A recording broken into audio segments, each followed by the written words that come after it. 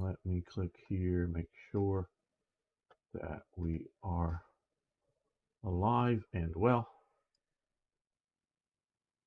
Yes, it looks like we are alive and well. And can you hear me, Arno? Can you hear me now?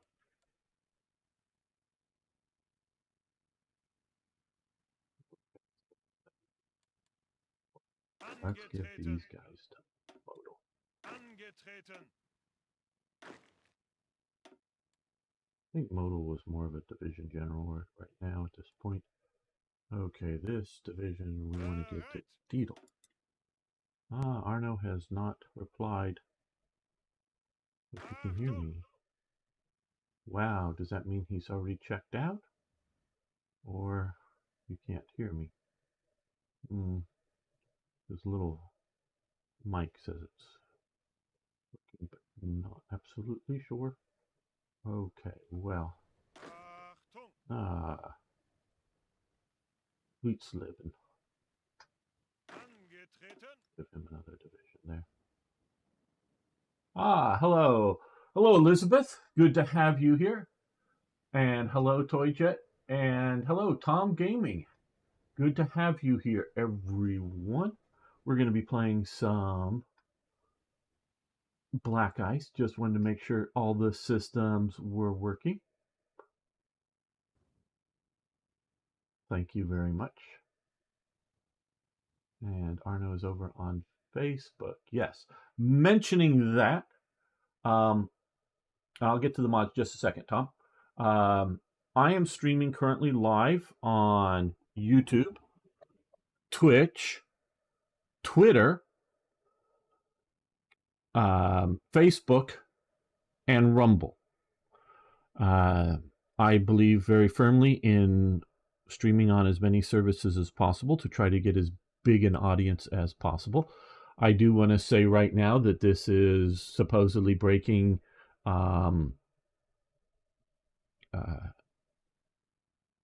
Twitch's terms of service. So I don't know if they're going to enforce this policy or change this policy now or in the future. But you might want to follow me if you're one of the approximately 900 people following me on Twitch. And I love being on Twitch.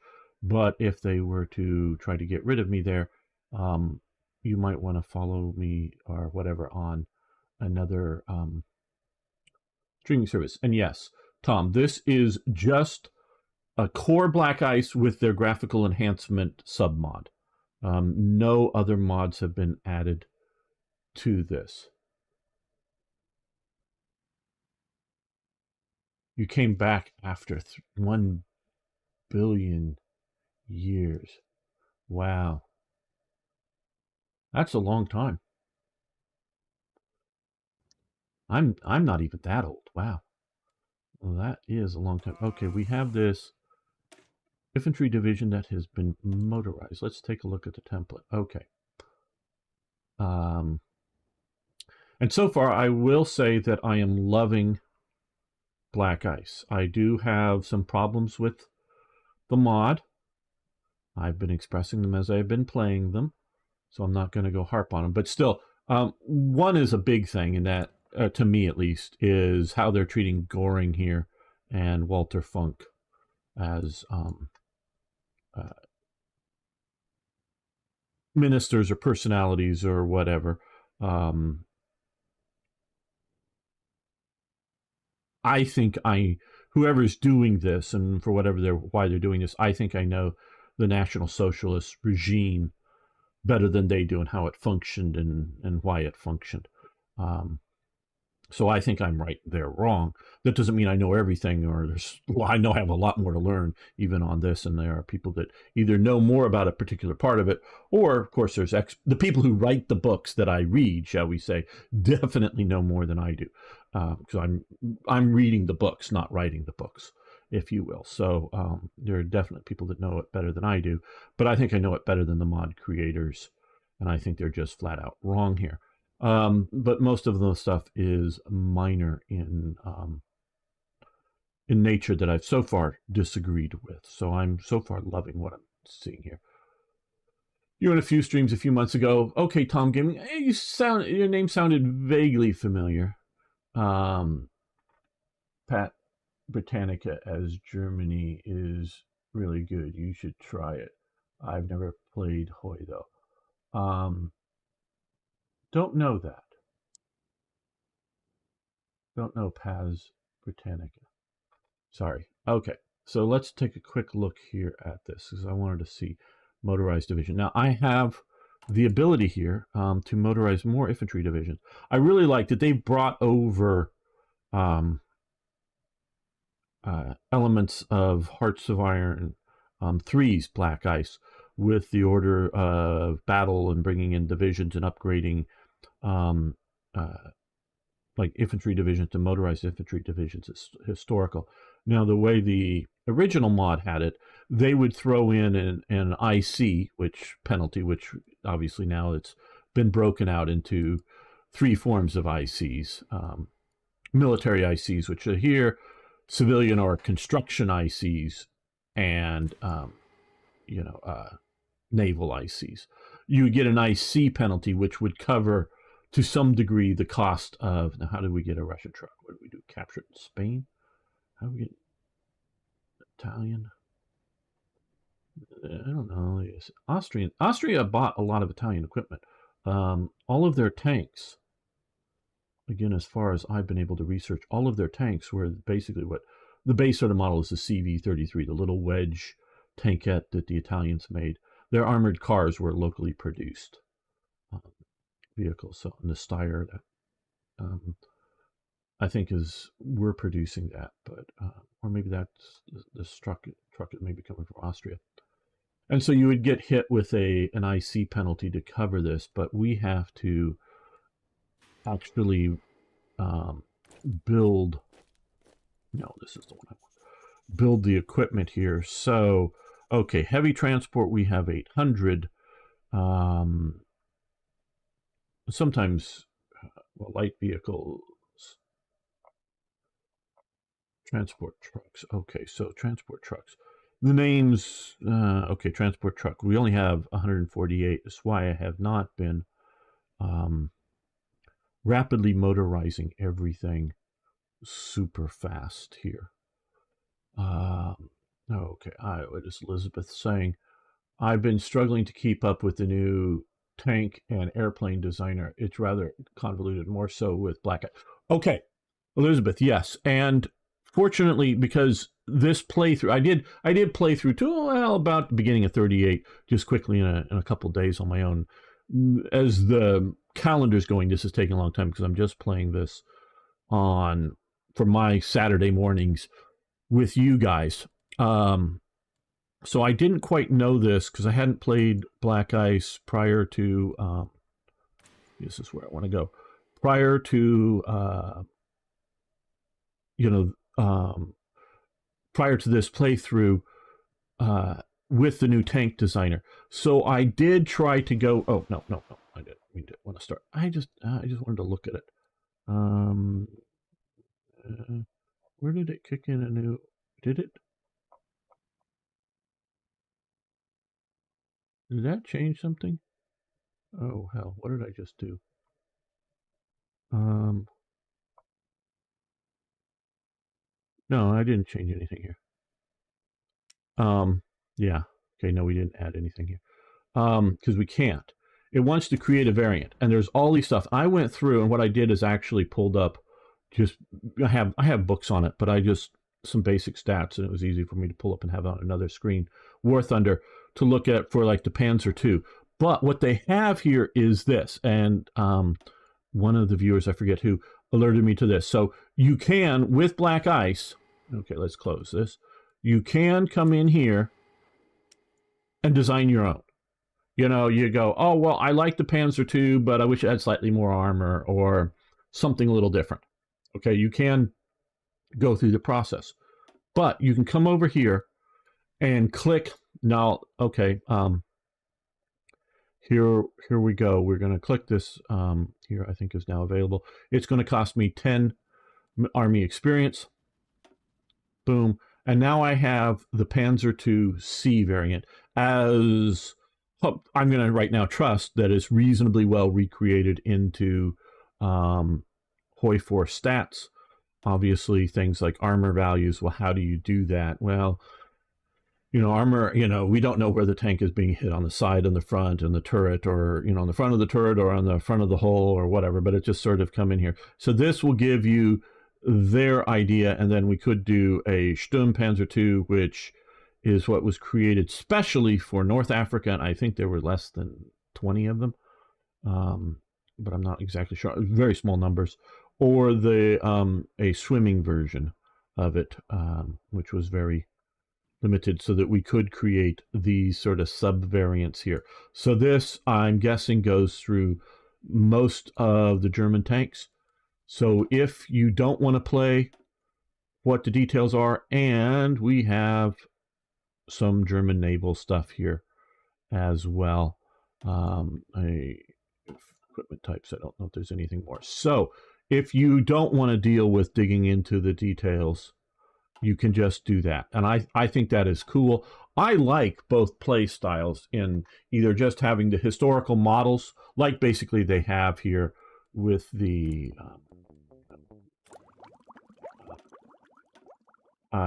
aircraft. Pick your historical versions. Again, they've, tweaked what they figure the correct values into the game. I like this play style, but I also like the, modular, if you want to, not make the same historical mistakes that Italy made. I understand if you want to play that way.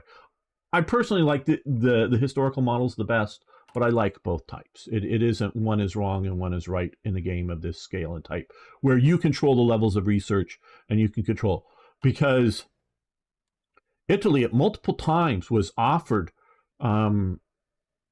help by Germany to set up and produce German versions of equipment. Now they built like I don't know, 200, 300 or something Stukas in Italy. Now, to the best of my knowledge, again, I'm working off of my knowledge here. I don't know everything. When I say built the Stukas, the appropriate term might be more assembled the Stukas, because there's a lot of effort, a lot of manpower, if you will, man hours, however you want to say it, putting all the little rivets and doing all the assembly work of the Stuka. But I don't think they were building the engines. I think the engines showed up. I think a lot of there might be some metal cutting, especially for the skin of the aircraft or something like that. Just cutting some pieces out that are, we need 300 of this shape and 300 of that shape, and stamping those out. That maybe have been built in, maybe, I'm saying, I don't know, in Italy, something simple like that. But all of the landing gear assemblies and all that stuff, to the best of my knowledge, that was all shipped from Germany and assembled in Italy. So they did do the Stuka, but Italy refused to do German tank models because Italian industry kept telling Mussolini, and whether Mussolini just believed the Italian industry or thought, which he never really had. Mussolini, unlike Hitler, Mussolini never had full control. There was always the king. The army particularly was very loyal to the king. The fascists never fully became the totalitarian state that they wanted to be. They wanted to be totalitarians. At most, quite honestly, they were authoritarians that, in a practical sense, not in an ideological sense, they are totalitarians. But so, and I think it's partially because if you notice, the Italian tanks to the end are riveted hulls. The Italian production technology wasn't up to, as far as I can tell, is to doing the Ensemble, which were the gun makers, and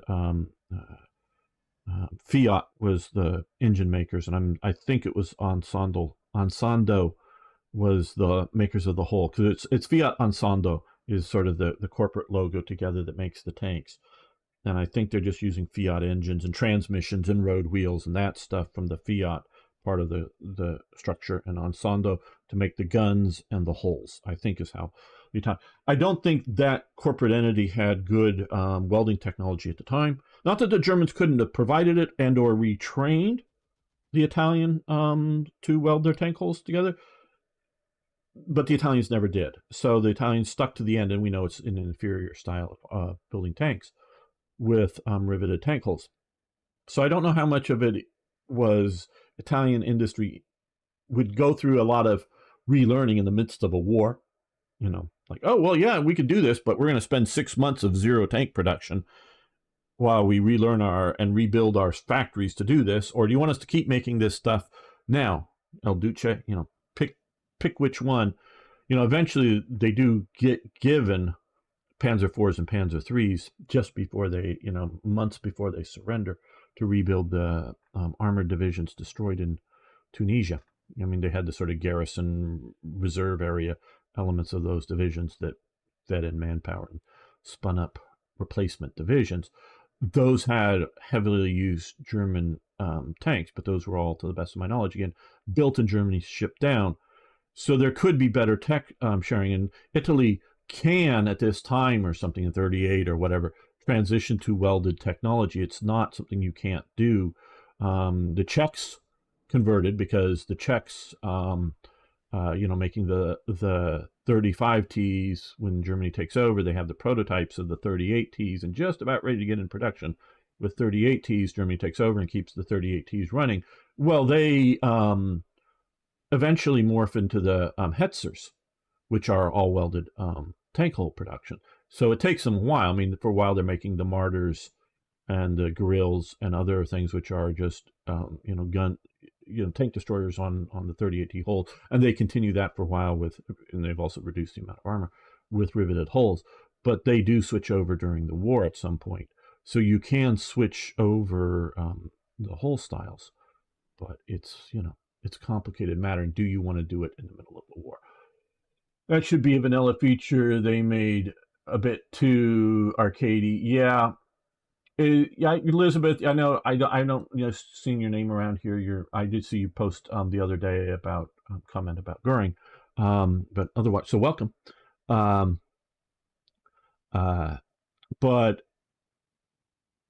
what, in my opinion, they've done with Hoi 4 is taken the criticisms they got about Hoi 3, and instead of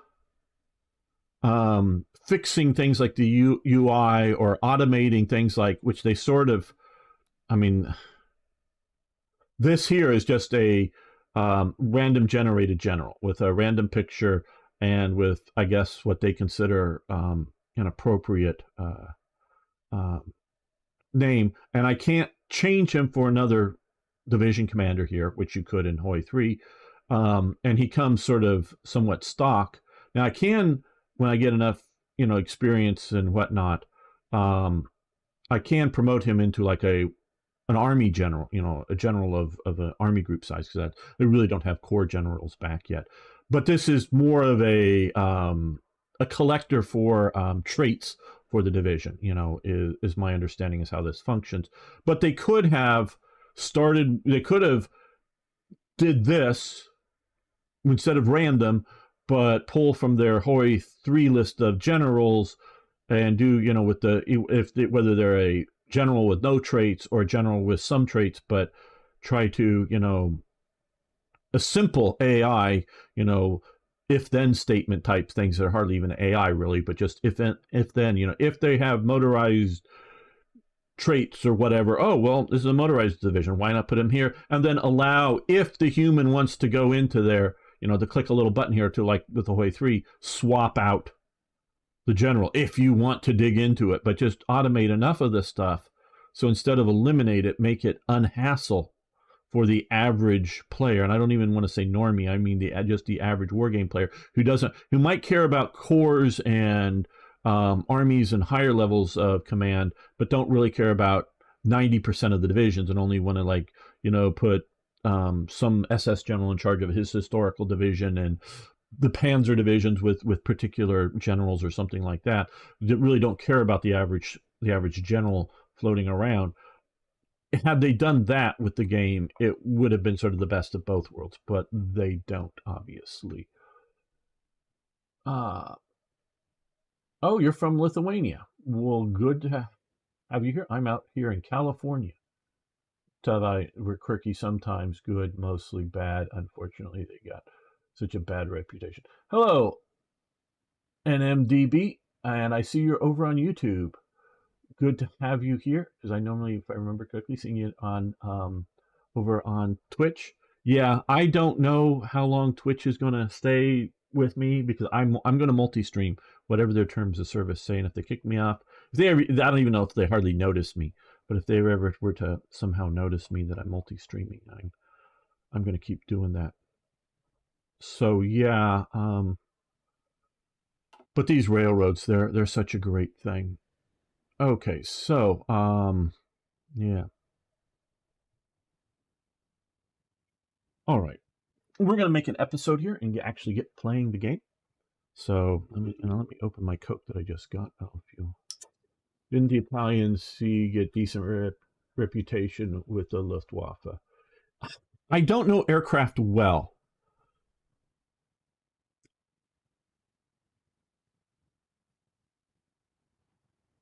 But from watching various, because I watch like Wings of the Luftwaffe and the General Wings series that I think was made first back in the 1990s or something. Nice 1 hour shows, mostly like an hour on the Stuka or the hour on the 109 or whatever. From some of those different shows, types, things like that I've watched, my impression of Italian aircraft is, I mean, there's one flying boat that I read about within the last year had a tendency to kill its crew because it was a flying boat with a wing above the fuselage with engine up there, and rough landings would either break off or the engine would come loose a little bit too much, and the propellers would kill the pilot. Because it would sort of, not the whole thing necessarily fall off, but tweak off, and the propellers would go through the pilot's fuselage area. So that was bad. But a lot of them, I would say a lot of the like if we're talking fighter models, a lot of the Italian fighters, from what I hear, I'm not a pilot, I would consider them good planes, but often just a little outdated to their competition. And yeah, the C-202 might have been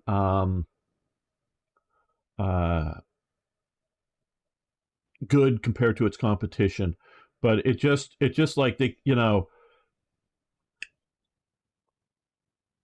sort of the pressures of the war is, oh shit, yeah, here we're the enemy aircraft are a bit better than ours. Okay, well let's get an aircraft that could outdo the enemy aircraft, and they design this aircraft. It does not necessarily take too long, but design the aircraft and put it in production and get it out there, and the enemy has version 2.0 of whatever that aircraft is. So meaning they're getting as good as they find out the enemy has better aircraft, and so they get a competitor, maybe better, maybe just good enough to compete with one model. But by the time that's in, the enemy has a whole new 2.0 of an aircraft that's better. So they never really catch up. That's my impression of Italian fighters.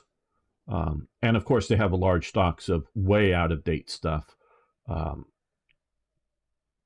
But as I've read about North Africa, air superiority in North Africa, because it's sort of like the sea. That's how Rommel often looks at the war, and when he does so, he because obviously there's a bunch of oil down in here, maybe some out there, but they don't know that. So to him, I mean, yeah, there is a little benefit from controlling more of the coast than the enemy, because if the enemy is controlling here, they can more easily bomb ships here, where if they're only controlling back here at I know it's going to start, but at El Alamein, they got to, and let's presume they're just barely holding their own in Malta. They got to fly from Alexandria out here to bomb or whatever ships coming across here. But if they got bombers stationed over here in Brindisi, or Benghazi, sorry, Brindisi is somewhere else. Benghazi here, they can fly shorter ranges. So yeah, there is benefit to where the where your air bases are and things like that. But unlike, Hitler's always wanting to hold territory and trying to tell Rommel and the German High Command what he needs to do, where he sees, well, hell, if I retreat all the way back to Tripoli and then I destroy the entire British Eighth Army, then I can just drive without any opposition and take, Cairo and Alexandria. So why do I need to fight and hold Tobruk?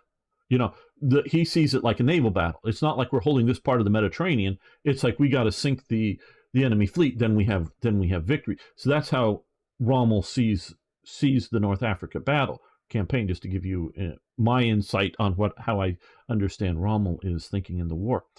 I may be entirely wrong, but that's what I get. Now, with the air battle, because there is so little cover, because there is so little infrastructure, there's not like a bunch of bridges to blow or railways to destroy, because there are, the Allies are pushing a little bit of a railway up here. But, this is just the Via Balboa, which is not a railway. Though Italy could have built one prior to the start. And this may be very real, a local railway for resources moving around here. But there is no big coastal railway. It's who has, so air control is who has the most aircraft up at any given time or any given day, because it's a big enough campaign. Yes, sometimes the area is narrowed down to, just, El Alamein, you can't, because this is the Quattro Depression, impassable. So it does once in a while narrow down, but it's a big enough scope that just because you have aircraft up doesn't mean that they're necessarily going to be close enough and ready to engage the other enemy aircraft. So if you have more aircraft up in a day than the enemy has, even if yours are outdated, now they may all get shot down, but if they don't get shot down, you have air superiority for that day, that hour, so you're winning that. So it changes day by day. And whether it's aircraft shot down or maintenance needed, to keep these aircraft up. So, hey, because harsh conditions, we can only send up half our aircraft, the other half are, need maintenance. Well, you send up your half that you can. That means maybe that day the other side has air superiority, where once you get your other half all up and going at once, you'll have air superiority, even without, combat losses or whatever. So, even outdated aircraft are useful, because especially with an outdated fighter, I can strafe soldiers marching through the desert. And if I can even mount a little bomb on it, most fighters they didn't originally come with them. You can make a hard point of some sort where you can mount a lightweight bomb and drop a bomb on them. So everything has its uses, even if they're out of date.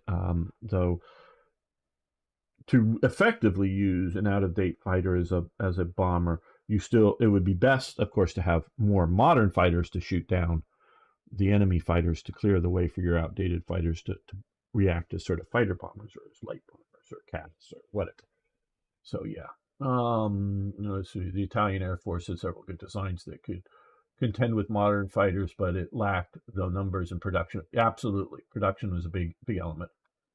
The Germans got their hands on Italian aircraft pilots, did prefer some models over 109s. Now, the 109 I count as very good. Now, it also changes over time, and what it's fighting up against. And the 109 isn't the greatest thing out there either. It's short range, and we don't know specifically Italian range use. So short flying time, which is, when you say range, obviously if you're flying over Britain, range matters. But if you're just flying around here, looking for enemy aircraft, and if you go into a dogfight and you burn a lot of fuel a lot faster, and you just, at some point you got to go home, even if you're winning, you got to leave. I remember the report on the Czech model of aircraft that they find, again, about ready to go in production in 1939, and they evaluate it, and the evaluation is it isn't enough better than the current than that current model of 109 to actually put it into production and have two models of fighter aircraft in production simultaneously. So even there, in 1939, they're acknowledging that the Czech aircraft is, as a fighter aircraft, on the whole, is better than their 109. It's just not enough better to either convert all of Germany's production to this Czech aircraft or have two versions. Now, eventually, once the war breaks out, they do the two version thing with having as I know Arno was talking about, the 190, the Focke-Wulf. Now, what the one good reason for the Focke-Wulf to exist in the German Air Force is it's a rotary engine. No, radial engine. I keep mixing those two up. It's a radial engine instead of an inline engine. The 109 is an inline engine. The 190 is a radial engine. Those are two different manufacturing techniques. Germany had significant amount of production capability for radial engines. And whether we can debate, and I'm not one equipped well enough to debate the different points between a particular version, again, of a 109 against a particular version of a 190, which is better.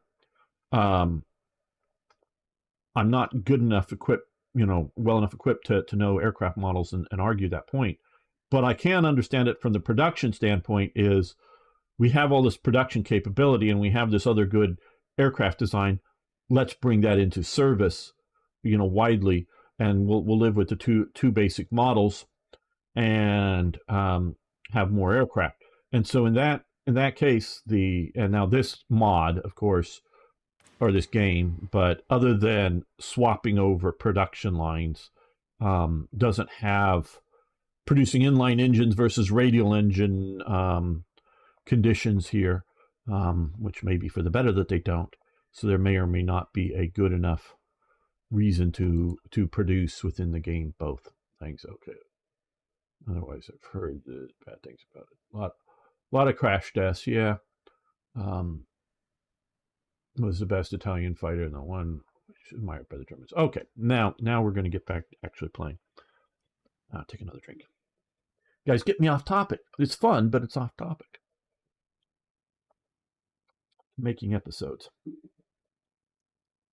All right, let's start an episode here. Welcome back, fellow armchair generals. This is Gamer 1745 here, playing Hearts of Iron 4's Black Ice. So far, loving it. And I'm making these episodes live, as I'm sure you're aware of, as I chat with the people in chat. And you just missed I thought, interesting discussion between me and chat about Italian aircraft and whatnot in World War II. So you can check out, if you want to, the VODs. They're there. The live shows. Got to just look in the live show section if you want to see what you missed while I'm recording these. Now, okay. Looked quickly before starting playing here. We have here research, invest in construction research.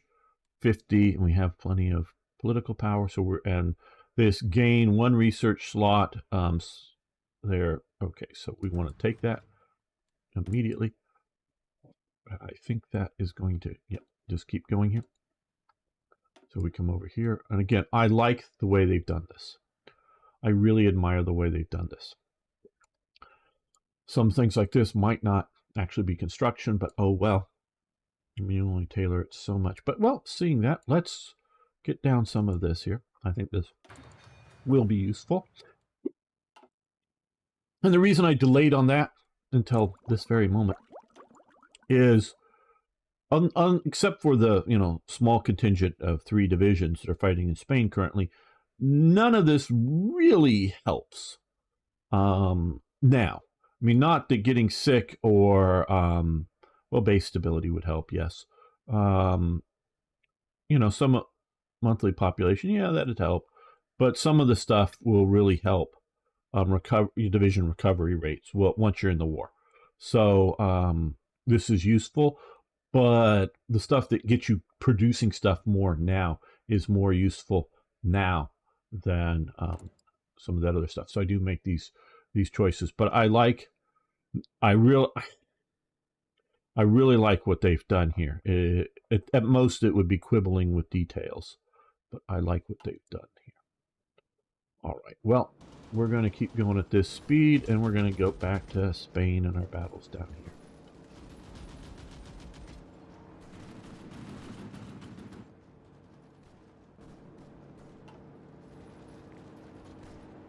We're pushing with this, the Doña 17.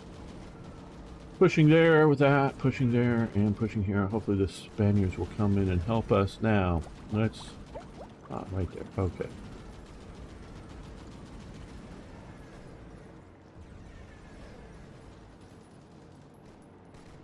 Well, okay. We're in 38. I was going to maybe do some of the other 38s, like the DO-17M, but let's just push early on the Emil. This is sort of the famous main sort of 109 starting in the war. So we'll get that starting research now. That way we can switch production over to it once we get it going and have it there early. Okay. Panzer division is getting unorganized. We have both air superiority and air support and enemy air superiority. How interesting. Well, mentioning that, let's check our. Let's this. Let's check our air. Okay, yeah, we're operating over the right areas to support ourselves, and well, we've lost a few medium bombers, but otherwise we're doing good. Hello, Kaiser. Well, good to have you here. I do try to do gameplay and history chatter combination. I hope it's fun for most people.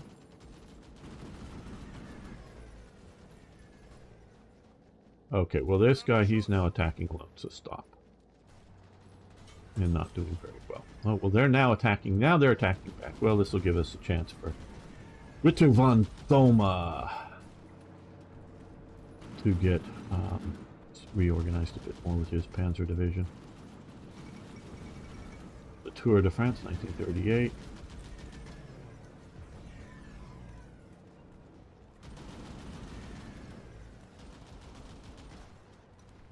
By Houghton. Okay, very good. I don't know if it'll let you post the title or something. You can. I don't mind you giving book recommendations. Okay, so we have another military factory. I'm going to wait for it to get the Kuba wagon. I don't think it's fully researched out yet to switch over. Just I don't care about quality or whatnot of some of those. Okay. Well, let's look over here. Is there a new tank model? No. Okay. I don't know why it's giving me this fresh tank thingy. Now aircraft. Okay, well, we're slowly building up paratrooper and rather quickly at 2 a day or whatever this is. Mountain warfare equipment. We finally caught up on horse transports. I think we're still down for motorization here, and well, trucks we have looked earlier. Okay, so what I think we can do is see about putting another type of aircraft into production. Okay, so we got, I mean, it just started out. I think some of these workup times in production is maybe a bit slow, but that's all for the debate, shall we say, of how reverse engineering this reality into a game is. Okay, so let's look at some of our aircraft. I moved to the top just to make sure they got all the resources. Okay, the Heinkel, which we'll see. I think we're maybe again skipping there. Okay, we got Heinkels, 111s,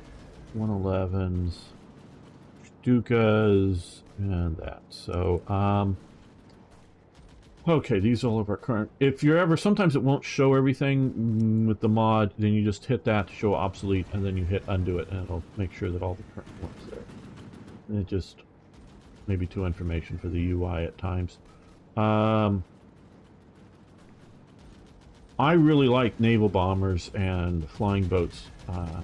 For Germany, both wargaming and reality, doesn't necessarily have to be flying boats, but Germany, if you're doing a mildly historical campaign, you're going to need lots of tanks. You don't need lots of big battleships. Sorry, Arno. Sorry. toy jet, but you really don't need a lot because you're not gonna outbuild the Allies, especially once the Americans get in. But you can use air power effectively along your coast, and depending on some of these things, they can be used to. And I don't know specifically on some of the way it's tailored here, but not so much here. I'm seeing. Use them for ground, but you see this, the Stuka here, and the DO-17 can be used to go after naval targets, but they often don't have the sea detection equipment stats well. So having naval bombers and flying boats in your production lines and you can use them, daily normally, for operations against submarines or surface ships, like you would. And then, whether it's in the Mediterranean or in the North Sea or wherever, when you really need to, or when you don't have a pressing need, you're not yet at war with the Soviet Union or something, you can support them with these other guys after they've found, have them flying to come in after they've found the targets. So, yeah, I'm going to do flying boats, the DO-17, but we'll wait till the next model of DO-17 and just start researching on that. Hey, Sing, good to have you here. Wondering if you were going to be able to show up today. Good to have you here. And hello, Pickle, how you doing? You should start building the Panzer II Steve. That might be a good idea.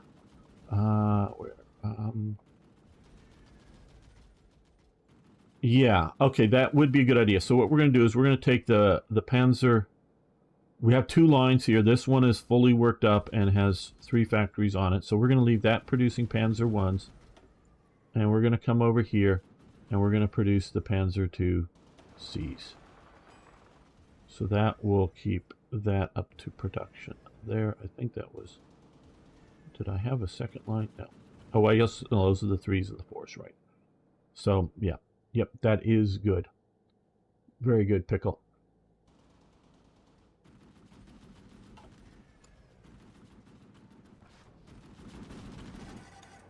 All right. Okay, so we've just lost down here. So what they're going to do is counterattack immediately. These guys. Okay. They're going to join. I know it's attacking across the river, but they're going to join that attack there. These guys who had to fall back are going to join this action.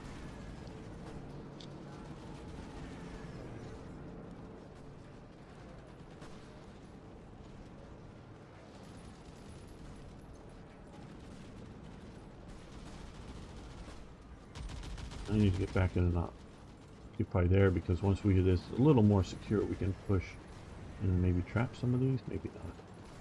They'll fall back.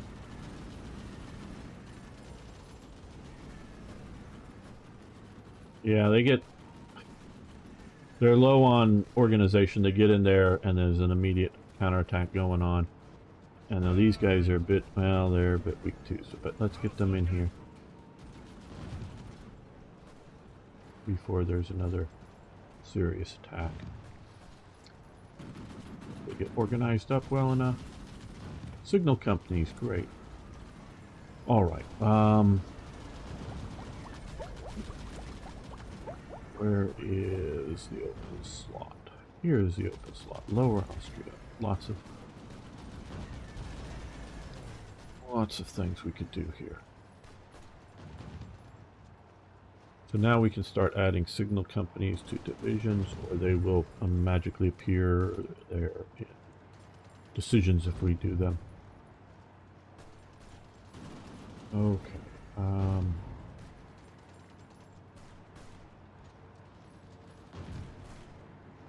Let's do 80mm mortars here. Get that going, that'll be useful. Let's again scroll through our decisions.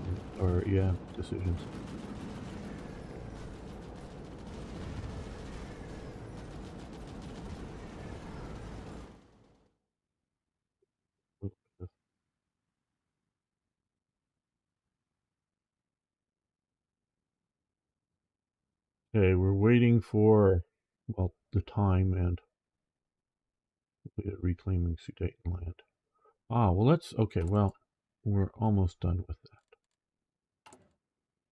Get some of these motorized divisions. So we won't wait too long. I'll get them even if they're unequipped because they're not going into the front.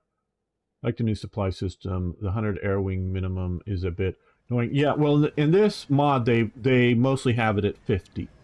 So, you know, this is one thing that, again, we have a few new people around here. If you don't know, I was part of the beta test for Hoi 4. I've made a very significant mod for Black Ice Hearts of Iron 3 called Third Reich Events, so I sort of know what I'm doing there. I never really cared about, because of what I was seeing early on with, even before I got into the beta with Hearts of Iron 4, I never really cared about things like air wing size.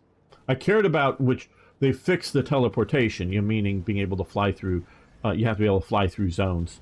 Now, they fixed that. You know, I cared about things like that. I didn't care about air wing size because so long as someone can mod things like air wing sizes, I don't care what the vanilla game is. I mean, I'll play the vanilla game normally when a new DLC comes out because a lot of mods aren't updated to the new game, and we just to sort of look at the new features to the game, you know, for viewers and for myself, just to know what's new in the standard version. But once I do that, I almost never go back to the vanilla game and just play the mods I like the best. So, so when you find things like air wing size, I don't care. Hello, Holiday Punch. What have I done now? Oh, Holiday Punch. Twitch terms of service. You're over on Twitch. Just a second. Just taking a drink. Twitch terms of service, the new ones that they put out in the last week or so, though they've retracted some of the stuff, and I don't know what their current state is and what they'll enforce, but they say no multi-streaming, you know, live streaming to multiple services. And I'm right now live streaming to multiple services, and I'm going to continue to do so. I am not going to change that. They can kick me off if they want, because I have, oh, what, I need to refresh that, I think, to see that here. Let me hit refresh over here. I have, it says 10 people watching over on Rumble, and yes, I did see your first over here chat Rumble, over on Rumble, Arno. And I have 17 viewers between Twitch and YouTube right now, so I'm not going to limit myself to just one service. If, you know, so, I mean, if they want to kick me off, they can kick me off. It's, compared to everything else, it's one of the smaller ones now. Still like being here on Twitch, and happy to have, gains tiny increase in public opinion with Tibet. Oh boy! Okay. Okay. Complaint time. Anybody watching from Black Ice, complaint time. And maybe I should, and I will. I think I can turn these off. I haven't done it, but I think I can turn these off with stop diplomatic efforts.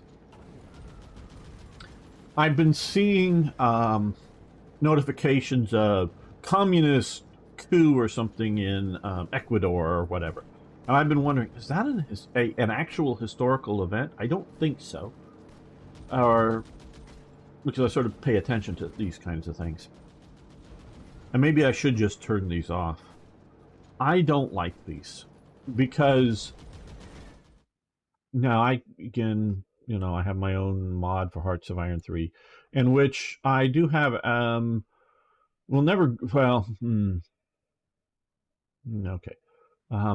I had originally planned, when I was first working on my mod, Third Reich Events, before I even had a name for it, I was starting, because partially for this, you know, peace period, when most of the things, it's really hard to do events once, the deeper you get into the war, because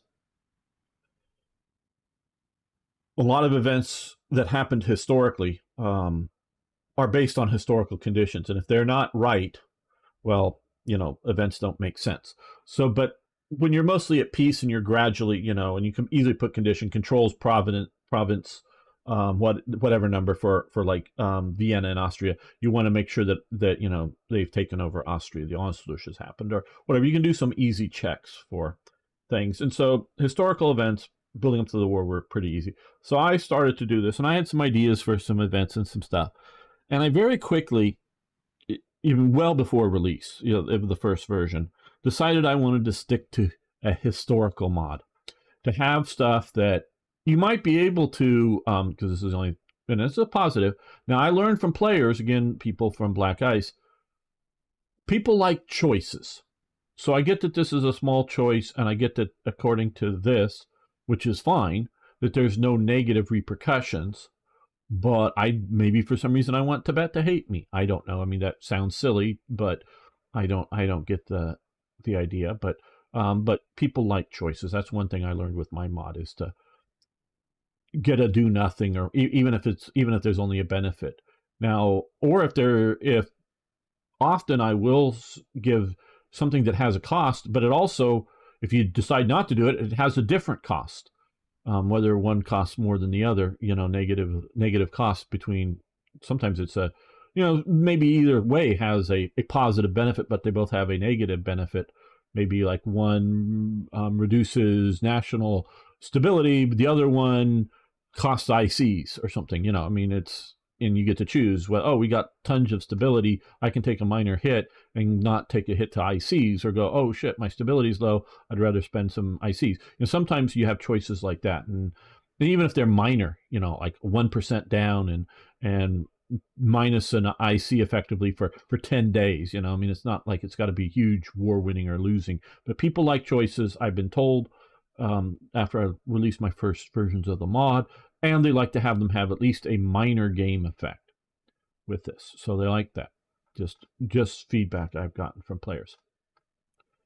So I was looking into things, and I decided that I was going to keep my mod very historically based.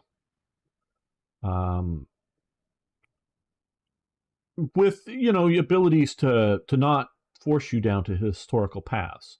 There's, you can choose not to build, because I have a whole succession of events that over time builds the West Wall, in which I do sort of like what they've been doing here, is it's no longer hit button, do national focus, gets West Wall, because I have this here, which has a bunch of costs, 16 factories for 40 days, and I could choose not to, hit this, instead of a binary choice of a pop-up. That's how everything was if you hadn't played Hearts of Iron 3. But I already have a weak West Wall, so I could decide to ignore this, or I can decide to do this. And you can decide to build the West Wall stronger than, as long as, stronger than it was historical. So, like, even in my mod, it's not necessarily everything exactly historical, but it's historically plausible choices, and you can decide not to do them. But sort of once you go down certain paths, there's sometimes opt-outs at some point, but, once you decide to, if you decide to have alliances with Italy, you can't later attack Italy. It's not like a completely freewheeling thing. But early on, you have the choices with my mod to not go down that path. You can choose to ignore Italy, and if you were planning on conquering it or something. So you have still choices. Well, this sort of brings it up because this is Tibet, which I think this is randomly generated. I have a few events covering the German expeditions to Tibet at the time. One of them did happen, I think it was around 38. There was an earlier one around 35, before the game/mod starts. And a few of my events are sort of look back at earlier things, as sort of setting the groundwork. I have in my head, it never really got, I collected bits and pieces about it, collected for a mod, which if somebody like, I don't know, Paradox ever wants to pay me to make a DLC for Hearts of Iron 4, I do have it's way out of date, and you'd have to, I think I have a copy of an older version of Hoi 4 that it would be playable with. I do have a copy of that I ported up Third Reich Events to Hearts of Iron 4, but it's so out of date version, no one would want to play it. It's going to take a lot of work. If they want to pay me to make a DLCs, I can make some shit hot DLCs for them. It's good or better than what they make. I mean, they won't probably like that, or admit that, but I can make better DLCs than they do. At least I think they're better. One of them, the one I'm going to talk about here, is a fantasy one, definitely fantasy, but it has a basis in reality. And I never knew how far I was going to take it, because I never made it. But it was called The Hidden Reich, in which, yeah, you're sort of playing as the overall commander, and I don't like some of the stuff that they sort of introduce that make it out that somebody else is telling you what goals and objectives to have over here. But I don't like that. But it also sort of plays out that you are you're still playing as the overall, Hearts of Iron Supreme Commander, but also sort of as a special agent within the sort of National Socialist hierarchy. And it explores the esoteric and religious aspects of National Socialism, which very good book if you want to. And I'm thinking about making some book reviews for the channels, or for this channel here. Highly recommend the book Hitler's Monsters. It's a very factual. I mean, the title is sensational, yes, but it's very, very factual based, and by Eric Kurlander. Very good. And they look at the and he sort of explains the title. And I can't explain why he picked Hitler's Monsters other than that. But it goes in and looks at the various what's the term they use?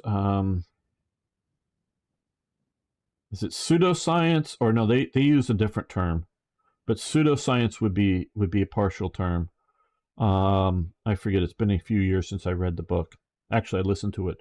I had a job for a while, years, that I could listen to audiobooks while doing my job. So I listened to lots of audiobooks that way, and that's how I got this.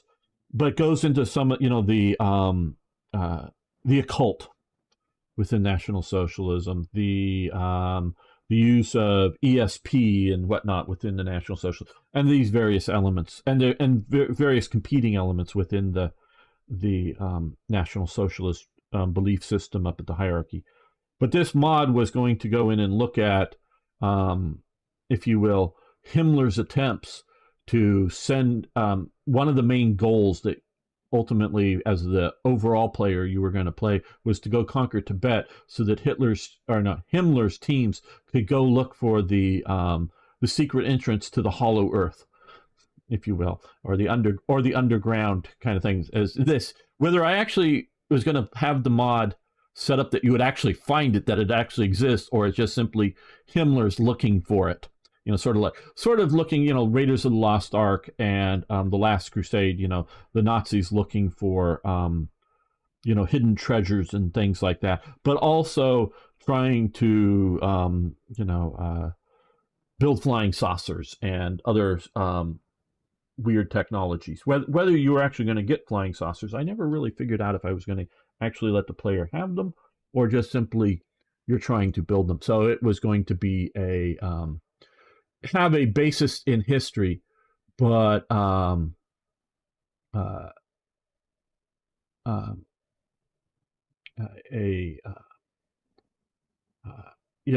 fantasy element to it. So there's elements of it in Third Reich Events that are very historical, but was going to set the basis for it.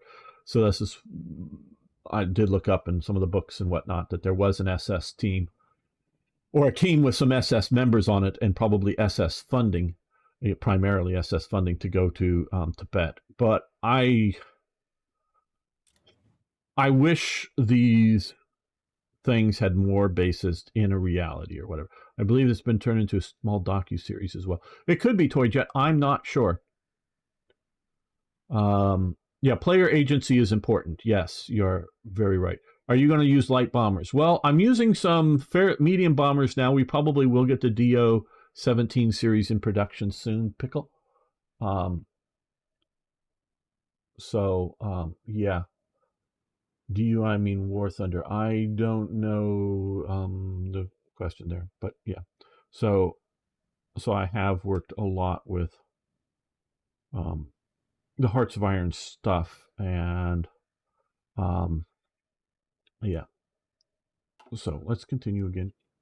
Sorry for the commercial for a non-existent thing, but if somebody if somebody wants to, it could be a lot of work, and I don't know if I'm ever going to get back into modding. I would seriously consider get into building DLCs because that would be a profitable enterprise. But and I know Toyjet at least gave a stab at making mods. For Hoi 4. I don't know if he's continuing or not, but it is a major undertaking to do so. To really turn out a big, let's counterattack now while they're occupying.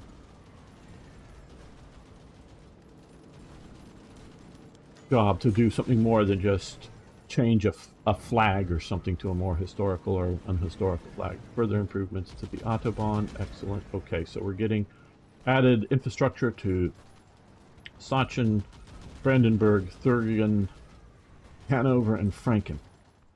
Good. So now we've got some infantry, and let's join the attack from multiple places. So if I can take this province and cut off even just a few divisions, it would be nice. Just eliminate those divisions from the board. New states, yes. Yeah, I hate states. I hate states. I hate you within the game. I hate them with a burning passion.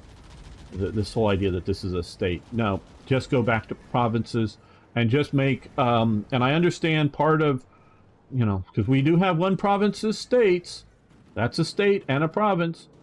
You just make some provinces have zero ability to have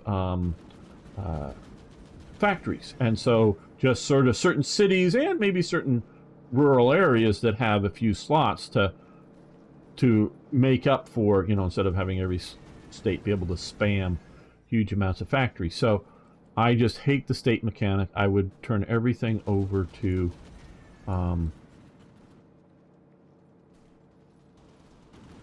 provinces again. Okay, so we are waiting for March 39. We are waiting for August 30th. One, so yeah, this is what I was trying to remember here. So we have 3 days or something here to wait. A couple days, maybe just 2. And then we will see about getting... Now, let's see if we can. I don't know how good our intelligence is. Let's just take a look here. Sometimes... Unknown focus. Okay, do we see again? No, we just don't have enough intel. Wanted to see if we knew what they had completed. If if they were like, if I thought they were halfway done on a focus that dumps in a bunch more ICs or something, I'd let them complete it, somewhere in here. But who knows what they're doing? Not enough for me to judge waiting on it. Okay, we're going to keep one, yeah, through the end of this year at least, one civilian IC in production here. And let's add another military one. I'm in a state here that is not overly populated with ICs.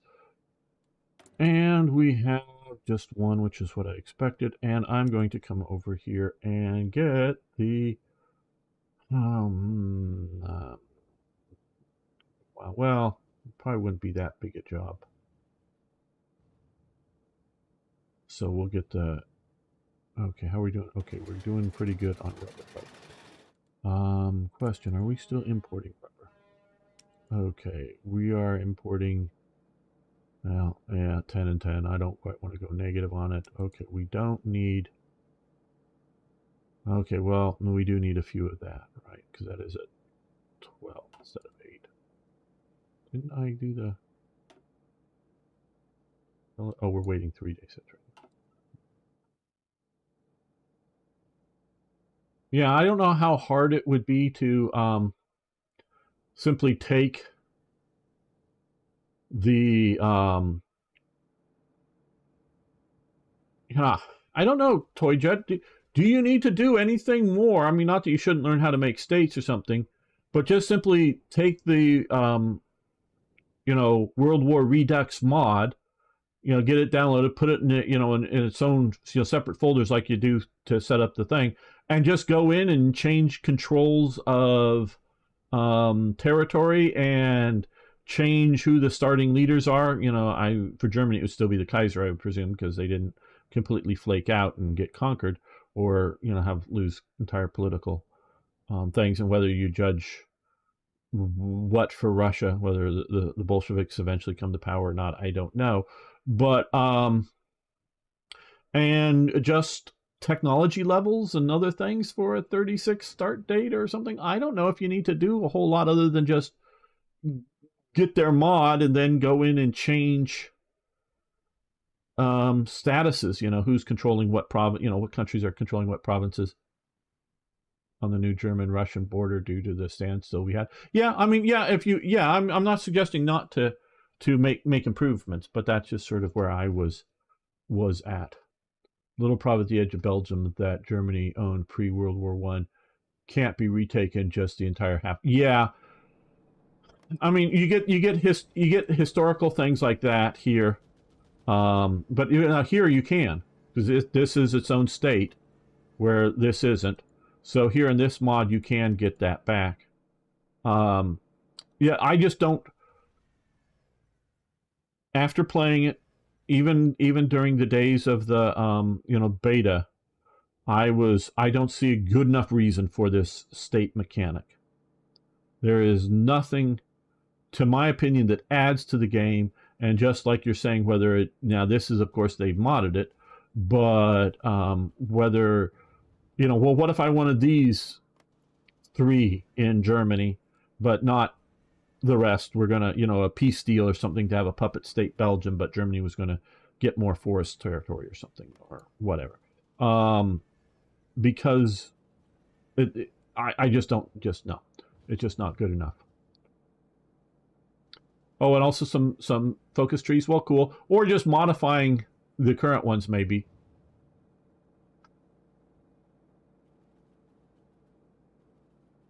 Sure, Toy Jet. I mean, it's whatever you want to build. I'm very willing to play. It just I don't, because I've made mods for 3 and Hoi 3 and Hoi 4. I know it can be a major undertaking, and you've got real world things to do too. So just don't want to make it overwhelming to make the mod.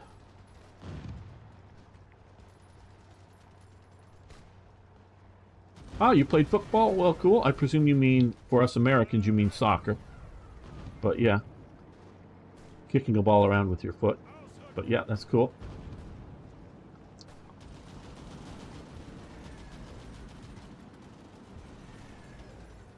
Well, it's already after that date. Oh, we could do that, but we're going to do this first, I think. Again, because I don't know of a good reason not to do it right now.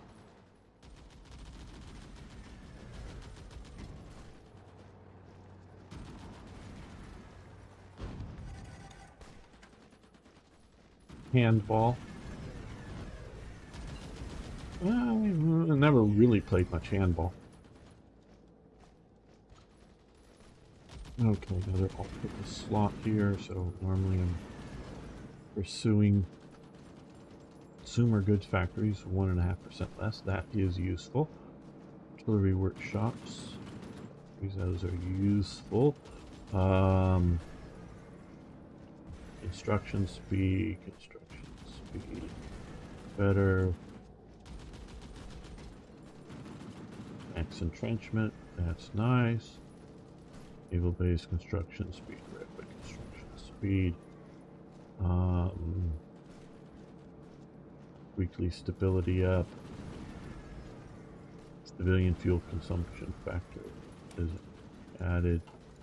Okay, just checking the various.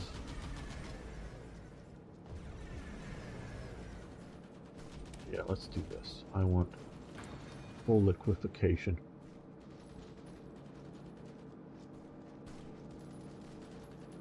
Oh, we're going to be playing War Thunder tomorrow, yes.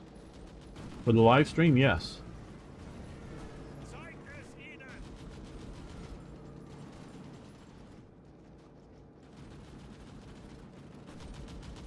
Okay, so we've got 3 divisions, including the Italian Alpini division, pushing on 1 international brigade.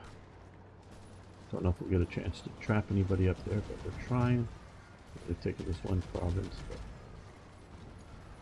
guys, encirclements. We want to do encirclements.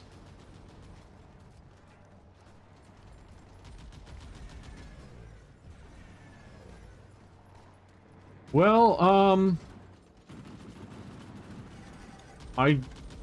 they do let me. I did a while ago get, about a year ago, or not quite, but, 1939 New England hurricane, okay. Did get a couple of, somebody ratted at me out or whatever to YouTube about a couple of my videos, and I was able to go on to Twitter, and after a little bit of talking to them, they've actually, their support personnel that watch Twitter actually reverse the hate speech stuff. I stick to the historical. I'm talking about historical stuff, and as I said in my thing, anything worse than they show on the history channels. You know, various countries. I know multiple countries have, you know, satellite or cable television, quote unquote, the history channel. So yeah, so people in YouTube, you know, YouTube support on Twitch and whatnot, you know, which are YouTube employees, have gotten in and looked at it. So somebody, even in that giant corporation, I am a micro channel by their thinking. I'm, you know, I'm not even, you know, I'm not even just a small channel. I'm a micro channel on what they're, but I've gotten things overturned, and whatnot, and a few other things not dealing with, you know. And if you notice, and I do sort of prefer the term National Socialist Germany. It takes longer to say than Nazi Germany, but I will say Nazi and Hitler. I'm not going to avoid it, but, you know, entirely. I may dance around it a little bit, but to make how often I'm saying it in any one stream less. But yeah, nope. Twitch again. There, I'm really hardly enough to notice. But I'm, you know, just to be clear, everybody, I'm an anti-Nazi. I'm an anti-communist. Because I do think some of these people think communism is good, but I'm an anti-communist. I'm an anti-Nazi. I think both were / are evil, on communists and Nazis. Just there's no, like, you know, other, you know, saying to history means I wish I could talk modern politics and have this. No, I disagree with these, you know, these philosophies. I want to educate people about them. Yes, well, very good. Seeing you can play with us tomorrow for sure. We'll play at least a couple of matches. Because I know you're just starting out. I don't know if we're going to play, you know, low level the whole time, but a few matches, certainly.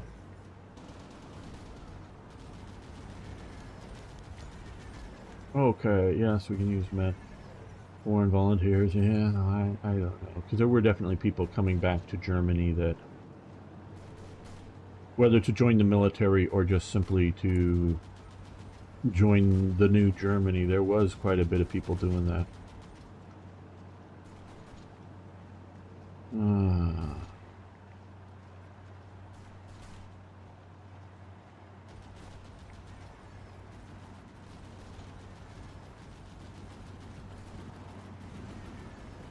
Okay, well, so far nothing I want to get these, but maybe not just yet. We got 230, so I still just don't know 4 civilian factories to have Goebbels in here. I know he gives lots of benefits, but I just don't see it. 2, because of the various radio support, movie support, even TV that he was pushing. Because Germany did have TV back in 1936. So did New York City. I think LA, out here in California, I think they did have some television broadcast in the 30s. Don't know if 36, but in 36, New York had it. Berlin had it, not Germany, but Greater Berlin had it. That's all. Greater London had it in 36-ish. I don't know exactly when they start, and definitely in the 30s before World War II and during World War II. Paris had television. The Germans kept the Paris television broadcasting through most of the war. Obviously, they took it over and they produced mostly French language productions, but obviously under German control.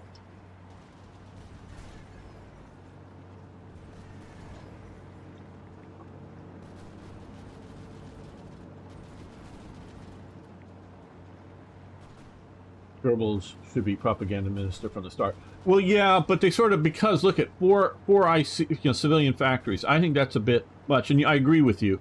I will have to say in their defense that they have a pretty good starting lineup that just has a few holes in it. So that ain't bad.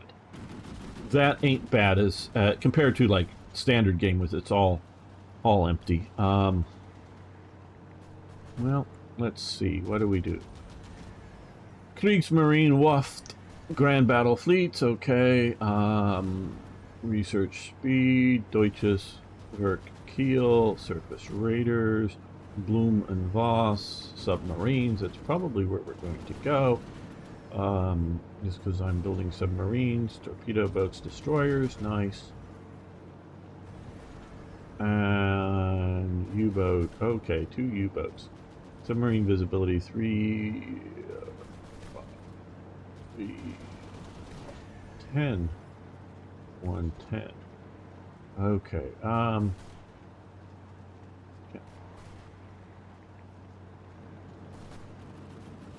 I think this Germania Waft U-boat rating is going to be our research speed. Yeah, it's going to be. If I was going to build a more balanced surface fleet, Blumenvoss looks like it would be a little better. You know, if for some reason after defeating the Soviets and I want to continue the game and build big surface fleets, then I might switch it over to something like that. But for now, I think we will just go with this. Get that going. Good that you like to educate people. My generation are very ignorant about the National Socialists and Communists even. Have to learn a lot on your... Well, thank you that you're learning. There's a lot to learn about these things, and I do agree with you. My limited experience with modern education, I mean, I was educated more than 20 years ago, so things change, but so I'm not maybe very good with what's actually being taught in California schools today. I mean, I hear reports on, the interwebs with not hearing about good things. Sometimes it's just ignorance, meaning they're not covering stuff. Other times what they're teaching, I think, is bad. That communism is good and things like that. But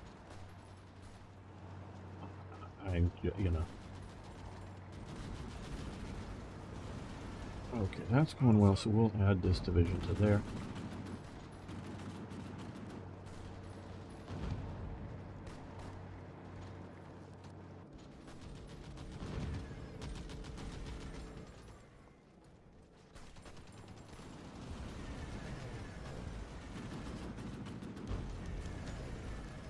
Okay, no, we're not pulling our we do, let's take a quick look at it. We do have, and I partially for yes, the, army experience and whatnot, but partially just so that I can literally do this and show you the current status of the war in China as our military attaché, visiting and watching the war. So that's so this, compared to historical, this is doing very well for Japan. The one thing, and I know it might mean a bit of a effort switch, but it's just so easy to take. This is why,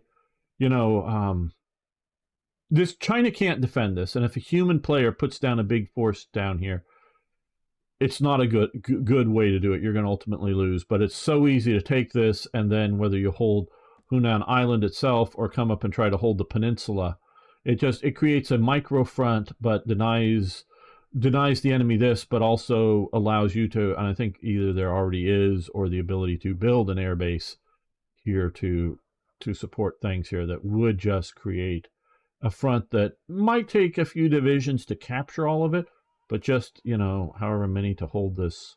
This is owned by France here right now. Or, French Indochina.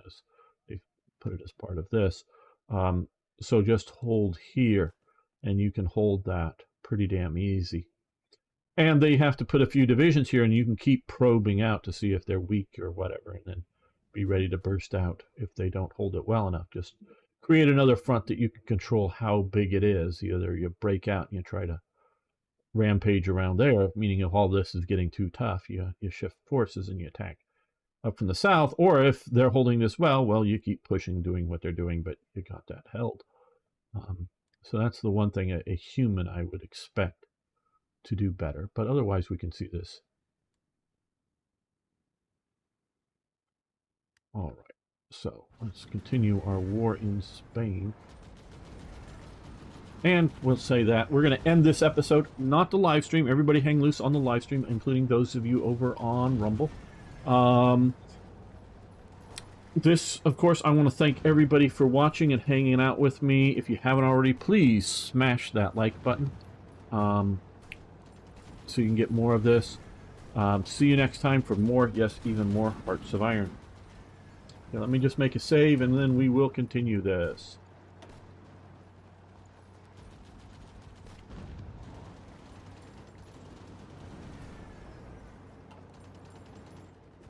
Let's go. Welcome back, fellow armchair generals. This is Gamer 1745, and yes, we're going back and looking up at Germany. We are playing Hearts of Iron 4's Black Ice. I'm having a great time. I want to thank Tim, Strongarm, Niagara, Timothy, Sir Toyjet, Gary, Garrett, Marcus, Folk, and of course the great Hoffmanator for support over on Patreon. But what I just ask everybody, if you can do, is lick the like button. It's a different flavor each time for each video, so lick it and see how it is. And of course, make a comment, post a comment. That really helps with the algorithm. Just say hi. Those are the only things I ask anybody to do, is do those two. It really helps the channel out, gets the education out to everybody. So I really appreciate that. And of course, if you're new here, you can smash the subscribe button. So we're going to be continuing. I'm having a lot of fun with this. We are currently having 3 divisions battling in Spain. And what did Elizabeth say? I went to a private Christian school, so I didn't get the Marxist indoctrination today, but I didn't get taught anything either about the Great Wars, which should be essential, I think. Yes. Yeah, those watching later probably already know, but I'm recording these as part of the live stream. Okay, on education, of course, is very important. That's just be said. Knowing history is important to itself, and that is an important thing. So history is, in essence, the story of how we got here today, why you are where you are in this world, and that is what history is. That is important to understand that. But also, what I also feel is important, and what I try to do, is teach historical lessons, not history lessons. And I know not everyone here that watches this is English as first language, because I've said two different things. A history lesson is this thing happened on this day in history, and explain what happened. That is a history lesson. I'm teaching you about history. A historical lesson, at least as I'm understanding the words, is something that history teaches us. Okay, it's, as some people say, history may not repeat, but it rhymes, or some of the earlier, history repeats. But there are lessons from history that we can learn, that history will teach us.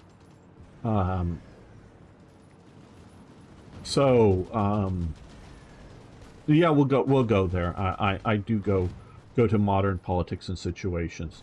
Right now, in the Western world, we have been seeing a large amounts of immigration from the non-Western world. Now, I live in America. I live in a very multicultural city, and it's really cool. But there is problems, even going way back, with cultural conflict. Okay, not dominant culture or majority culture. No, it just, and you can look in, especially on the eastern part of the United States, conflict, say, between Italians and Irish. It's not because of any race or anything like that. It's cultural conflicts, and I picked those two for a reason, because they're both Catholic. So it isn't even like the Protestant Catholic divide. They're both Catholic because they have cultural differences. So there's, ways of doing things are slightly different. And that's fine, and that's good, and I'm an American, and we deal with it. That is part of why we have the amount of violence that we have in America, is because of cultural conflicts. But whenever you get a large group of people from a radically different culture moving into an area, history shows us, tells us, teaches us that they don't integrate, because they, in essence, even though they may walk past you on the street, may even work at the same job, they don't integrate into your communities. They form separate communities within your geographical region, whether it's a country, a state, a province, or whatever. And so maybe in Europe or America, you may see, rural France, rural Germany not changing, but urban Germany, urban France may be changing. And so, and this is I'm not right now, because we did see a lot of the stuff over the attack, I believe, in the south of France, in Nice, was it?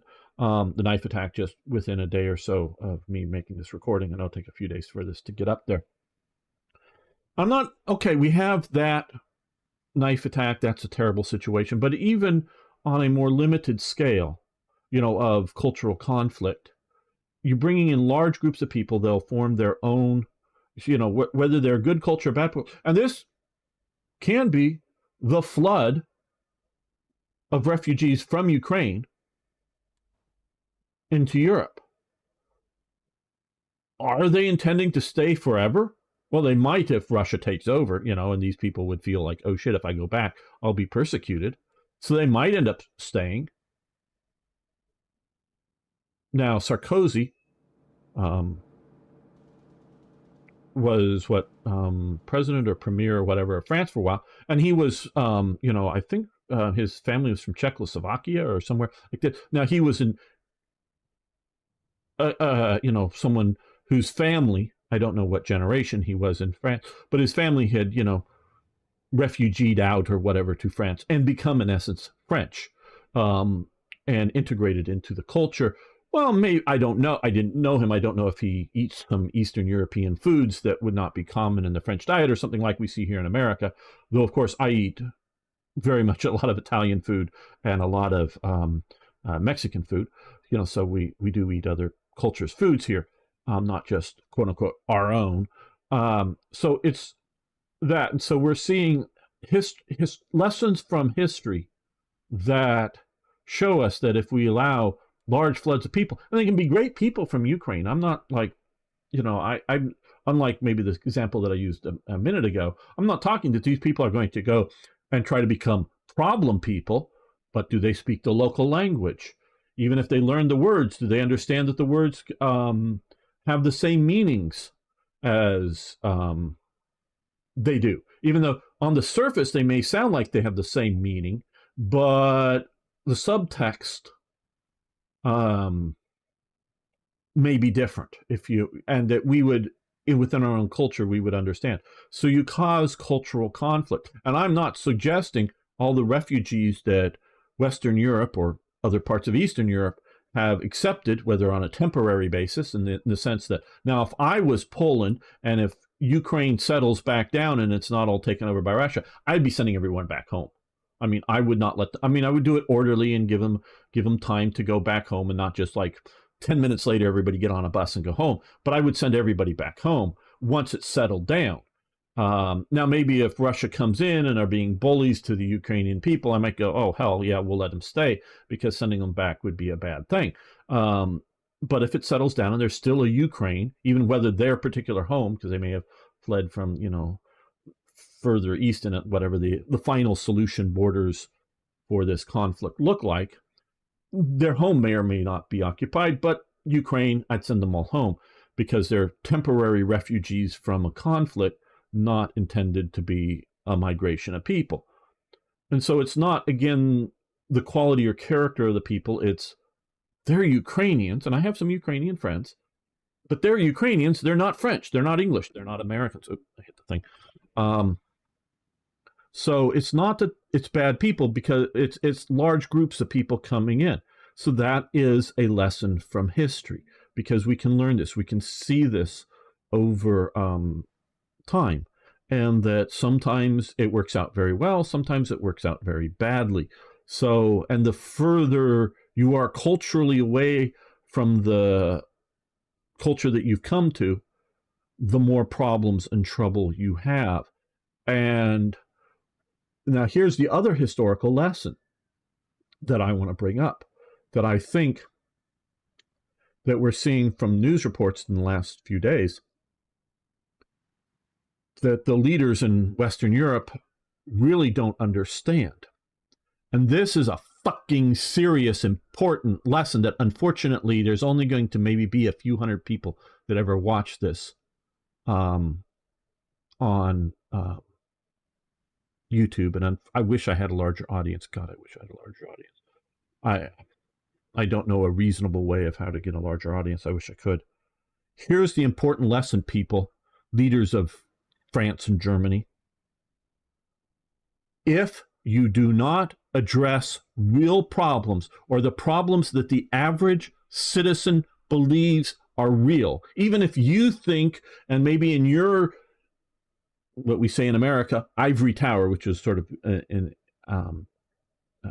academic institutions, don't see as a serious problem.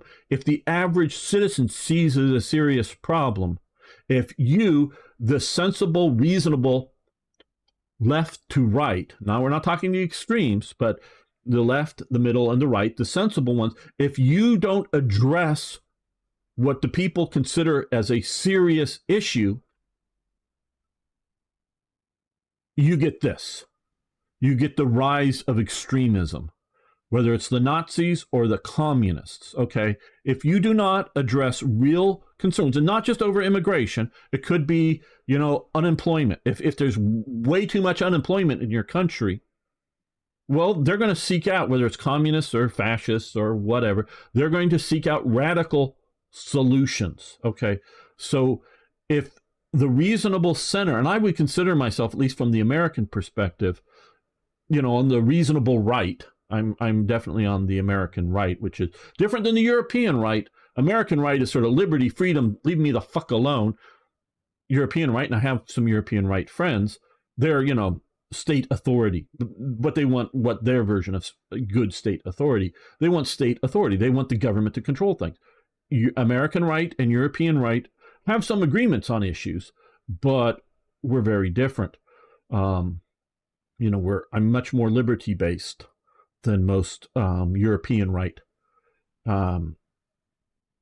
But if you don't address issues, you get extremism. That, the Nazis didn't just appear because Hitler spoke well. No, Hitler spoke to the major issue, not the only, to multiple issues, but to the major issue of the Versailles Treaty and the end of World War I.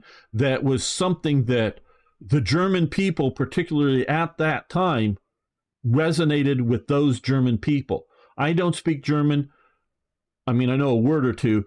Hitler just sounds like a bunch of screeching to me, so he has no mesmerized. And I've watched a lot of his speeches and whatnot, often with a scroll down below with the translation. He doesn't have any power for me. Now, is it because I don't speak German, or because I'm not a German, or because I'm not a German of the 1920s and 30s and after World War I? So I don't know how much resonance he would have if you started broadcasting his speeches today, because the Germans go, what, Versailles Treaty? That's 10 generations ago. We don't care about that anymore. I don't know, or maybe it would still speak to the German people today. I don't know. But so to me, Hitler's just, a funny guy in a mustache that shouts a lot as a personality. And so he has no mesmerizing effects for me.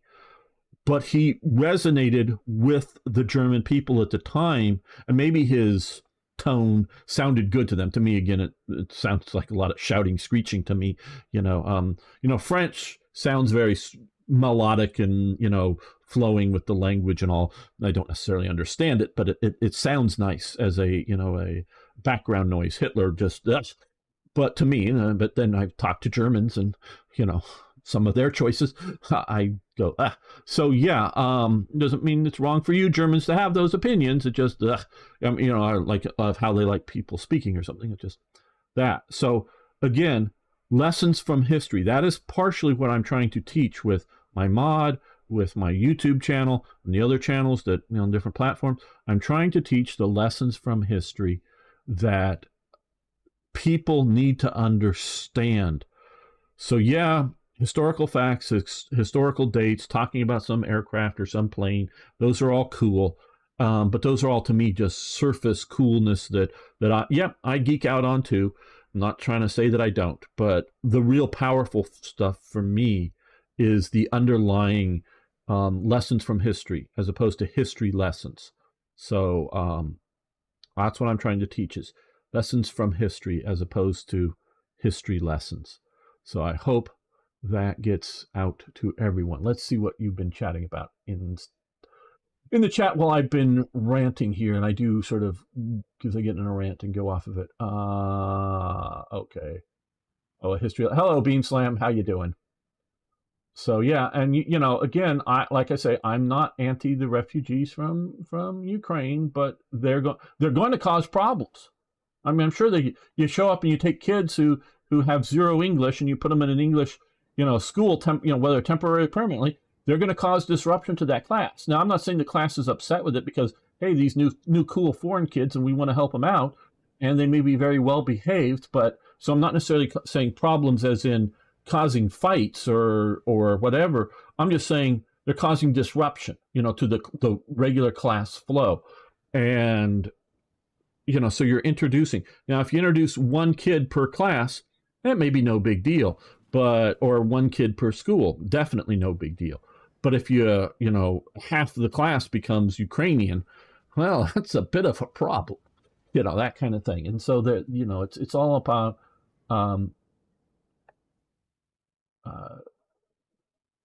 scale. Modern people want to mix everything together rather than, separate but equal, it doesn't exist. We've learned that in America. Separate but equal does not exist. But they have bought into the ideology of multiculturalism. Most of the people who buy into the ideology of multiculturalism have not lived in a multicultural society. So, yeah, they haven't lived there to experience it. And like I say, I have, and I'm good. Beam Slam. Yeah, you're wrong, Sling, about, I don't know if he eventually says age here. But now for 3 weeks. Actually, we're really cool here in Southern California, and it is a gray day that looking about ready to rain. I think it's the El Nino effects. All this global warming is making it cold here in Southern California. It looks cool. In Finland was wars covered, but not too Marxist, but doubt much changed in 10 years. Yeah. Kingdom of the Danes. Bring to America. Oh yes, in America we're very much Marxism are the Marx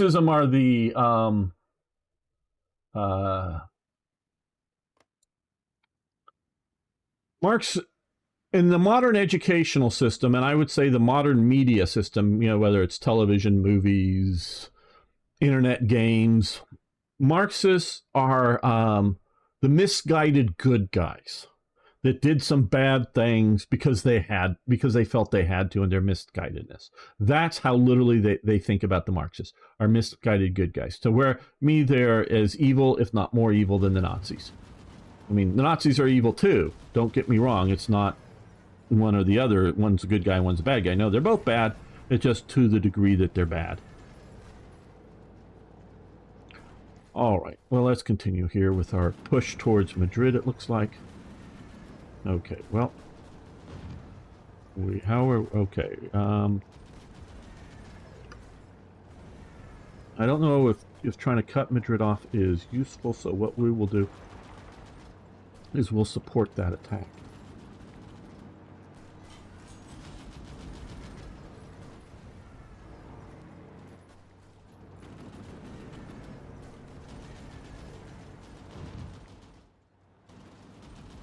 We got Valencia. Don't know where they'd move their capital, down here to Cadiz or Malaga. Ah, okay. Sudetenland. There we are. Okay. Focus completed. Okay, so the Sudetenland, I'm asking, yeah, okay, again, we have, and in earlier playthroughs of mostly my Hearts of Iron 3 series, I've gone into the details and talked at great length, so demand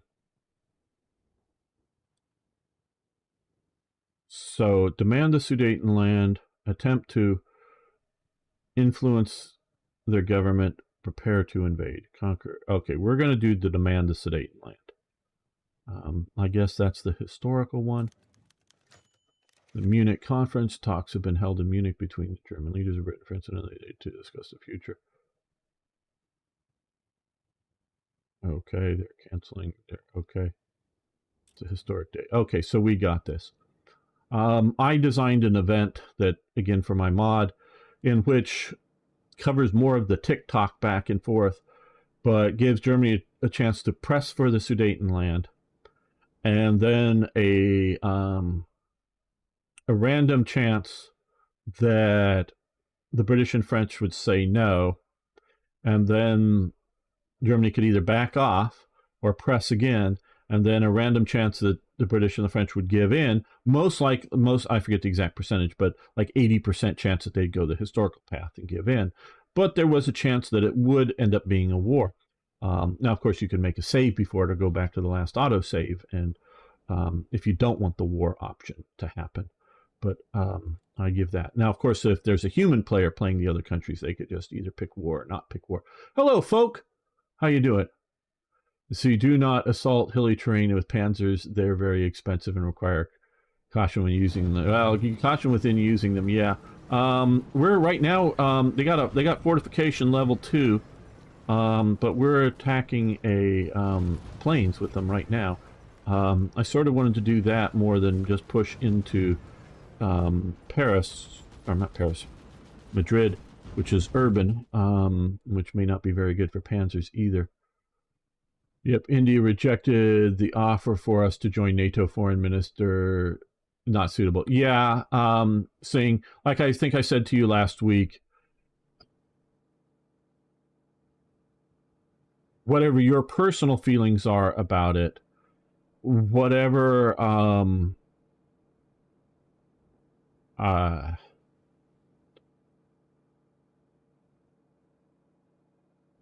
whatever the US/Europe feels about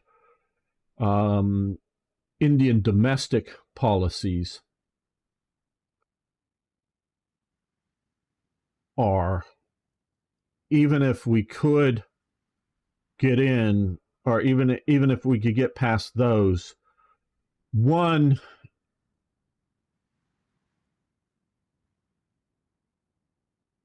India's continued sort of playing both sides, if you will, in some cases, trying to get support from Russia, building some ships or submarines. I know they're getting West German, or say West German, man, it's dating myself. Germany's setting up to build to help or whatever, setting up a submarine production facility in India. I don't know. Again, I don't know how much it is assembly of the submarines, which is what I think it is, meaning the major components like the engines will be made in Germany and shipped.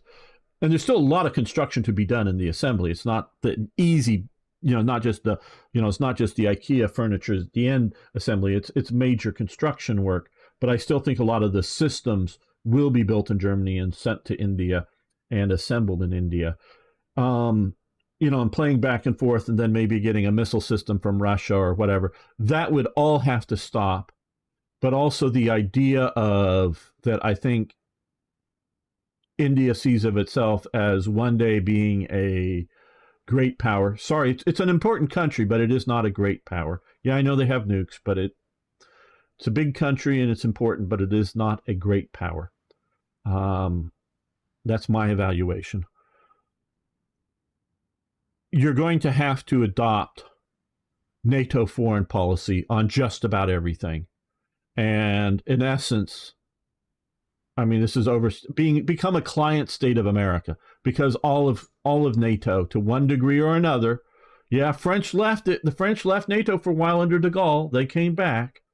But to one degree or another, modern day France, modern day Germany are still a client state of the United States, if you want to call it. Or puppet would be overstating it. Some cases they are puppets to some degree. It depends on what country we're talking about. Now, it's a very loose oversight, very loose over control, but you're going to become, to some degree, an American client state if you join NATO.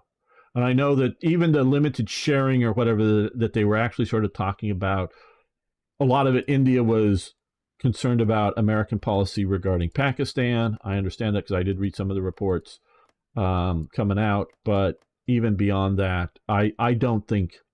And so it's just not going to happen, Singh. It's just whether you wanted to have it happen to see your nation on board with it or not. I just knew it wasn't going to happen. It's just not the way. It's way it's set up, and I don't think the current political structure in India wants that either. And they're not going to like the level of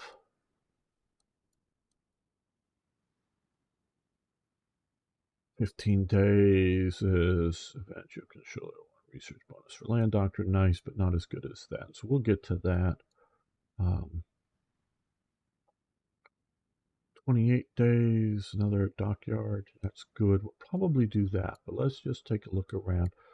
Like I say, I've not gotten this far before. I got to in my play test prior to starting the series, I got to the beginning of 38, but not into it.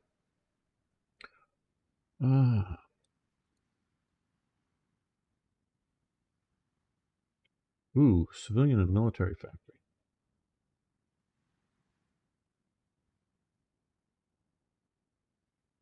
Yeah, that's better and more important to do that first over the naval one. We'll get to the naval one. Okay. So let's continue building more armaments factories. And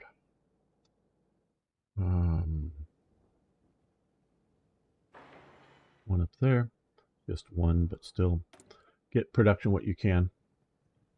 Okay, oh, that's given us the Sudetenland, because what we did is got this quote-unquote state here, this state here.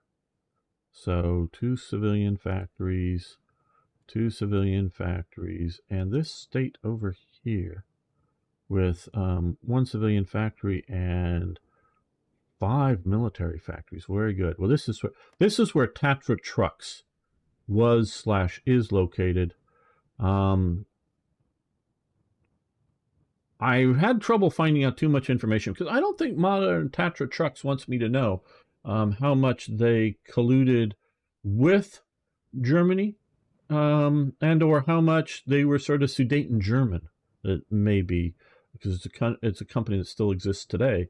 And so they try to minimize their World War II role in stuff as much as they can. Not that I blame them for their public image, but just knowing the historical facts. And don't blame anybody working there today for what someone did, 60, 70 years ago, but, whatever.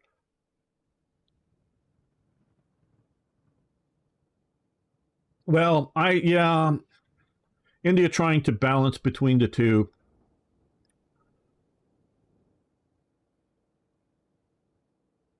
It's going to keep India down if you try to balance between the two, because so long as India is balancing with Russia, we will not share certain technologies with India.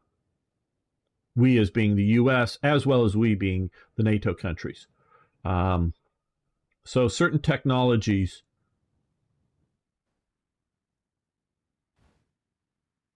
we allow some very high-end American and some very high-end Dutch production equipment to go to Taiwan. I don't think we've ever let that very high-end stuff go to communist China, though some of the stuff. I'm not talking about the stuff made by the equipment, but very high-end computer manufacturing chips.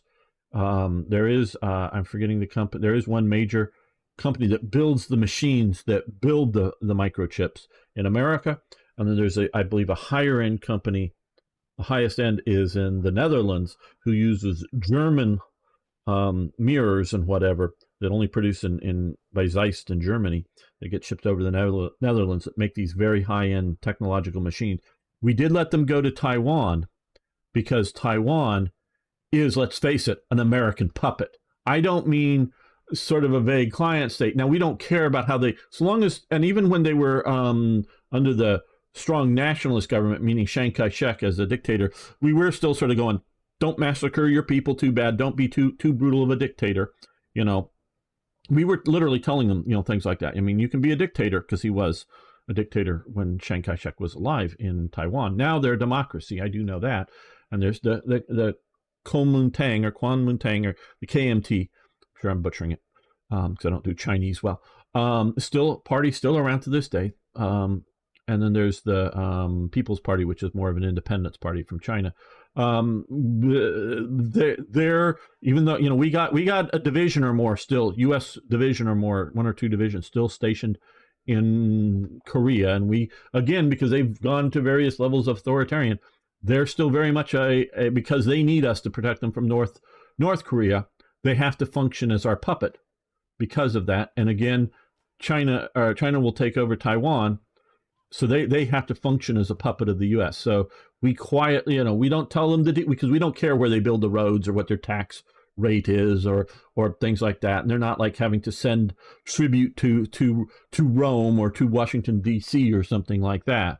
But so it's not a very heavy-handed, they don't have to send soldiers or send guest workers to America or some crap like the Nazis did. But South Korea, but definitely Taiwan. Japan is actually moving closer into American orbit again.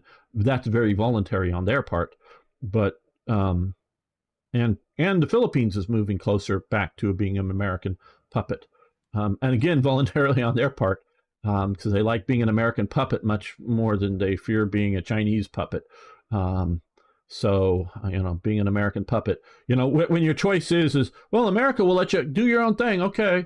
China will go, oh, America's not there. You're going to do our thing. And there's been conflict over the South China Sea is where it's really strong. And the Philippines are learning, oh, shit. Yeah, being an American puppet has its... Hey, thanks for following over on Twitch. Thank you. Being an American puppet has its, difficulties maybe. We get bases, naval and air bases, and we're getting bases back in Philippines right now as I speak. They're reorganizing bases back again and going back to bases that we left many years ago when it was Aquino wanting to go away. Wanted us to go away. We went away.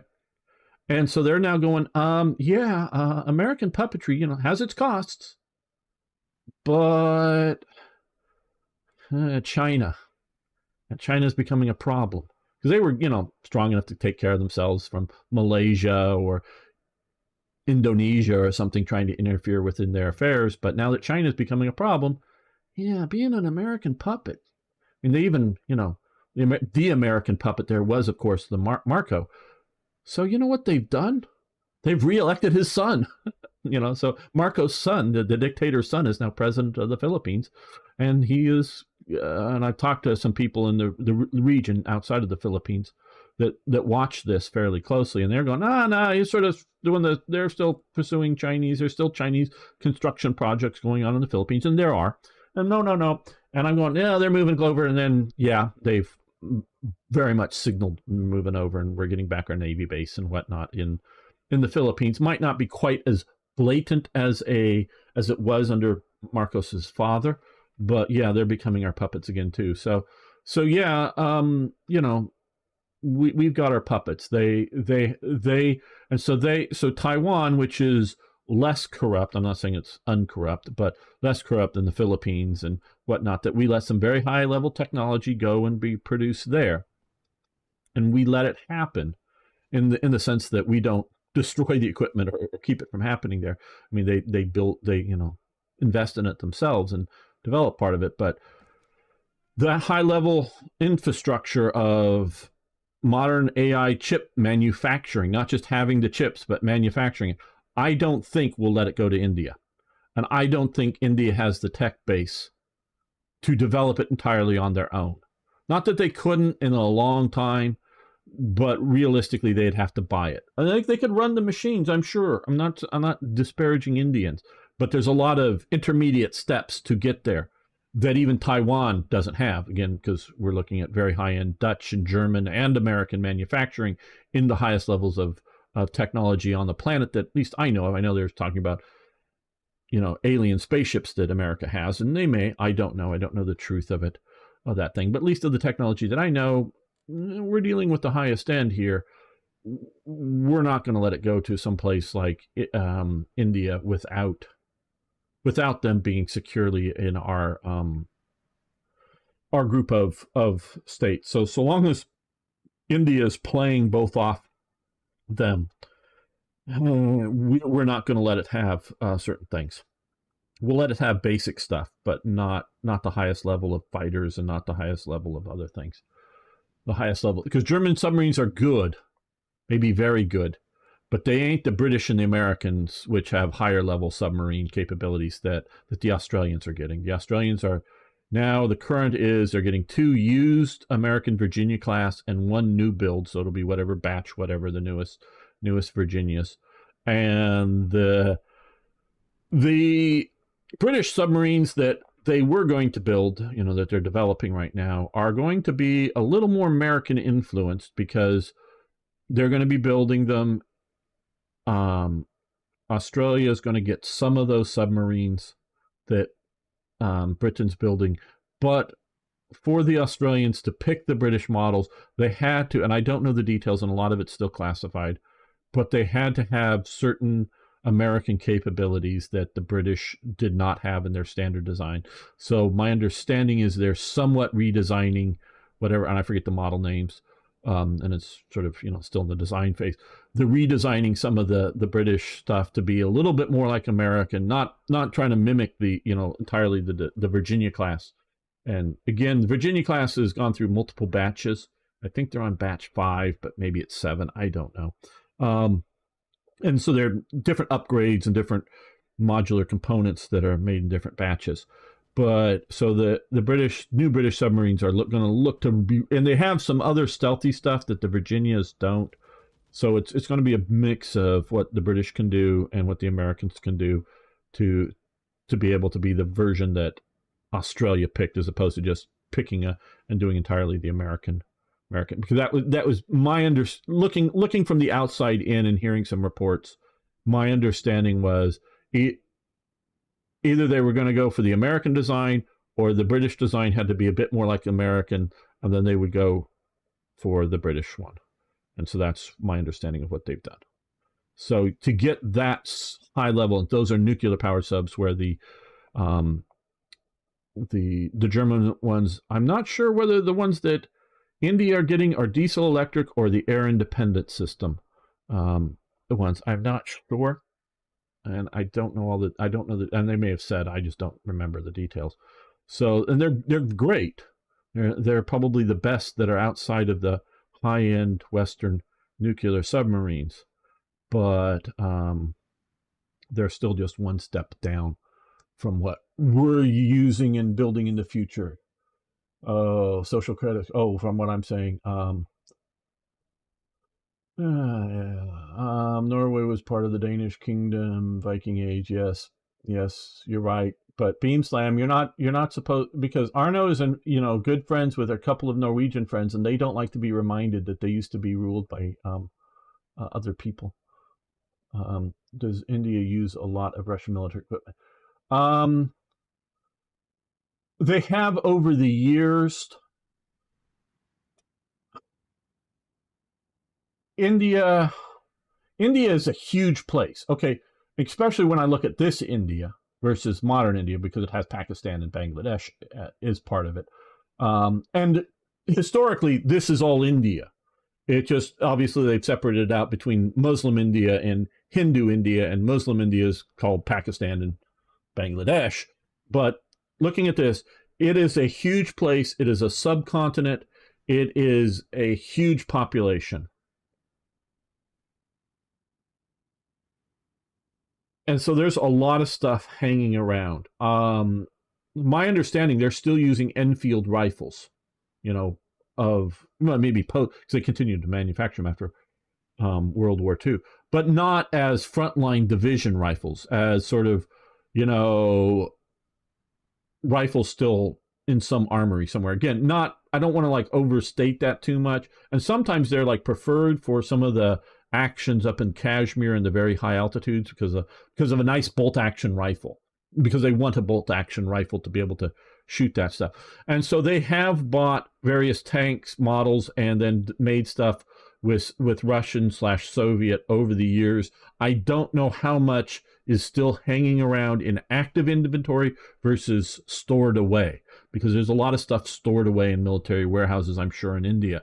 I can't answer it, and I don't know that how much Singh knows about what's stored away there, but there was a fair amount of that over the years, because it had always, at least during the Cold War, it was Russia and India, Pakistan and China is sort of the where they sort of within the Eurasian continent alignment locally, and India has always wanted to sort of believe that it can chart its own course. And I'm not saying it can't chart its own course, but when you're in a Cold War and it's a binary choice, I know you sort of throw in China as a pseudo other choice, but communism or free world, well, eventually you're forced into a choice to some degree or another. Yeah, you can try to do the middle path or the middle road, but it is only so much of that you can do. Yeah, my social credit score is non-existent. Elizabeth, okay. Spending a few hours in there. Yeah, Russia's our biggest weapons technology. Yes. Yeah, but India, for doing mid-level technology stuff, I think is getting much better at it. It's just sort of the highest end. I don't see that is. Yes, Singh, you can ask me whatever. I may not answer it. Hello, Nate. How you doing? Just getting through the backlog of chats. Pretty good interview with the old Austrian PM where he explains why changing their Australian submarines was a dumb idea. Okay, Nate. Well, I don't know. Okay, I don't know which Australian PM. Some of them are less than bright, including some that I might politically agree with more than their opposition. Um, Diesel electric submarines are not what you want to use for this. Notice where I put the map at. This is in essence the biggest battlefield. I mean, sort of the U.S. battlefield in World War II was this in the Pacific, but Australia doesn't need to worry about, you know, things east of Hawaii. This is one of the biggest battlefields, and this is their battlefield. Diesel electrics or air independent systems, either one, are not good for this scale. And trust me, these relatively shallow, I mean, they're deep by, you know, what we would consider their standards here, but they're continental shelves, not abyssal depths, you know, out here. Most submarines don't go below what this would be, and it may vary in you know, some of these areas, but even in the Taiwan Straits is pretty deep, even down here. So it's not like the nuclear submarines have a problem operating here and staying down. In this scale, there's two problems. One, even with the air independent system, they got to come up and breathe once in a while. They can run their engines independent of the surface without, you know, having to use a snorkel, but they eventually need to get air, so they've got to come up and breathe. Nuclear submarines, and I did watch a documentary recently, you know, within the last year or so, and they were on board, I think it was an American submarine, and they were periodically lighting the oxygen candles, a candle that you would burn and actually give off oxygen. I don't know. I will say straight up, I don't know. But from what I sort of kind of understand, always note my language very carefully. From what I understand, yeah, sometimes you need to burn the candle to reoxygenate the air down there. But I think they were overdoing it for the camera crew. Because my understanding is most of the Virginia types, class submarines, can go down and stay down for their whole cruise.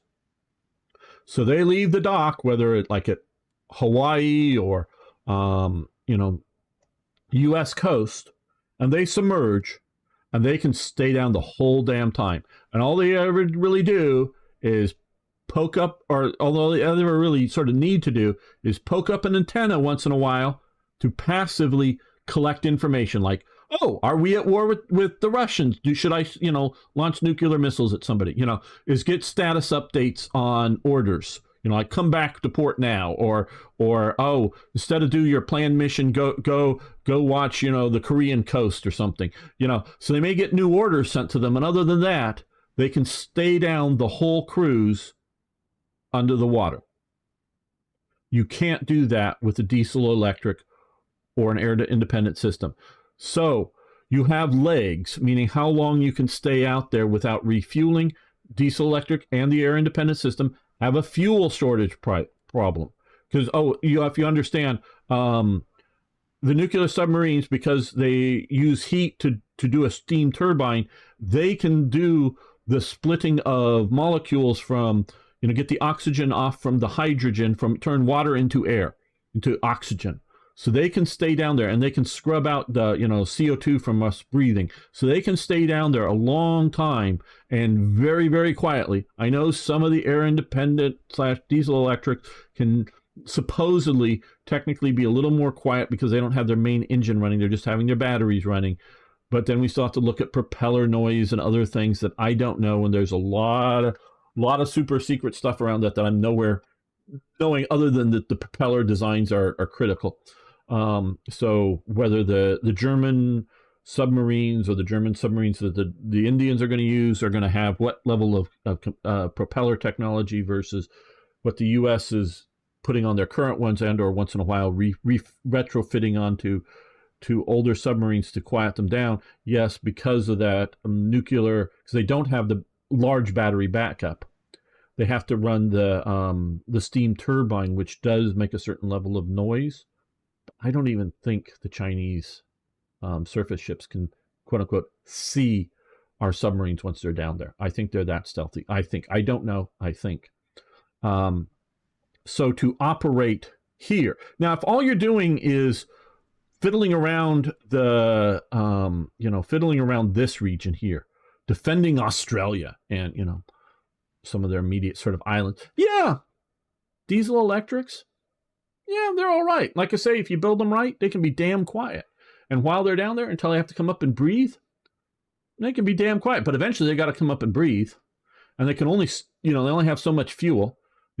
Literally my understanding is for the American submarine is for their endurance is how much food they can put on board, because they can manufacture their own clean water. So as long as they want, they can take as much showers and use as much water as they want. They can manufacture as much or enough air to keep them going. Again, my understanding. And the nuclear power engine is good for years and years and years. So it's just how much food they have on their submarines is how long they can operate. And so if you're talking about operating, because it's not just range, that's one thing. It's range and then loitering time. Is there going to be a war starting? Well, let's keep a few subs loitering out here ready to go. Or if it's sitting out waiting, if somebody's like getting ready to invade and you're going to sit out here to sink invasion ships, it's waiting without having to come back and get more fuel, more, like I say, it's food eventually. And now you could, pop up in the, if you have a naval base here in the Philippines, you can pop up and get new food. You don't need all the support systems to support either diesel electrics or support, that's what I believe the Australians had, diesel electrics, not air independent, or nuclear. You just need to have, food. Give them, preserved food, canned food, whatever, MREs. Give them the food and, wave goodbye, and they could disappear within just a few hours, show up and disappear within a few hours. So they're only vulnerable when resupplying. So that, with the idea that if Australia's defense line is up here and not back here, and they want to operate up here, they need nuclear submarines to do it in a modern way. Whatever Nate, we get up to whatever his knowledge of it. And I know there's going to be a lot of infrastructure, nuclear power infrastructure because my understanding again is Australia does not want to be dependent upon America or Britain for the nuclear fuel. So they're going to have some nuclear power plants to make the right type of fuel for their submarines. So there's going to be some handling issues and manufacturing things. But if they want to do that, they got to be able to play on that level, and it's going to cost a lot. Do I think it's right to buy Russian oil? No, morally, no. It's because you're helping Russia out. The idea that we're trying to get Russia to change its behavior without invading Russia. Obviously, we're helping Ukrainians fight within Ukraine, and once in a while launch missile strikes outside of it, but mostly fight within Ukraine. So if you're morally trying to, the nations outside of Ukraine are morally trying to get Russia to change its behavior without going to war with it.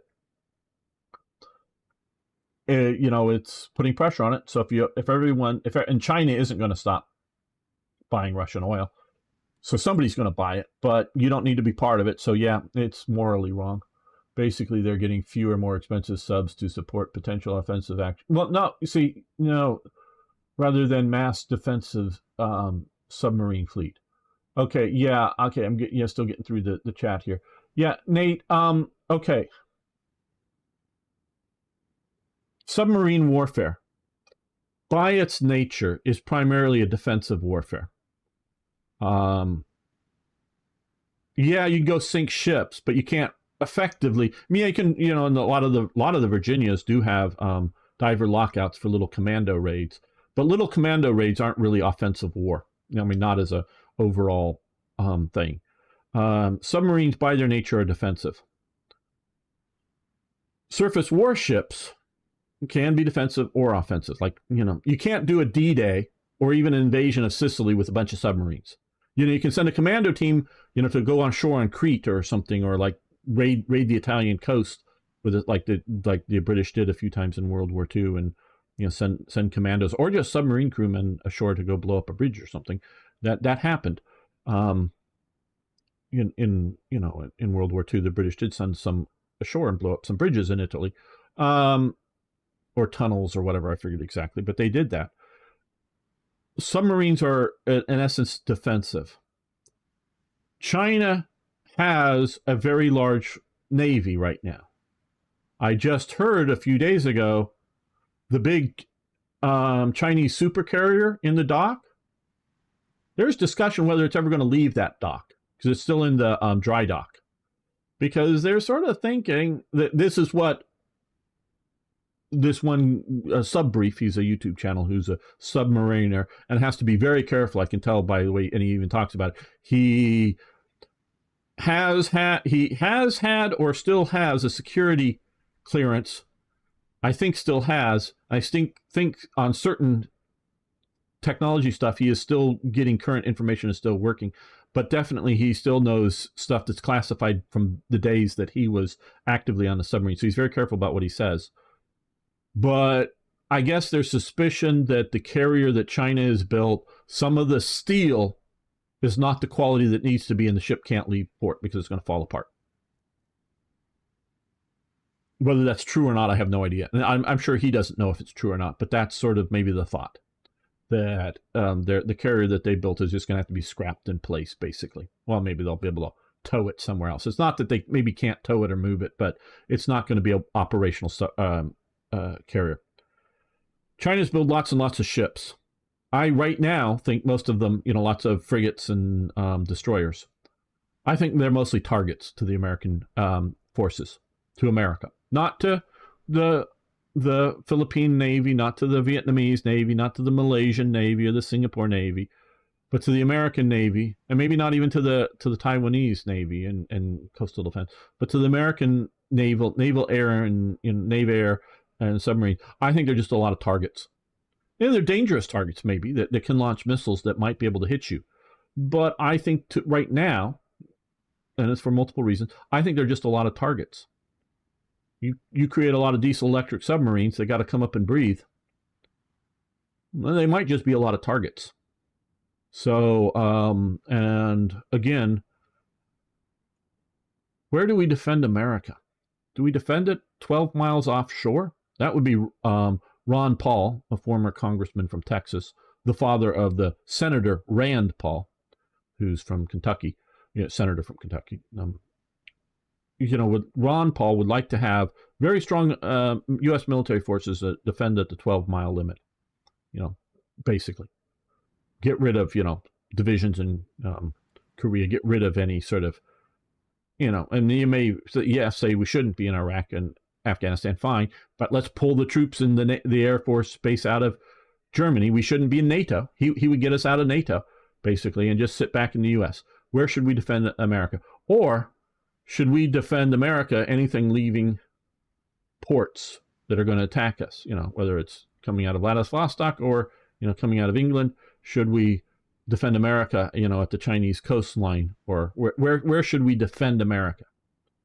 Should we defend America by defending allies like Korea, Japan, Taiwan? I know this is supposed to be a game-playing session, but I turned it into modern politics, geopolitical stuff.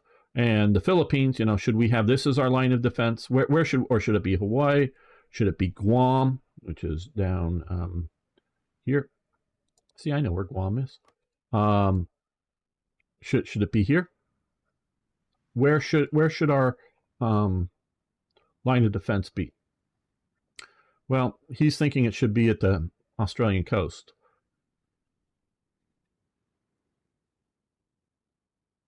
If all of this falls to enemy influence, Australia's fucked. Because to the best of my understanding, currently, Indonesia is trying to be like India in that it's trying to walk a middle path. Indonesia is, where the Philippines is moving towards the U.S. Vietnam is trying to walk an independent path where like Thailand and Singapore are much more trying to come into the American sphere of protection, but they're trying to walk a independent path.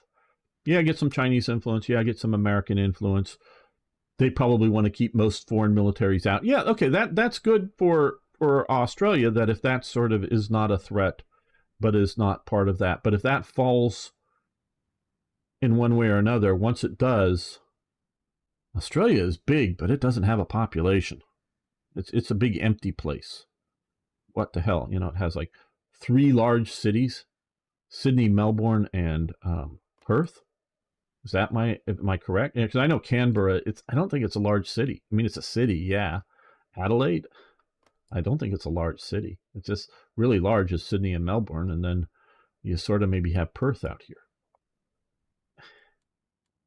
It's doomed if this, because this is a huge population.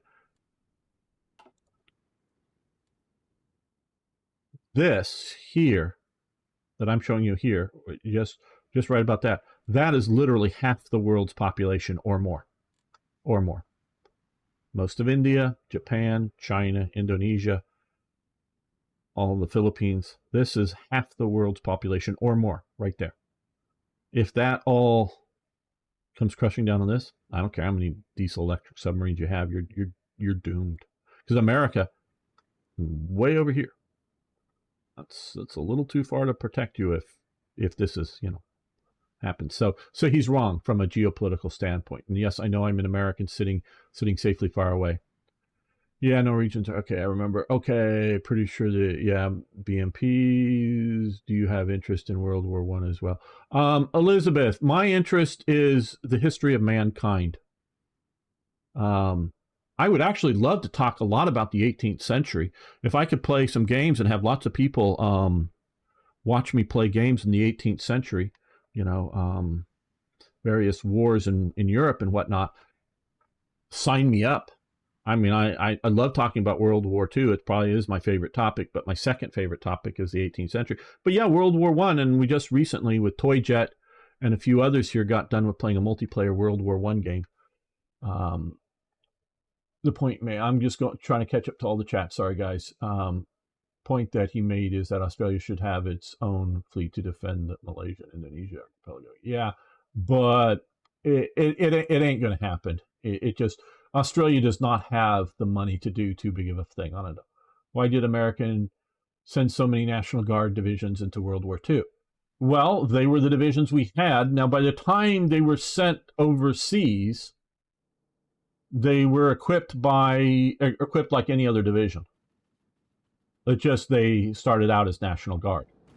In 1938, they would be lucky to have full equipment that is National Guard units I'm talking about in 38. They would be lucky to have full equipment that's World War I surplus, if you will, made for World War I. Uniforms just right around 38, 39, I think it's more 39, convert from what you would think of as a World War I uniform to a World War II uniform. Not just the helmet, because the Doughboy helmet or the Brodie helmet of Britain or the Tommy helmet, however you want to say, that was a close version of it. I mean, we made our own, but a close version of that is what America had equipped with, and was still equipped with that for the Army and Navy and other forces in Hawaii. The division sent to the Philippines, in the Marines that were out in places like Wake Island. So the Marines were still equipped in that in the end of 1941, when the Japanese attacked. We don't get to really start seeing large numbers of what we think of, the American sort of 2-part helmet that we're used to for World War II until 42 and the invasion of North Africa.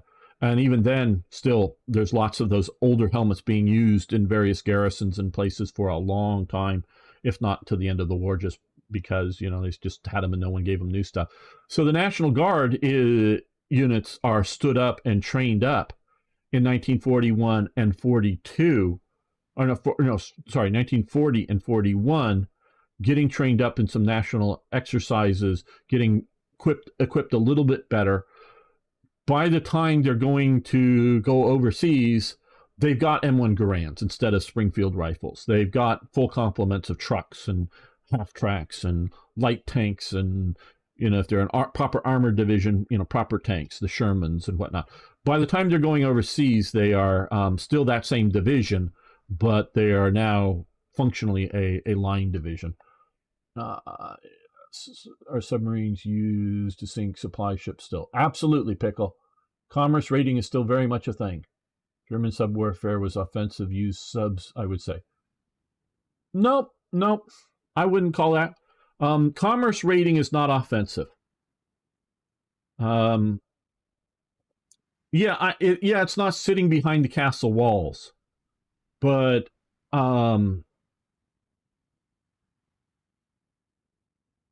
commerce raiding is denial of the sea. Okay, offensive, because see, we're talking again, Beamslam, you're a land warfare person. Hello, Kyle. How you doing? Just getting to your thing. I heard the major issues, with the supercarrier. Yeah, they're having. My understanding, again, I'm not an expert on modern Navy at all. I mean, I'm just sort of try to keep informed, and I'm just hearing bits and pieces myself. Naval warfare is different than land warfare. Britain parking its fleet here, literally here, during the 18th century, when it goes to war with France, that's a defensive maneuver, okay? Yeah, they're sitting outside of Brest, the port here, but that's where the French fleet is. That's defensive, because what they're doing is keeping that French fleet bottled up so that it doesn't either invade Britain, cover an invasion force, or send out a force to go invade some British sugar islands or something like this. That may look offensive in that they're sailing around just, in sight, maybe being shot at once in a while by forts of Brest that are here. That is a defensive operation. That is not offensive. Offensive is not denial, because that's a denial of the use of sea to the enemy. That isn't using the sea for your own benefit. That is the denial of operations of the sea. Naval warfare, as I was taught my Navy training, there's two factors. There's one, and it's coming out for Thayer Mahan, is deny the enemy the use of the sea. That's phase one. Phase two is assure your ability to use the sea, okay? So commerce raiding is denying the enemy the use of the sea. That is defensive. Offensive is carrying the war to the enemy on land, okay? Is using the sea to transport supplies. Yes, I know we are talking about sending supplies to Britain and cutting them off. Yes, I get that. And it could be a gray area by definition. Yes, I'll grant you that. But I'm going to say all you're doing is doing the denial of the sea. You're not then, by you doing that, allowing Germany to use surface warfare ships to invade Britain or someplace like that. Basically, offensive warfare from the sea comes down to amphibious warfare.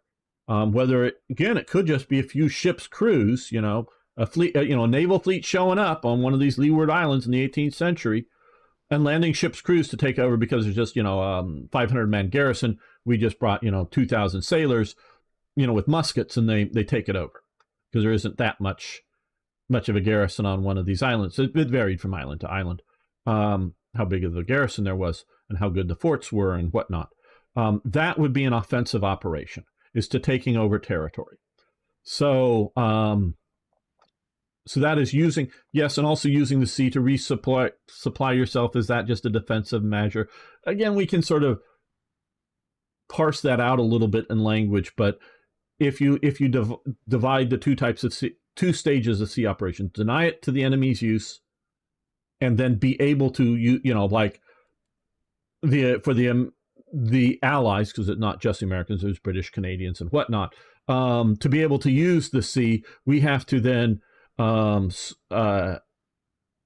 protect our ships from submarines, but we have to Also, protect them from aircraft attacks and make sure that I mean, yes, we did lose a few ships coming into D-Day.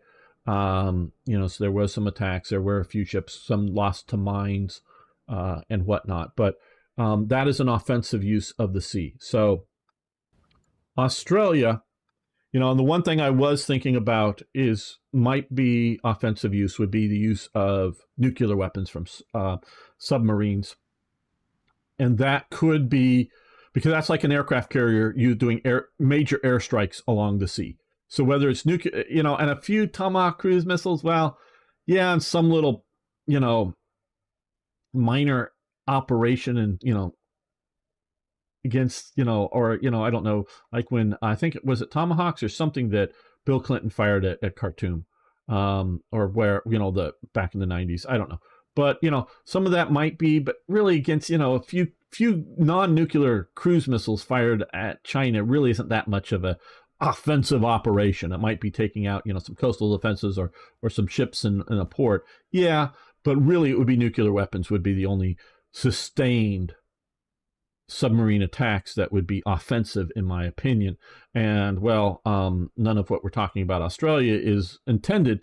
They're all very much saying they're not becoming a nuclear weapon nation. They're going to just use nuclear power, not nuclear weapons. But obviously the ships that they're getting from America, presumably, are not going to have nuclear weapons on board, presumably, especially the ones they're getting from America, very well may have had nuclear weapons on board at one stage. So it wouldn't necessarily take however long it would. I don't know that they're somehow being disabled from loading back in nuclear missiles back into the Virginia class submarines. And I don't know what the British submarines, the future to be designed, I don't know how much they've got designed. And of course, they wouldn't tell us publicly how nuclear weapon capable they might be, the ones built for Australia. But yeah, so presumably they have submarines that could readily, within days, if not hours, be re-equipped with nukes, in a port and whatnot, but are in essence a defensive operation, because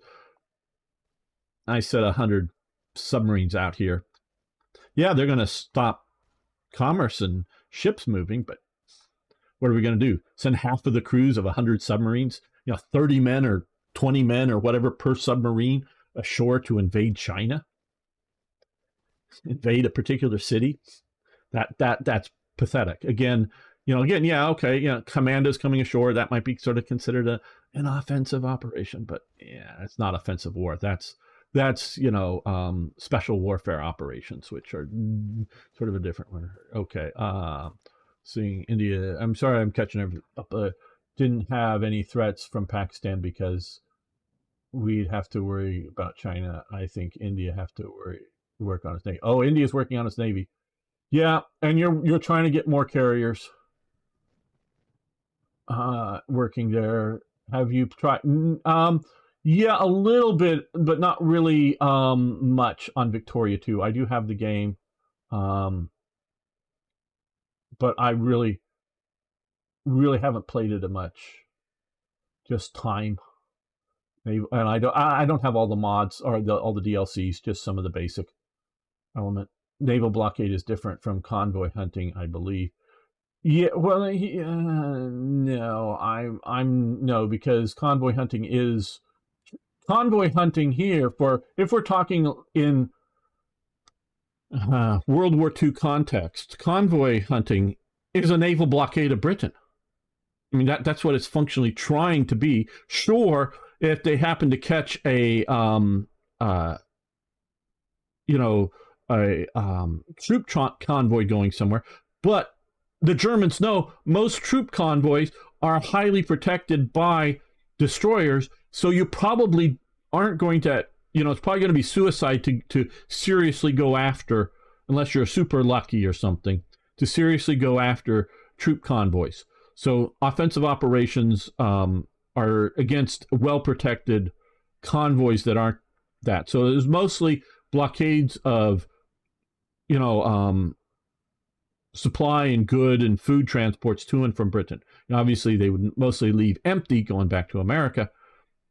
And, so they'd love to sink the empty ships. I mean, they'd rather sink a full ship of stuff, but they'd sink an empty one just to deny it to the enemy. That's, in essence, a blockade of Britain. Their coat, when the second happy time along the American coast, yeah, it's disrupting America's, because America, didn't have lots of pipelines like it does today, and definitely did use train cars to move things like oil and gasoline, tanker cars on the train. But it still used a lot of coastal tankers just because it was convenient and cheap and good. And so sinking them will disrupt America's economics. So that, but really it was just shutting down more stuff before it could be sent to Britain, because it's because America, you sink 10 tankers along the American coast. We'll just give America a little while. They'll build new tankers, but also they'll build new tanker, rail cars, and you're not going to sink them. America can just switch like that. That isn't going to affect America. But by sinking the ships, it affects how much tankers can move fuel to, whether it's to Britain or to, offensive operations. So the submarines are always on a grand scale, not an individual operation like Pistorius or whatever that's trying to drop some spies off or something. But on a grand scale, it is always about the blockade of Britain in World War II. Yeah, I know Germany got some submarines into the Mediterranean and blah, blah, blah. But again, it's primarily about blockading Britain in the World War II context. Better representation of the era, I think. Yeah, I played the old EU 1 and 2s way back when. So Arno's probably around to sing, but he sometimes falls asleep, I think. But yeah. Okay. Let's see if we can get to producing some more things. So we got to Sudeten. What more equipment do we... Well, okay. Let's be a little bit planned about this. Let's look and see some of our needs. What... Okay, mountain warfare, paratrooper equipment. We're catching up on paratrooper equipment. Paratroopers are, we got one division up here. They're always going to be fairly small. We're not going to do huge paratrooper armies, even if we could. Okay, we're doing pretty good for equipment. But I think we could do more trucks. So, and light vehicles. We'll do more trucks and light vehicles. Once we get the Kuba wagon, I will convert it over to the Kuba wagon. Okay, so at least one more on the truck. Got the heavy trucks. I think we're doing reasonably well. I don't know how many we're really going to need, but light vehicles. Okay, so a little better motorization. Yeah, we can do one more Panzer II. Okay, that's good.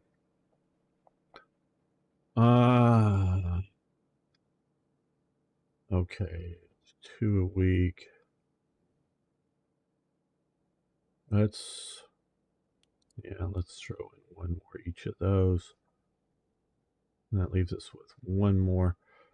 And instead of adding another aircraft type, which I would like to...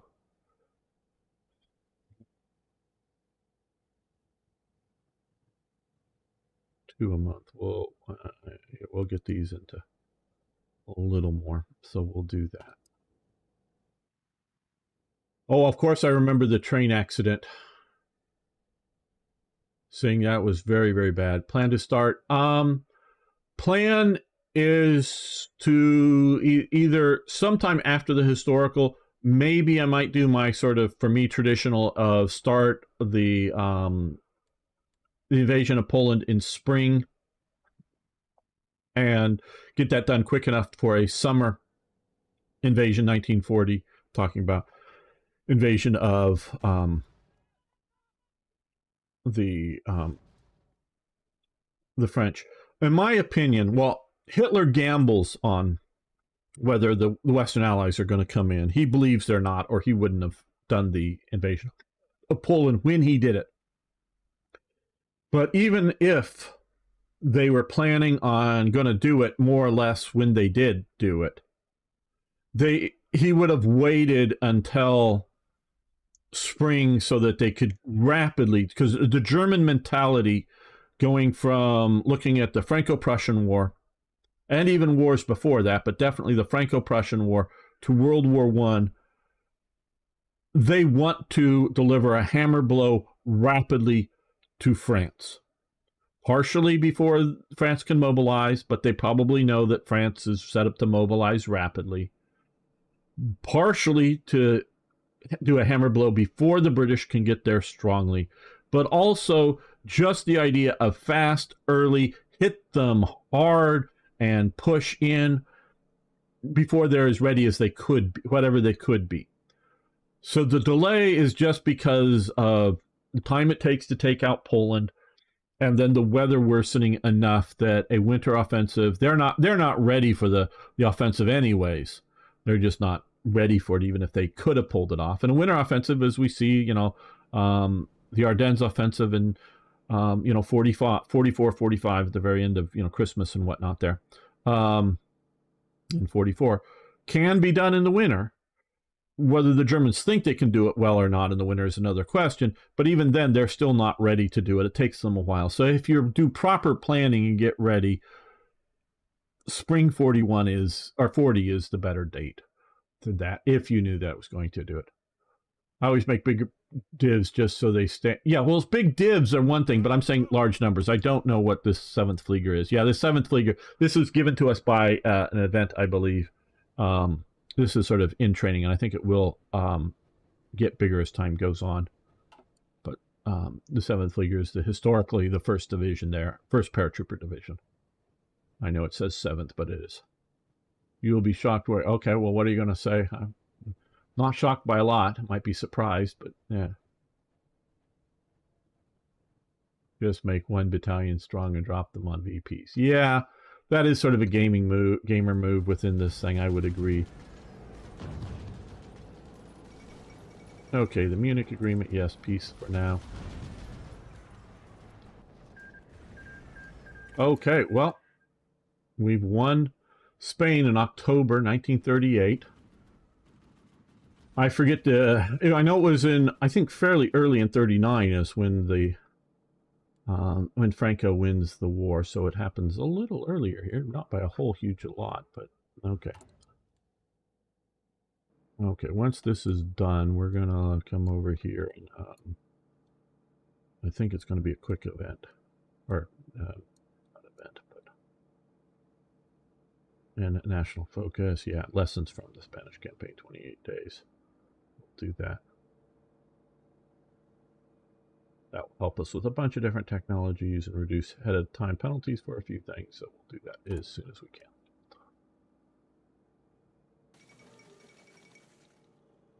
It is politics. Well, you can say it. Okay, at the end of the Spanish Civil War, regiment doctrines. Okay, so that. No, close. Regiment doctrines, that is here. Okay, so, well, that we could, again, we may get a bonus on some of that. Spearhead technology. We'll look around a bit. 38, we could do that. But maybe spirit technology. Gain a lot more experience, and I'm sort of kind of waiting. Okay,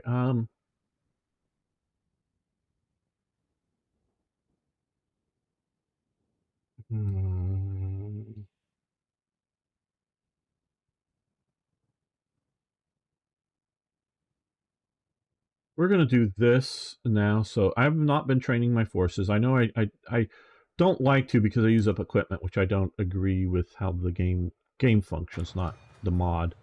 But Indian politics is the worst. Well, politics is messy wherever you go. And if you recognize in your own country that it isn't the best, you're doing well, because because people often think, well, in our country things do work better than others. I'm just on all countries, including my own country, politics are a bit crazy. Not just now, but just politics always have really been a bit much. I've done my time in politics and sort of kind of know.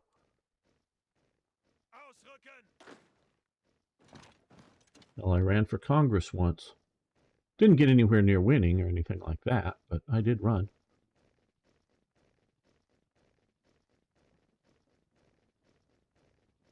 Yeah, that's about the number. 280 is about the number that I understood, and a lot injured. A lot injured. I understand, minorly or majorly. Yeah. Well, there's certain political movements. Yes, politics is war by other means. Absolutely.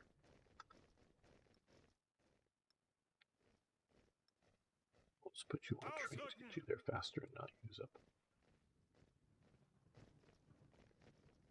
much equipment in doing so.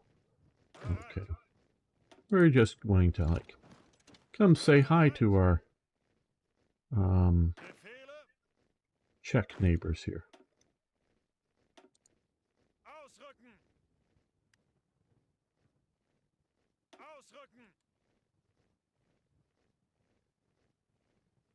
And politics becomes the most divisive when there is not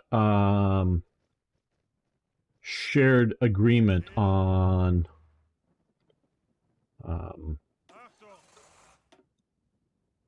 basic values and goals. And America is definitely losing its shared agreement on things. Hell, there are people, we're not talking about some nut job somewhere. We're talking about major elected people that want to get rid of free speech in America because they want hate speech laws. Hate speech laws mean that you don't have free speech. I don't care about Canada. I'm gonna deal with, I'm gonna let them be what they want. And so, yeah, and in America, with a foundational element is free speech, you have elected leaders openly saying that, oh, hate speech laws are a good idea. And they somehow think, well, it's correct speech or free speech because only speech that's good is, should be free or whatever. I don't know, but it's, and so when you can't agree upon something basic like that within your country, yeah, that ain't good. Okay, so this cavalry division, we can look at this template, has semi-motorized infantry, has 1 regiment of armored cars, and yeah, that's about what historically. Again, they did have this well, whatever you call it, their Schnell division, their fast division, because that's really what it was. There were some cavalry units, like it says here, and I don't know all of the order of battle, but what they did have was some tanks. Again, they were just the machine gun equipped tankettes of Italian production and design, the CV-33s, but that was it. Okay. Yeah, that vehicle there. That has well, it's meant to be driven in both ways. There are a driver looking in each direction for this armored car here.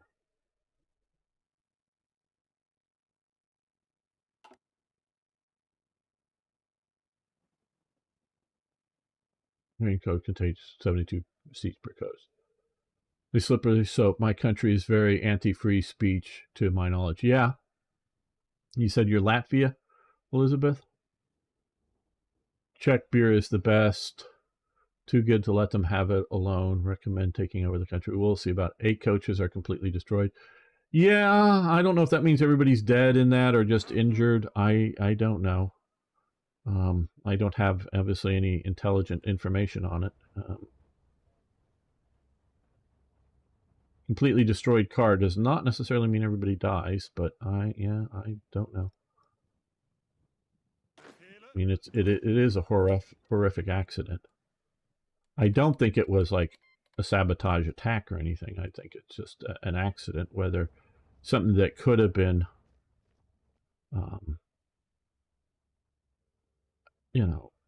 helped or not is another question. I don't have a good answer on that either, obviously. Okay. Okay, so we're getting some more of the, so I wanted a fair number of the heavy fighters to go after bombers. We're going to add another thing of Stukas here. Try to get our air power up.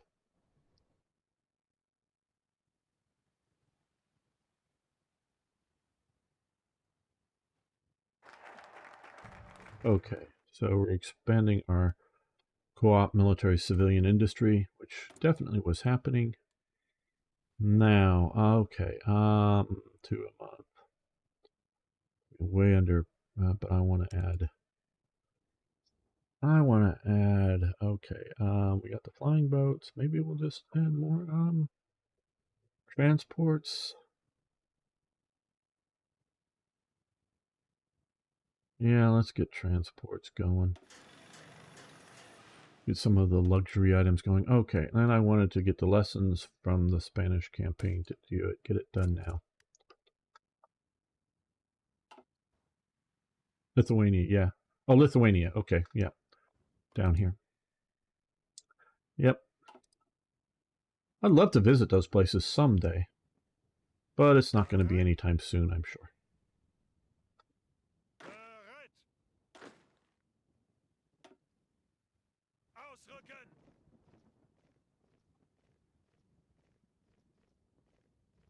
Hello, Eric.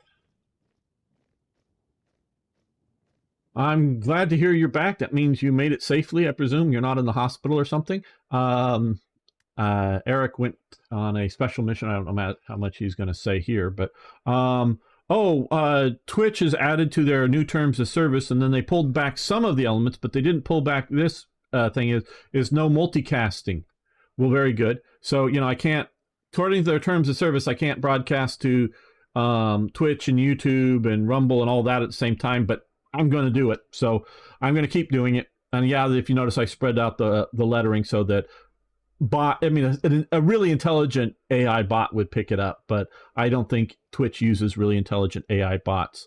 So you get it, but so I'm just going to keep going with that.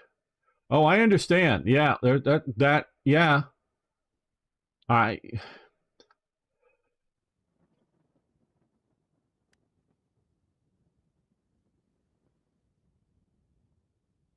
How much of an ass should I look like? I guess I'll look like a big ass here.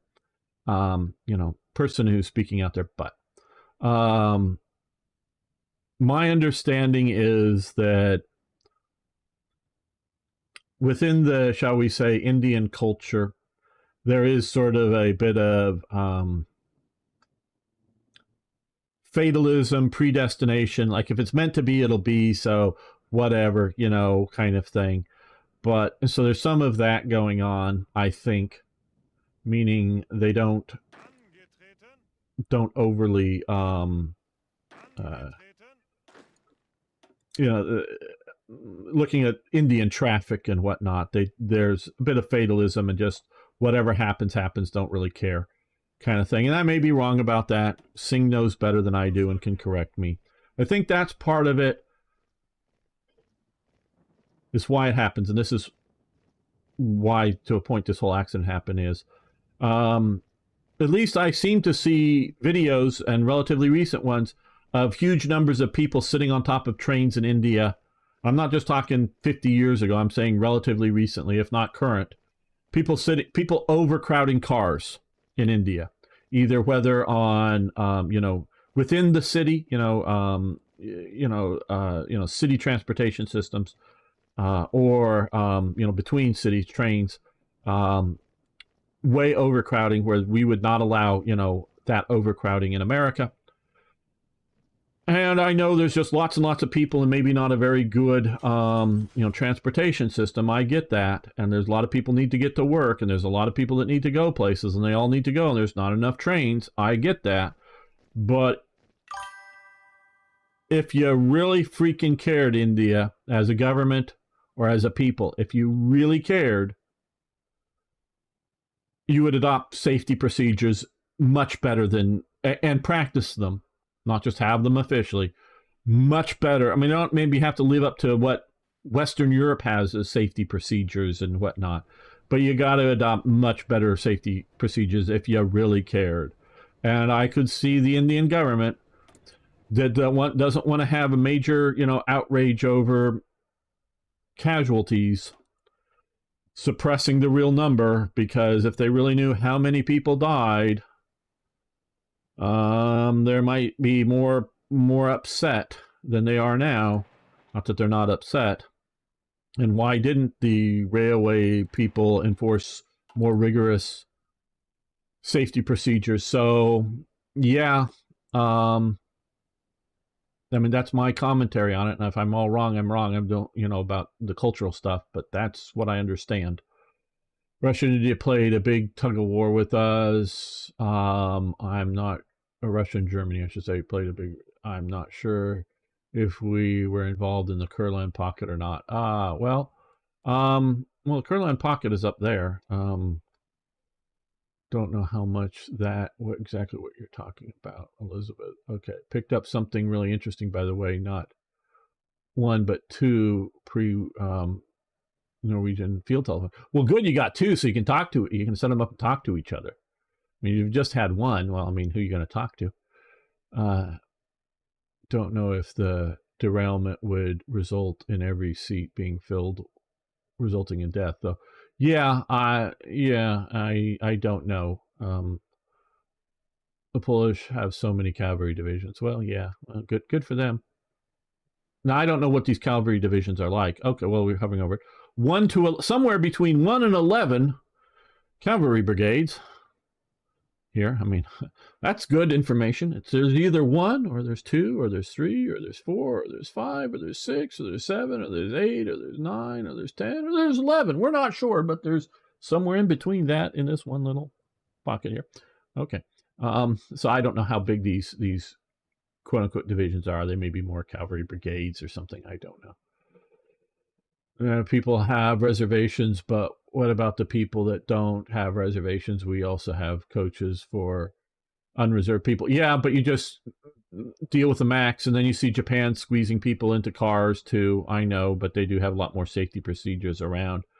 So, Kurland pocket consists. Yes. Oh, yeah. Well, I know about the Kurland pocket in general. Actually, mentioning the Kurland pocket, I saw a fascinating bit of film just within the last 24 hours dealing with the Kurland pocket. It was a Soviet film. You see a few Soviet soldiers standing around, but what they had done is they had collected, and it looked from the film, all operational armored vehicles of Germany that they captured, and supposedly, from the Kurland pocket. That's what the video was labeled as. I mean, it was originally film, obviously, but and it was fascinating. They had lots and lots of armored half tracks. The 250, the big one. I keep getting confused with the 250 or the 251 is the big one. Lots of armored half tracks still, and all the armored half tracks all had canvas covers over their, or virtually all. I mean, 1 or 2 didn't, but all had canvas covers over the, the fighting compartment, which normally I don't see that. So maybe they're just normally when I photograph, they're just tucked away, and when they moved them, parked them there, they just unhooked them and took them out and hooked them on top. A large number of them had a large number, and there was probably 50 or more of the half tracks. A large number of them, probably almost like a third of them, have the short 75 millimeter gun in there, which obviously is a support fighting weapon. So at the time of the surrender of the Kurland pocket, these vehicles were still functional, which I was sort of surprised because, a lot of the armored half tracks, they just have the machine guns on them. You don't necessarily want to expose them, especially you're doing it defensive pocket jobs, because hey, they're just going to be targets and they're not going to really bring anything.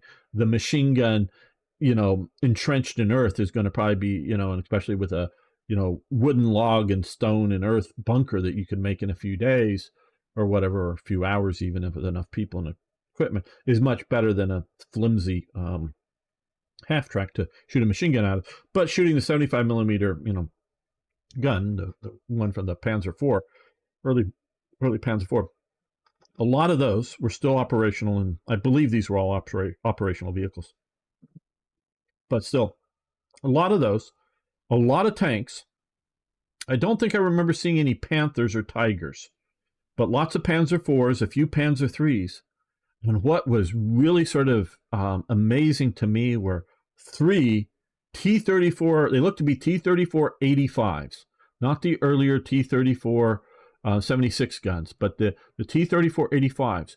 And all 3 of them, after the Germans had captured them, had added the German cupola, you know, the where the commander gets in out. So instead of the standard Soviet top doors, they had cut out those and cut in and welded in the German cupola so that it has that round sort of tall thing so that the commander can look, without getting his head out of the tank, watch some of my videos playing postscriptum, or when we get to do some Hell Let Loose, how often I'm, as the tank commander, have my head out and get shot, have to respawn and run to get back to the tank. And Eric and the other crewmen keep chiding me for not to do this. So it was really important that they take the time to add, the Germans thought, to add the cupola, and which is a bit of time and effort. And they had laying about somewhere, or salvaged off, damaged or destroyed, because that's probably where they got the cupolas too, other German tanks, which is probably real quickly to do it. But we're putting on the turret bustle, you know, the box that's on the back of the Panzer IVs and Panzer. Let's see how again, because I don't know who's gonna. No, I don't want to be here. I want to be here. From this to this, what you see back here, this is just straight. These are all through here. They're all straight. I don't know why this one, that one, why the D has that one and doesn't. They're all straight in the back. The turrets actually are. This is just a thin, non-armored, but, you know, thin metal box, just sort of welded on for supplies, basically, of, you know, maybe, you know, parts to, you know, tools or parts for the tank, or just, you know, literally food and sleeping bags and tents or whatever. I don't know. You know, just supply them. These were, and that would be a quick thing, but welding on this is what I'm talking about, the cupola, were stuck on top of the T-34s. They had 3 of them in this captured part. Plus, so they had lots of 88 millimeter anti-tank guns and a lot of other stuff. Really fascinating video to watch of this is what the Soviets had taken out, and very neatly lined up, and in some sort of depot, you know, collection point. So I don't know if this was from a particular division that had surrendered, you know, an armored division that was trapped up there, or just a lot of random tanks that got trapped up there. And at least 3 at some point, whether before or after becoming part of the Kurland pocket, they had upgraded 3 T-34 85s. So presumably they had, at least for a while, enough ammunition to keep, you know, 85 millimeter ammunition to keep them operating, that they captured. But I thought it was fascinating that they had that all 3 of them had the upgrade of the cupola particularly. So that just tells me a little bit. And of course, repainted with German Balkan crosses, very big, and other things like that on these things. Soviets had a lot of cavalry divisions in the 30s, but don't know about 41 onward. Soviets used lots and lots of horses up until the end. Okay, Singh, you have a very good evening. Thanks for hanging out with us.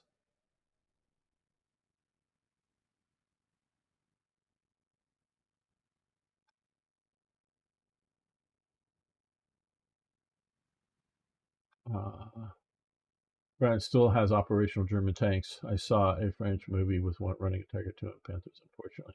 Can't remember the name of the movie. I've been searching for it for a long time. Well, France has very few operational running German tanks, and they're all in the museum as far as I understand. Now, it's a government, you know, it's the is Saumur, which is part of their training center. They have a museum there. I'd love to go visit. It's open to the public. But yeah, and they have a few running tanks. They're not like a bunch of them anymore. It's just like 1 each of things that actually run, as far as I understand. I could be wrong, but I don't know everything. I know that Germans like to repurpose everything they got their hands on. Yeah, I know, but probably 80% of more of the T-34 earlier models with the 76s, various turrets on them, T-34 76s, most of them do not have the German cupola added to them. Most of the photos that I've seen, at least. Now, I don't know if I'm looking at 10 photos of one tank at, you know, different point. You know, they're not like walking around one tank, but it's maybe the same tank photographed, you know, over a 6-month period. You know, and so they look different photos over 6 months. So I'm not always sure what I'm seeing. But yeah, both the Red Army. Oh yeah. Well, folk, the Wehrmacht, the German army, had one and one only cavalry division during World War II. You know, one and one only. It's sort of a myth that Germany had lots of cavalry divisions. Now, a lot of divisions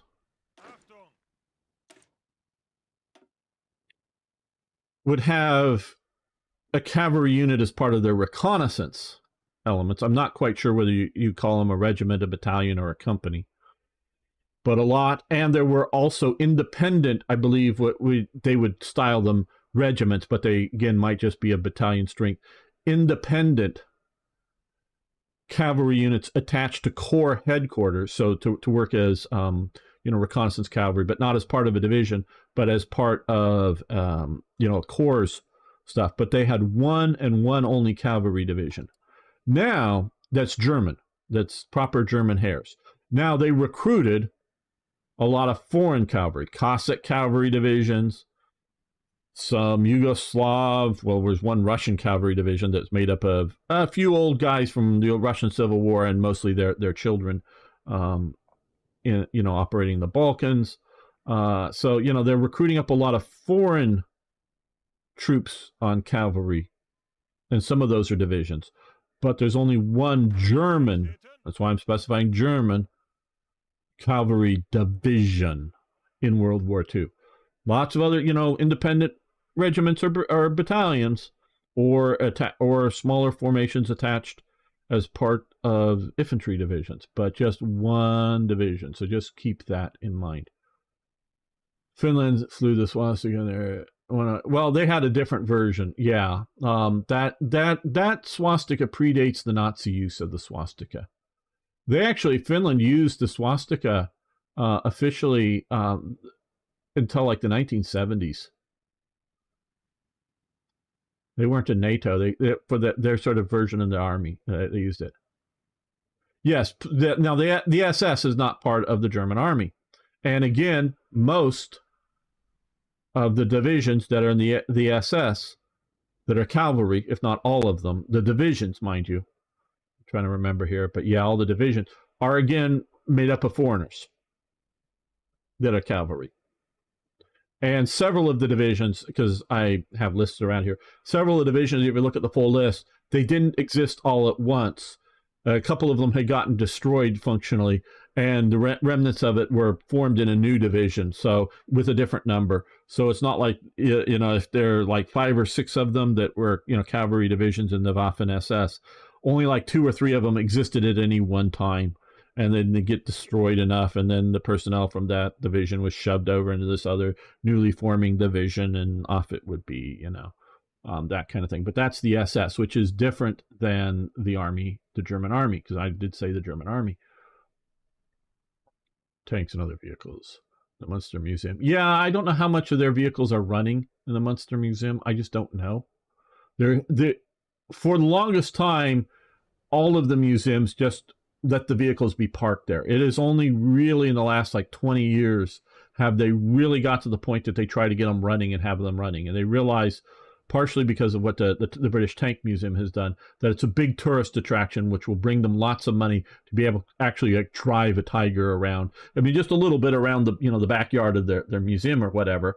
But to hear it and see it move. So it's only a recent phenomenon that museums try to get them running, where they might have been theoretically running, but no gasoline, no oil in the system. You try to turn it on, it won't turn on, you know, because you got to keep the things lubed up and cleaned out. And so maybe all the parts were there, but they weren't like running, you know, that you could turn them on. It's only recently that they've really, you know, and now I know some of you guys are less like 20 years old, so that's maybe all your life. But back in the 70s and 80s, most museums didn't care what it looked like inside the tank, most museums. And if it was running or not, it's just sort of a big thing to park there and let people ooh and ah at them. So yeah, of course, had to climb the Panther to take some cool. Yes, they had cavalry. Oh, absolutely, Pickle. Pickle, if you look at my mod, Third Reich events, I cover the Ritter SA as well as the Ritter SS, which means Rider SA and SS.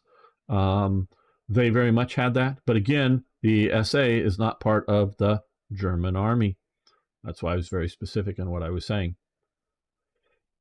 There was Italian cavalry in charge in 42, but I think most cavalry divisions only use them for transportation. Mostly. Mostly.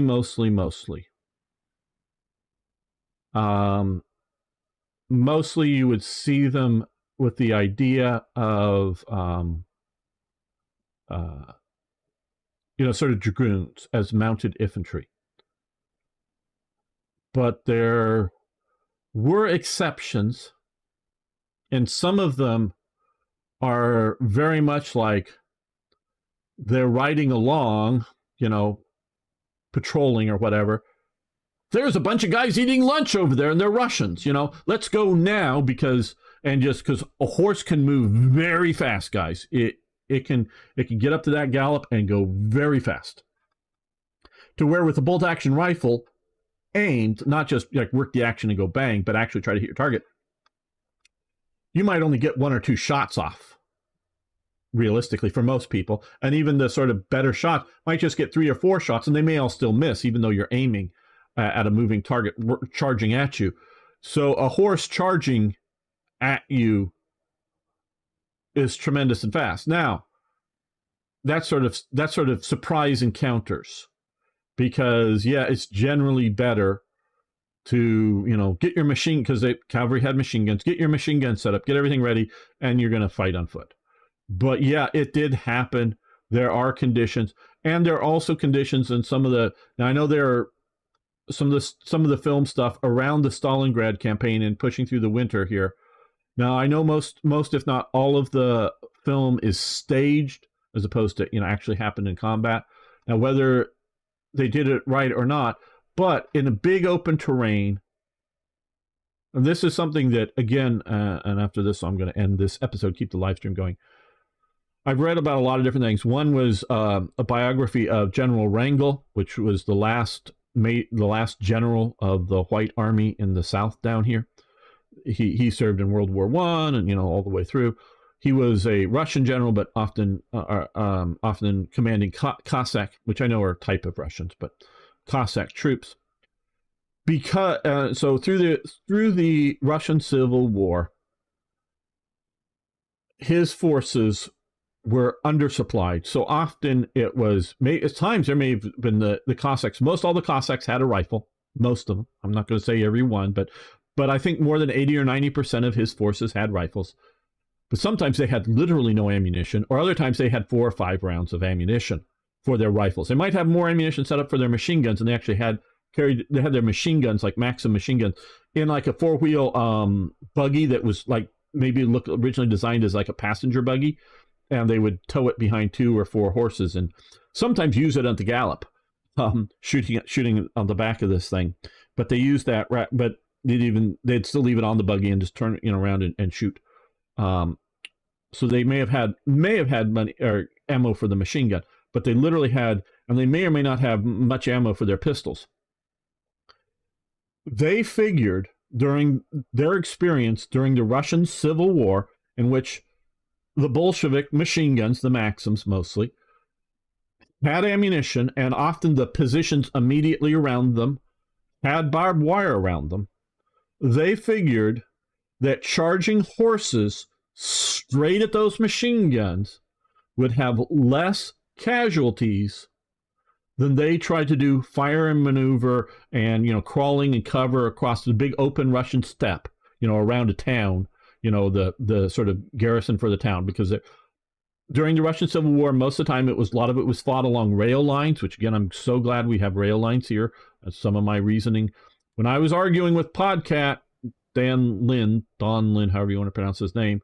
Oh yeah, no, we have infrastructure that does it. Yeah, for here it does it, because rails are going most everywhere. And once in a while, this province may not connect to that province via the rail, but there's rails density high enough It's probably much denser than what we see here in actuality. But once we get out here, it really matters. And so a lot, like the Russian Civil War, a lot of it is fought along the rails. So there is not a continuous line of defense way out here. There's maybe patrolling forces. There may be an occasional company or whatever, but you could easily move around and miss each other. And they were garrisoning the rail lines and garrisoning the towns. And so there's a lot of open stuff here that, whether with or without surprise, that, and the Cossacks that he commanded knew how to do fire and maneuver as sort of infantry.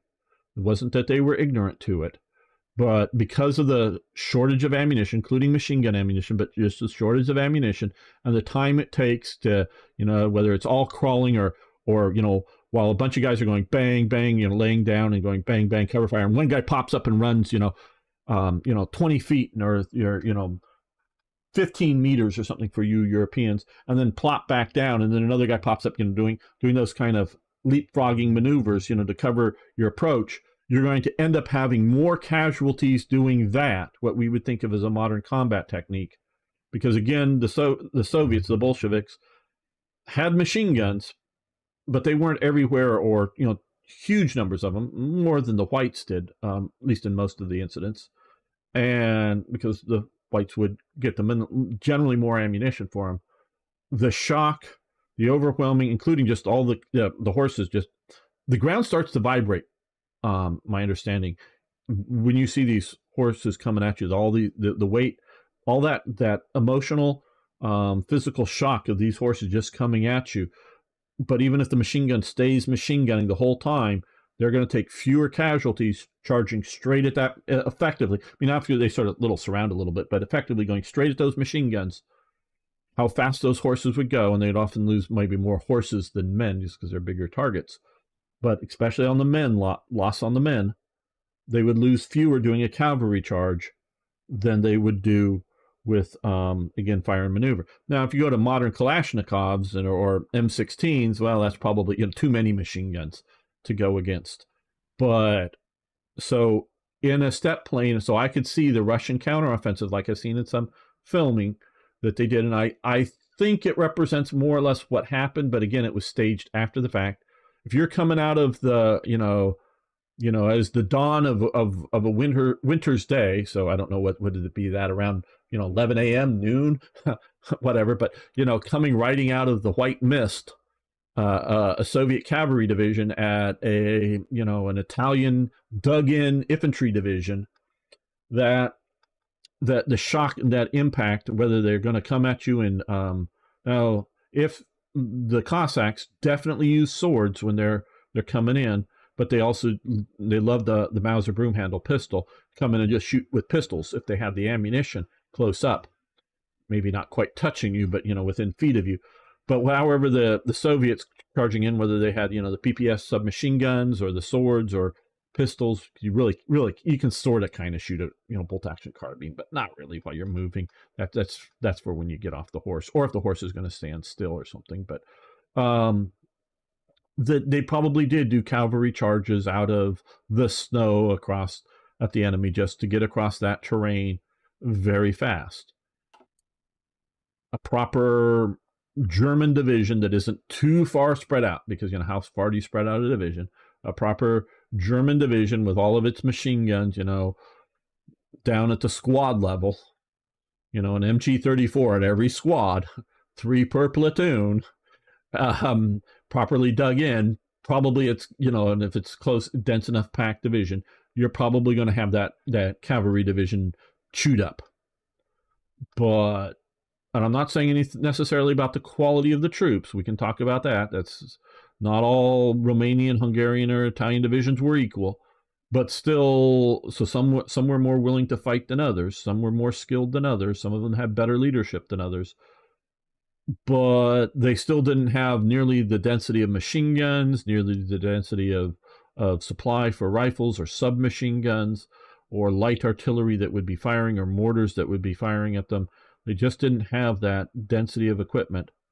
I mean, you don't get more dense really than the Americans. British come close, Germans come close in theory, but not in practice. The Americans are the most dense. But what we're talking about is the thing. yeah, probably a cavalry charge is a good idea, an actual good idea to do in that kind of situation. So it is a reality, but a lot of the time um, they were just used as as dragoons, as you ride the horses until you see the enemy. They're way out there. You see them with binoculars. You get off and you go fight them. And riding takes effort. Riding isn't like riding in a car. It takes physical effort. You get tired doing it, but it's not as you don't get as tired, especially for short distance, because infantry and cavalry move virtually at the same. On a strategic sense, infantry and cavalry divisions move at the same speed. Tactically, cavalry will move faster, and for the amount of distance traveled, not only faster, they'll be less tired. Now, for the same number of hours, they may be equally tired, maybe, depending on what you're talking about. But you can also put a little bit more supplies on the horse, though the more weight you put on the horse, it becomes a problem. It really does. Human in the saddle and his basic equipment and basic backpack is really about all you really want to do for a horse, unless you're going to walk the horse, lead the horse or whatever. So you're really not going to carry a lot more supplies, but that infantryman, so if you're going to march for 2 hours or ride a horse for 2 hours, you're going to get a greater distance on the horse for 2 hours, maybe be equally tired, but again, you've like tripled the difference of short movement. You got your supplies and you're less tired and you're more ready to fight. So cavalry does still almost have a place in World War II, but it is getting a bit too much. Oh, you're also inside of a T-72, getting through the last of these things here.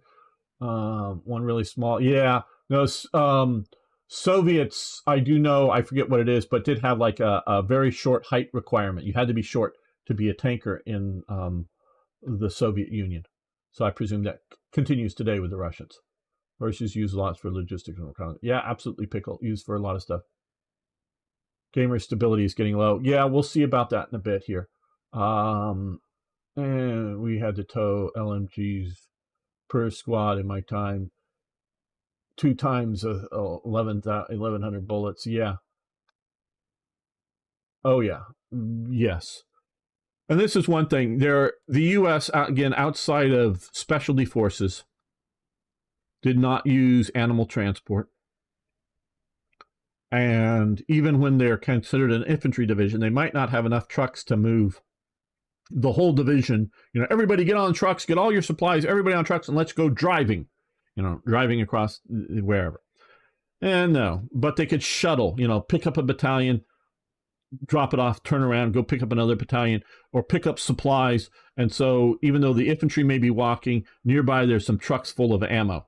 And the trucks may not be getting within, rifle and machine gun fire distance of the battle, maybe within artillery, but if you're behind the hill, no one knows you're there. So they're not getting in the line of fire most of the time, or they're trying not to, but close enough so that, a few men from each company or whatever could go back and get more ammo. That was the American way of fighting, much more so than the Germans or the Italians. The Italians use lots of horses as well. And that is one thing you have to realize that really keeps the Italians are not motorized, but they're also mostly not horse, because horses need too much water. I know you can have horses in the desert, and there were some around. There definitely were, but not many. And what really part of the limitations for the North Africa campaigns for both sides is the amount of motor transport and supplying it with fuel. So even though the division may be walking, you still maybe need to daily get a truck with water to the troops, however much water you can get to them, because they're not necessarily the division itself isn't moving from well to well to well to well. They're moving along, and trucks are bringing up water or bringing up food or bringing up ammo. And that is partially because Italy does not have that many trucks overall. That they limits the size of the North Africa campaign is the ability to motorize supply in North Africa. And it is overwhelmingly motorized, as far as I can tell from film and other sources in North Africa.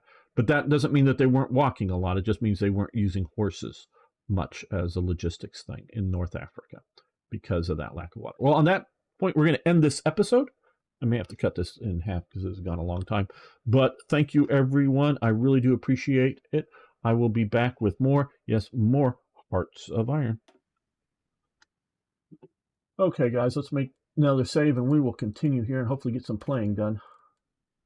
You guys keep distracting me with fun stuff, but get distracted. Here, yeah, stability. So, we're getting to here. Partly, I think the stability went down was over the Sudeten land. So, and yeah, it is sort of currently going down as opposed to slowly going up.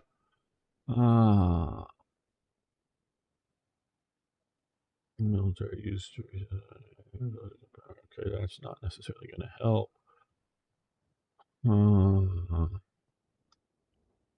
Consumer goods factory. We could do this. Weekly stability 1% for that. 4% for more consumer goods, but we did get more construction or civilian ICs. Improved working conditions. Output.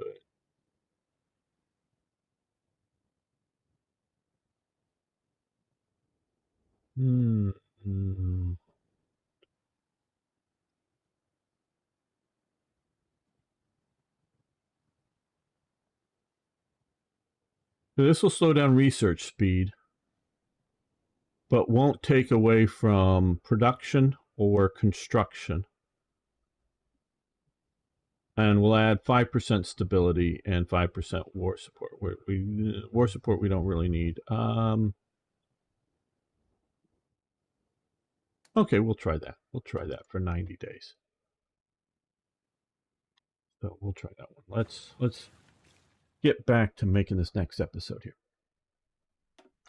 Welcome back, fellow armchair generals. This is Gamer 1745 here, and if you're new here, I hope this will get you to press the to smash the subscribe button.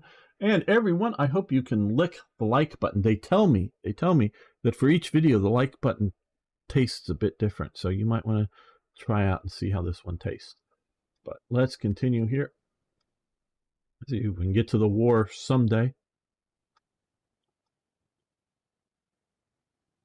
I don't know how. Okay, joint industrial policy. Okay, Kingdom Nepal. Oh yeah, Nepal has industry. What? Okay, radio detection. Good. That'll make it worthwhile eventually here to produce. That was this one to produce radars. Okay. Signals intelligence. Okay. Radar stations. Okay. Just looking at, they got a lot of neat technologies here. Infantry radios. There'll be a lot of infantry radios needed. Yeah, let's do this. We want things to be needed. We want radios. I don't know, the infantry radios we're gonna have to build probably. Okay, it doesn't just get covered by support equipment. How unhappy.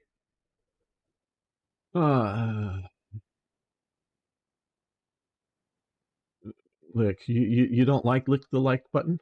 Okay, I thought I was being super duper clever. You mean all I'm doing is alienating my viewers?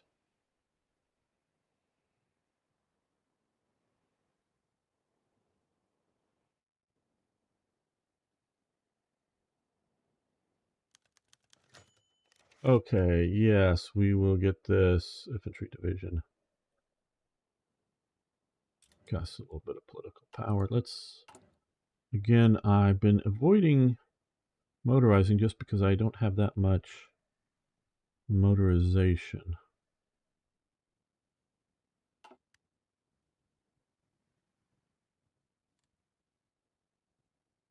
Thought we were going to get some more boost 5%, and that would turn me into a positive military production.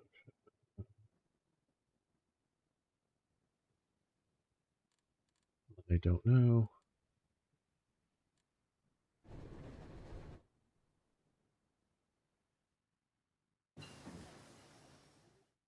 Okay, improved mortars, very good.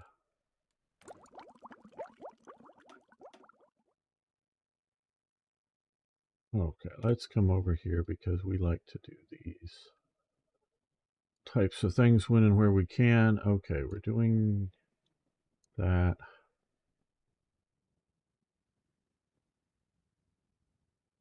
This will reduce the currently fuel usage by, okay, we have current daily consumption is 1.5K of fuel. Military does 147, and civilian does 1.3K. So overwhelming our civilian economy uses up our oil. This will reduce, although it reduced civilian factory construction speed, which I believe we've stopped now, and I don't know if we're going to do any more. We might do more, down by 2%, but it will reduce fuel consumption by 10%. So that will be a massive help. And so they're getting that very right, in my opinion. Okay, so, well, these I've been told, so I like to sometimes know the definition. Each one of these transport planes, I guess, is supposed to equal 4, where all the other planes just equal 1 plane. So 8 a year is really, 36 a year, actual planes. But yeah, I think I can make more than 36 with one production line. But again, I don't know. We're going to add one more. If we're going to have this, now we're going to be doing a little more than one a month. And then, of course, this will get better as time goes on, speed-wise. But keep that going. Have a decent amount, whether for air supply or okay, we have a new mortar. I think it's a replacement for what there. So yeah, I think we will upgrade our mortars to better production. So, okay, a little bit of a hit there. I don't think we've got the Kubelwagen yet. No, we got this thing. We're going to wait for the Kubelwagen. Just not sure what this benefits over that, but once we get that on this, we're waiting, I think, for one more level of 110 or 111s. Yeah, one more level up, and we're gonna skip that one. We're gonna leave that one, current one, in a prototype stage. We'll make the prototype, get it working, know that it works, great, improve it before we start putting it in production. Medical research, very good. These will be very useful as the war really gets going. Monthly population, good. Chance of getting sick, monthly population base, good. Now, once we get down into 40 here, which we won't have a lot to do until we get down there, but once we do, trickle back and other things will be really helped out. So we're base stability 10%. Okay, that will be good. We will do this. That will help our stability once we get it achieved.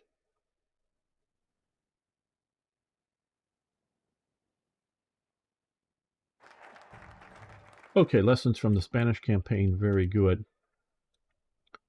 So that we're nowhere near alliance with Spain at the moment. First Vienna Award, 16 days.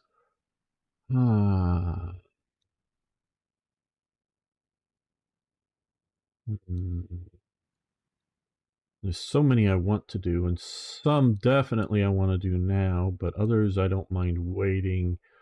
But some of them it's better to do early so you get their proper bonuses, but still we can only do so much. Military factory, yeah, it's 35 days. Yeah. what I think we should do here is I want to do, before I do the Vienna Awards, I want to do alliance with Italy. It's 56 days, does take a lot, but time, but we need to do this. So let's get this done. It took a long time for the alliance to develop. I mean, it took,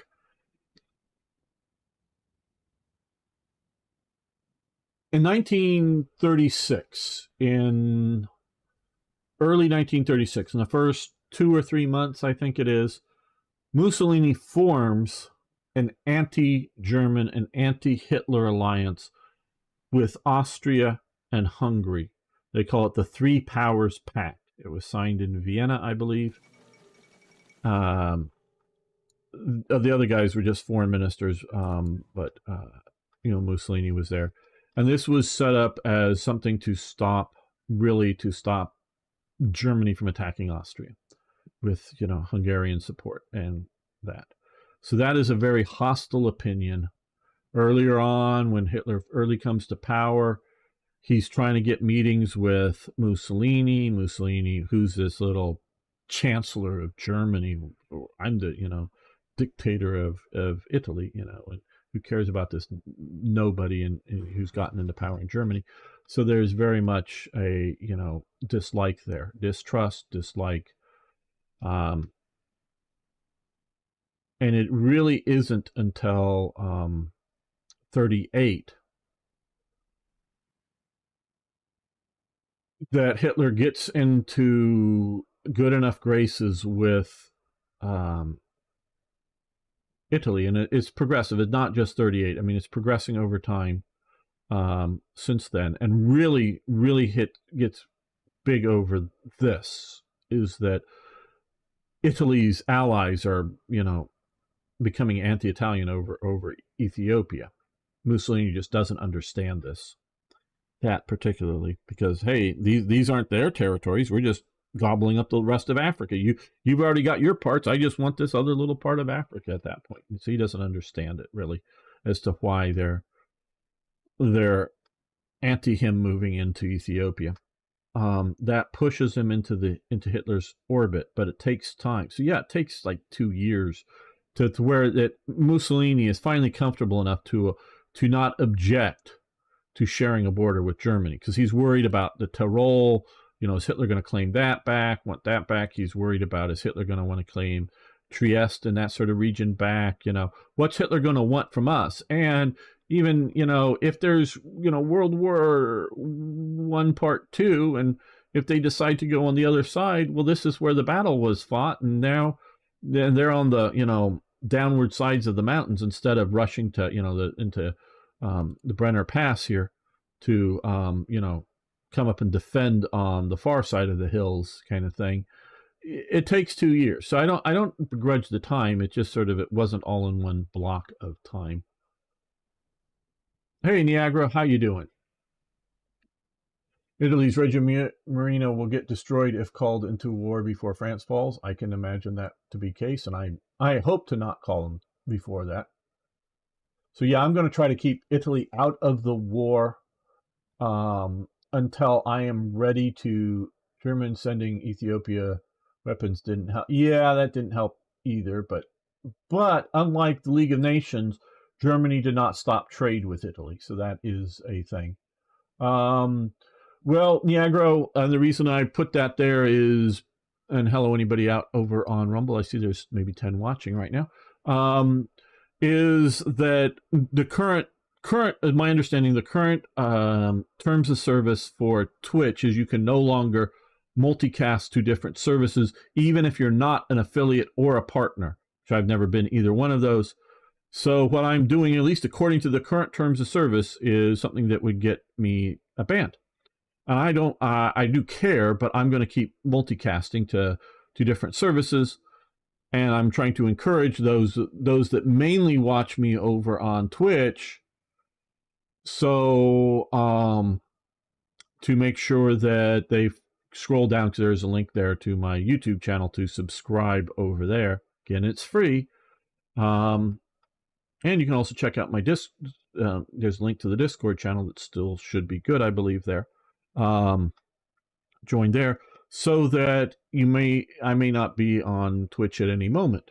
Now, I don't know if they're going to enforce it. I don't know that they even really notice my channel is in size, meaning if they really, if they even have a mechanism to figure out what I'm doing is inappropriate for the terms of service, and if they really care, because I'm a micro channel for them. But yeah, what I'm doing now is now forbidden. Now, they may walk this back as they walked other policies back in the last few days that they added, but we will see. So I'm just trying to encourage everybody there to make sure. Oh, Twitch is killing itself. Absolutely. You can see a bunch of videos. And yes, barbecue with your girlfriend. Sounds fun. When France reaches a certain surrender progress, Italy will ask to join. We are wasting 56 days on a focus which will be bypassed. Well, maybe I am. I don't know exactly. I don't know if you know if that's exactly what it's going to be with Black Ice or not. But yeah, so yeah, in my opinion, what Twitch is doing is killing itself. And it won't actually fully die, but it'll become irrelevant, in my opinion, if it keeps this up. It'll be just a minor thing. I mean, Kick, which probably most of you haven't heard of, which is a Twitch clone, which actually uses Twitch software because Amazon licenses out the Twitch software for other companies to use, and that's what Kick is using. Is using that software. Probably haven't heard of, or something, which is really a currently irrelevant service as well, but may become more relevant as people abandon Twitch, and then more people will come over to YouTube, and yeah, there we go. We'll do that. Come over to YouTube, and people will go to Rumble, because Rumble has less restrictive policies than YouTube or Twitch on everything except quote unquote adult, material of whatever. I mean, they're more free speech in politics and that kind of thing. Because I went to TwitchCon shortly after really actually starting to get aggressive with this stuff. And I went there for a couple of days because it was really close to me where it was done. And I went and I got the full sort of, the more expensive package to go to the seminars and not just to go to the where all the, fanboys and girls, to see their latest creator and whatnot. I didn't know who any of these people were. That didn't matter. But they had a lot of seminars, a lot of them, some of them done by the creators, others done by the Twitch devs. And they talked a lot about, well, Twitch is going to be a safe space. It's a safe space. You can, have a safe space. And in my naivete, I knew if I was, going to be some radical National Socialist broadcaster or something, I would get banned. And I knew they would do that. But in my naivete, I thought, well, so long as I'm not, a neo-Nazi or something, on my channel, and so long as on my channel I wasn't talking about some other channel, that might send people to go harass some other channel. So long as I was doing my own thing, it was a safe space. And, and they talked about no harassment. So yeah, if I was like sending people to go, and talking about some other streamer, and then some of my viewers are going and harassing them, or if I was going into somebody else's chat, somebody else's stream and being what even I might consider in real life appropriate, but confrontational to their stream. They're spouting out communism. I'm saying why communism is bad. Yeah, I understand that. Okay, you're giving them the safe space to spew their stuff and their, whatever ideologies. But I thought I could say, within a reasonable, no. If you're basically, and I think if they halfway paid attention to somebody like me and that I'm as, MAGA as I am, I'm not super MAGA or whatever. I don't know. Maybe they would consider me that. But whatever you would want to, quote unquote, consider, however they would want to term my policies are, they would ban me if they really noticed me. And so I misunderstood what they were saying, because I thought they were speaking English. No, they were speaking neo-speak or new-speak or whatever when they were talking about Twitch as a safe space, and that we're keeping people like me off the service. And, I knew they were lefties, and I didn't, I mean, if they run the company the way they want to, but I thought they would let me, this is America, freedom, within reason, not complete freedom of speech, but within reason, I could do my own thing. But yeah, so I've always sort of realized that if I ever got too noticed, however that means, over on Twitch, they would ban me. Just because, yes, I talk about Nazis and Hitler a lot. Not that I approve, I entirely disapprove, but just, they don't like talking about history over there. So, yeah, and now this other stuff that they're killing it. But if they had stayed a little bit, again, I can understand them not having one creator, trash other creators, and there's lots of creator on creator drama, and I get all that, and I get refereeing between some of those things. I really do. But what they push for is just too much. Let's see. Twitch has been going more and more progressively woke. Yeah. But I met and I actually personally talked to a few of these Twitch devs at the time. Now, this is 3 or 4 years ago now, so I don't know if they're still working there, and they fired a bunch of people and other people left just to go to other jobs. So I don't know if any of the people that I talked to and whatnot. So yeah, and I didn't talk to them about politics. I was just asking some questions about how their thing was running and whatnot. So I met some of the people that were structurally building Twitch out. But and again, I wasn't there to proselytize or give them my political opinions. I was just there to learn about being a streamer, whether on Twitch or any place else, YouTube. And after going to that TwitchCon, I learned very much that I do not want to be, quote unquote, a streamer, because to them, at least, a streamer is somebody who streams like 8 hours a day, and they very much push that.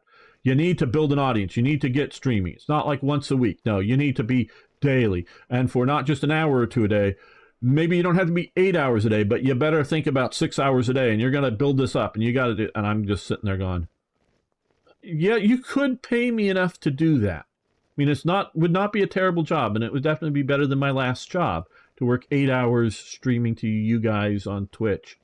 But so far, the money that I make on Twitch is very, very little. And it's nowhere, even if I did, and I don't think I'd ever be a big star there just because I don't meet the demographics. But I think of myself as a YouTuber, or, as a person who produce videos that sometimes streams, and I really love the interaction of not just making a video and putting it up there and then having you send messages back. I love this interaction that we have here live. So, but that's just 8 hours a week roughly, not 8 hours a day. So that's where I come down in all this. Is I consider myself a YouTuber who streams everywhere. Yeah, well, that's why now I have not changed my politics to be on Twitch. I still say what I believe on Twitch. If they ban me, they ban me.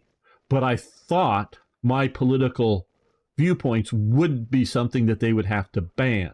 Maybe that they don't promote, and Twitch streamers on the rise talking about politics. No, they're going to, what's his name, Hassan or somebody, leftist lunatic. Yeah, I realize that. I'm not a complete fool. But I didn't think at the time, in hearing these people, what was coming out of their mouth and how they were presenting it. I thought they were speaking to me in English, but they were speaking to me in newspeak, in coded speak. That meant we're making it for the right type of people, the transhumans that think they're half human, half deer. And if you don't think that that's appropriate for people to have that mental disorder, you shouldn't be on Twitch. Makes you wonder why the establishment is so fearful of history. Yep, they are very fearful of history. Stop noticing things. No independent thought allowed. Yeah, absolutely. Now, I will admit that there are people that get on these platforms Oh, you see, notice here, no outdated. See, if this happens to you, what you just do is click and then click to get rid of it to get that. And so we're going to, because I knew it was the Emil. So what we're going to do is we're going to come up here. We've skipped the model. We'll see how bad of a hit in converting this over will be. Okay, we will do this because we're probably going to build the Emil for a long time. Okay, well, moderate hit. But we got it done. So now until sometime well into 1940 or 41, we will probably build the shit out of the Emil. And I may just keep building the Emil for quite a while. The E model, that's what it was colloquially called. And I might, if we start another 109, I might just start a new factory line. Well, we can upgrade our mountain artillery as well. Let's get to lighter, better mountain guns.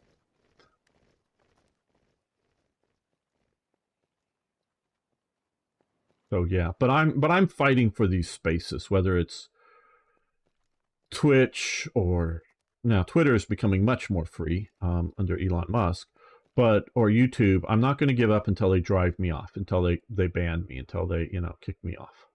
I'm not going to leave, even whatever their rules say.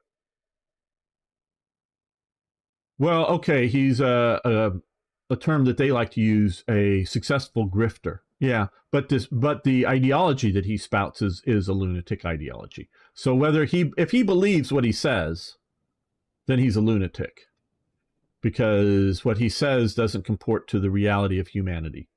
So if you believe something that isn't real, that's a lunacy of a sort. So if he believes what he's spouting, truly believes it, then he's a lunatic. If he's just a grifter trying to sell it, then he's a successful businessman. So I don't know the reality of his thinking. Maybe he's just so ignorant he doesn't know any better. I don't know. But I've only heard clips from him. I'm no expert on him. Okay, well, let's get these to go in a little bit more. And yeah, okay, we're in January 39. I was going to say it's 39 is when I'm going to start looking at building some. Okay, let's. Now, really, quite honestly, people, you need to, because I'm encountering, decisions coming up here that I didn't know I was going to get eventually, shall we say. I did not know.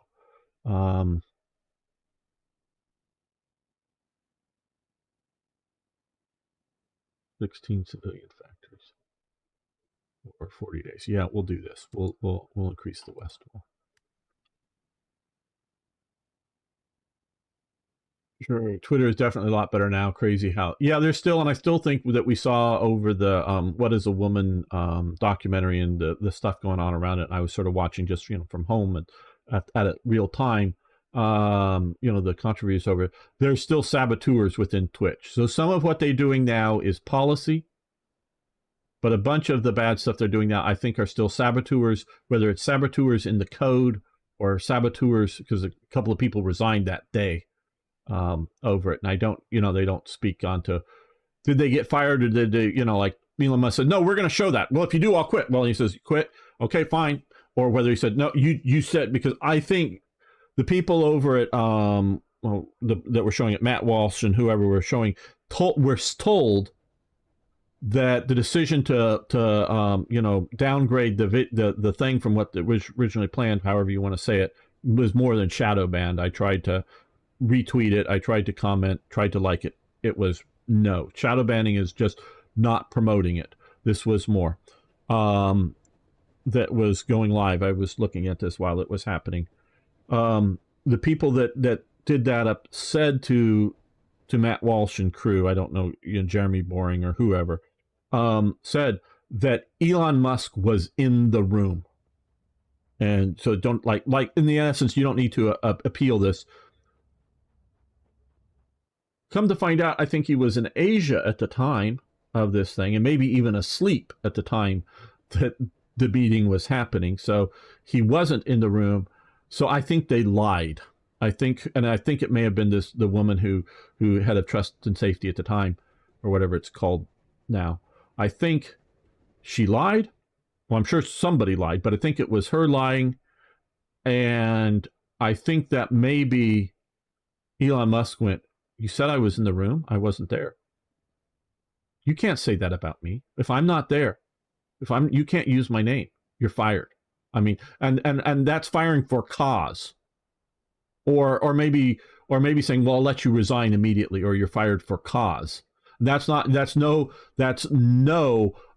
golden parachute or whatever. If you get fired for cause, and you could probably make that stick, lying about my presence in a room, that could be firing for cause at that level, at that CEO level, not some salesman that said, "Oh, Elon Musk approved it," some low level guy, somebody up high at that level saying Elon Musk is in the room, which means that he approves of this decision to do this thing.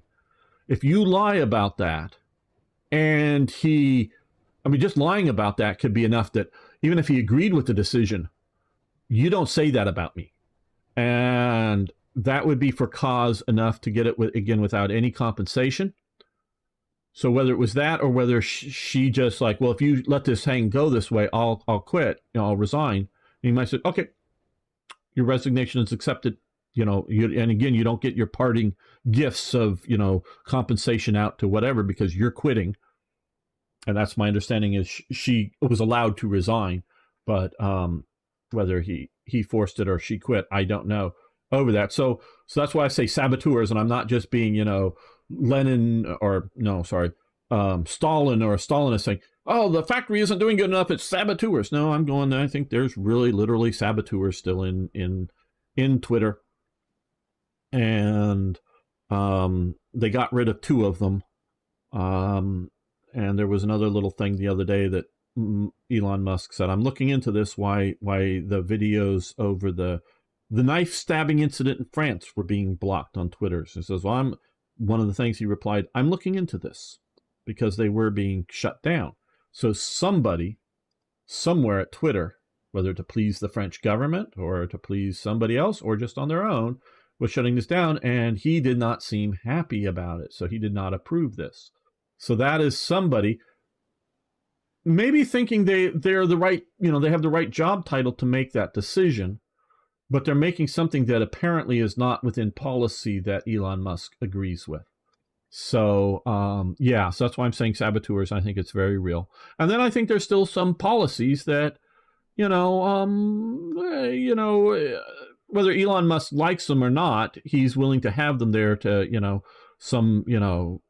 because of government regulations in places. And so some of it may be policy that we don't like, and some of it is in, I think, saboteurs. If leftist version of World War II history was self-evidently true, there would be no need for censorship whatsoever. Absolutely. Many of the facts are covered up and others are fabricated. Did you bother with Navy? Can you throw some punches or just sub? Well, I did all of the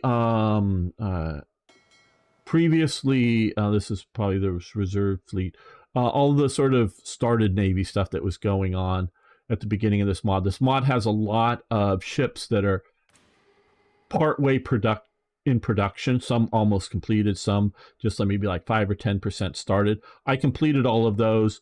We still have these 2 Scharnhorst class ships still producing out until April 1940. Once those are done, all the rest we're currently now is doing submarines. So, we did do some Navy. Well, we'll see. And you're right, it may be unnecessary about the West Wall, folk. What happens is, because they forbid you or squash or whatever about talking about World War II history and the truth of it, it then allows conspiracy people who want to say, the Holocaust didn't happen. Trust me, the Holocaust fucking happened. If you don't think it happened,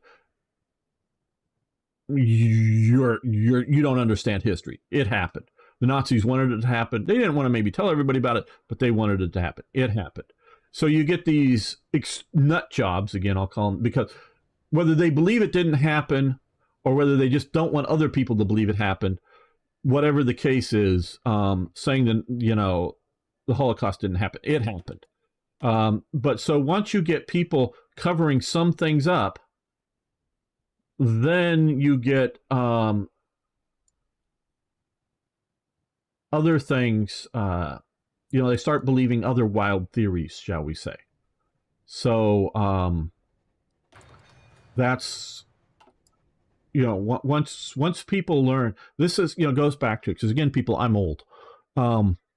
Way back in the day, they used to, oh, hey, when I was going to school, and even worse before I was going to school, if you smoke marijuana, you're going to get all kinds of blah, blah, blah, blah, blah. And people would smoke marijuana and go, no, I'm not looking to take heroin now that I smoke some joints once in a while. And I'm not going to get into, some people say, oh, marijuana is less bad for you than alcohol. I don't know. I'm not a doctor. I don't know the medical effects. I'm not going there. I'm not talking about what is worse or what is bad for you. But marijuana ain't taking a bunch of heroin. It doesn't necessarily lead to taking a bunch of heroin.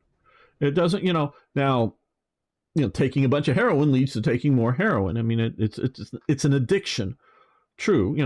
That's what it does. But so people got these, scare tactics over marijuana and then tried it. And then they start thinking, well, hey, they lied about marijuana. It ain't really what, it's maybe, may not be healthy for me, but I don't care. Oh, well, let's try this heroin. They lied about pot. They're probably lying about heroin.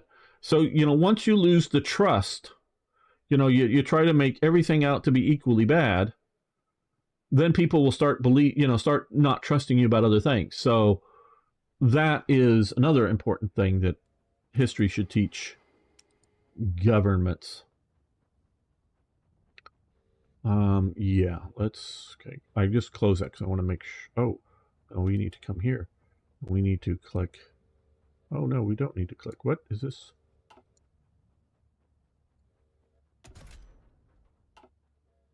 F model. Okay. Why can't I click F model? Oh, I got to get a better gun. That does make sense. Okay. Got to get the better gun. We'll do research on that very soon. So yeah, people are, I would say, my observation is in the Western world, France and Britain announce an alliance. That would be a new formal one, and no Churchill nor, that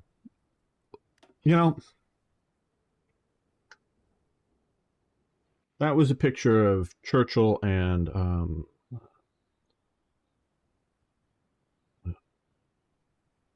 de Gaulle. Charles de Gaulle. Yeah, I know who I'm talking about. Just for some reason, proper names blank on me for a while.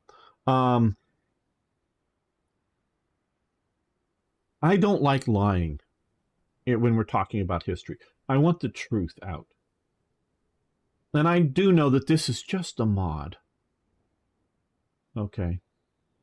But to me, what that popped up on that window was a lie. It was a complete lie. Because Churchill and de Gaulle did not form an alliance. Churchill was out of the government in 1939, in January 1939.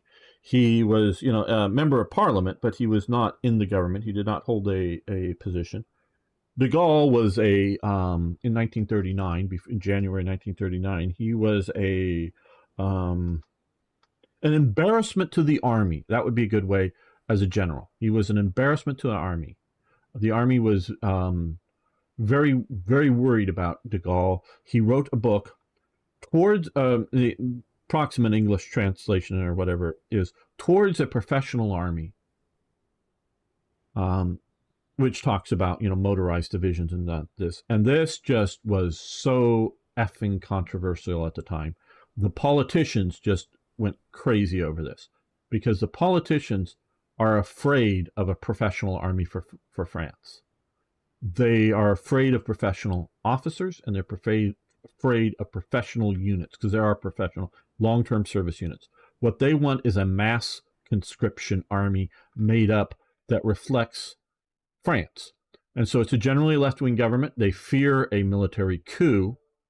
And so they want is an army that is a mass conscription army, not a professional, a guy, not a bunch of people whose career is going to be the soldier. They want people, yeah, they go in the army for 2 years or a year or whatever it is, and then they go work in a factory. So that and then they can be called up as reserves after that. Maybe have to keep training as reserves. They don't want a professional army. So had he named it wasn't anything really in his book that my understanding was the problem. It was the title. And that really gets him into hot water. And so he is, I forget exactly what happens to him, but he's sort of shuffled aside and hidden in a dark room somewhere, kind of thing. Don't make any more statements. Don't go out there. Now eventually they move him as like deputy defense secretary in Pétain's government, and he's given the first tank division formed in the French army. Yes, he does come, even before the fall of France, but as France is falling, does sort of come back into a prominent position. But in 1939, in January 1939, he's sort of, like I say, an embarrassment because of this thing. So to me, lying is not just what's in the text. It's showing images. It's all the time when I see a news reporter, all these tanks are moving towards the capital. Those aren't tanks. Those are armored personnel carriers. Yeah, they have tracks. Yes, they have some sort of, gun on them, but they're armored personnel carriers. And the reporter may or may not know the difference, but he presumes the audience doesn't or doesn't matter, or wants to be sensationalizing tanks, where if they said armored personnel carriers are moving towards the capital, they're showing it. Now, maybe there were also some tanks there, but they didn't film it or whatever. Whatnot. Or when I see documentaries that talk about something, the invasion of France, in 1940, and they show a Panther tank driving by. To me, that's lying to me. Yes, all the words coming at them, either printed on the screen or being said on the TV program about the invasion of France may be correct, but you're lying to me in the image. Show me real images from the, invasion of 1940, because that is part of, this is a multi-track communication system. This is why, again, I know I've been harping a lot today on my mod that I made, because this is reminding me a lot of it. Every single image, as far as I could, was either a real image from the time period, so that, a photograph from the time period, or a modern photo of an old thing, like a modern photo of a Panzer I. So, it's a modern color photo, but it looks like a Panzer I, and it's, done, it's done right. So if I'm talking about Panzer I, it's a Panzer I, modern photo. Or it is something that is clearly, because some of the style, clearly a modern computer graphic, just sort of a design graphic kind of thing that may have like a the German Army eagle with the swastika below it, kind of thing superimposed over it. You can tell it's a modern computer generated graphic that's making the picture look prettier, but it's the appropriate German eagle for the army with the appropriate symbols on it. It isn't the Navy eagle or the Luftwaffe eagle. I didn't, if I was talking about the Hermann Goering division, I would use the Luftwaffe, sort of more flying eagle as opposed to the eagle with its wings spread. So I very much, now when I do thumbnails are like book covers. They're to attract you to click on that image. So I've lessened my standards for thumbnails. But for my mod, because of the educational purposes, it was the image that was used was part of the actual communication of it. It was the image and the text, the title and the text. And then doing my best guess, if you will, educated as however much you think I'm educated about the subject, whatever subject in World War II that the event was about, was my best guess for a game effect. And that's obviously reverse engineering and sort of figuring things out. So I know I'm wrong, but should it improve relations by 5% or 6% or 10%? I don't know. I'm going to pick one and go with it because whatever. And so it's reverse engineering. I'm probably wrong, whether, on the game effect, big wrong or little wrong, I don't know, but I'm trying my best, and we can only try our best. So to me, whenever you see images like that, and I know it's a mod, but how hard is it to get like two pictures, one of Chamberlain and Deladier, I don't know. I don't who the French premier at the time was. Get those two pictures, and even if you don't have them in the same room in the same photo, couldn't you just quickly grab, Google that, get the two names, do a Google search, take two distinct pictures, and just put them next to each other. Of the two guys, or if you can find a picture of the signing ceremony or something. How with Photoshop open, even just a simple, two Google searches, Churchill, or not, or Chamberlain, you just get like a stock photo because he's dead by 41 or whatever. Chamberlain is dying of cancer. When he is dying of cancer when Churchill takes over. Now he stays in the government. He stays working until he literally can't work. I mean, he has a special little bunker place built for him at the PM's office, sort of outdoor, that he can go when he can't do anything anymore and go lay down. But he is literally dying of cancer and continuing to do his best, helping Churchill fight that war.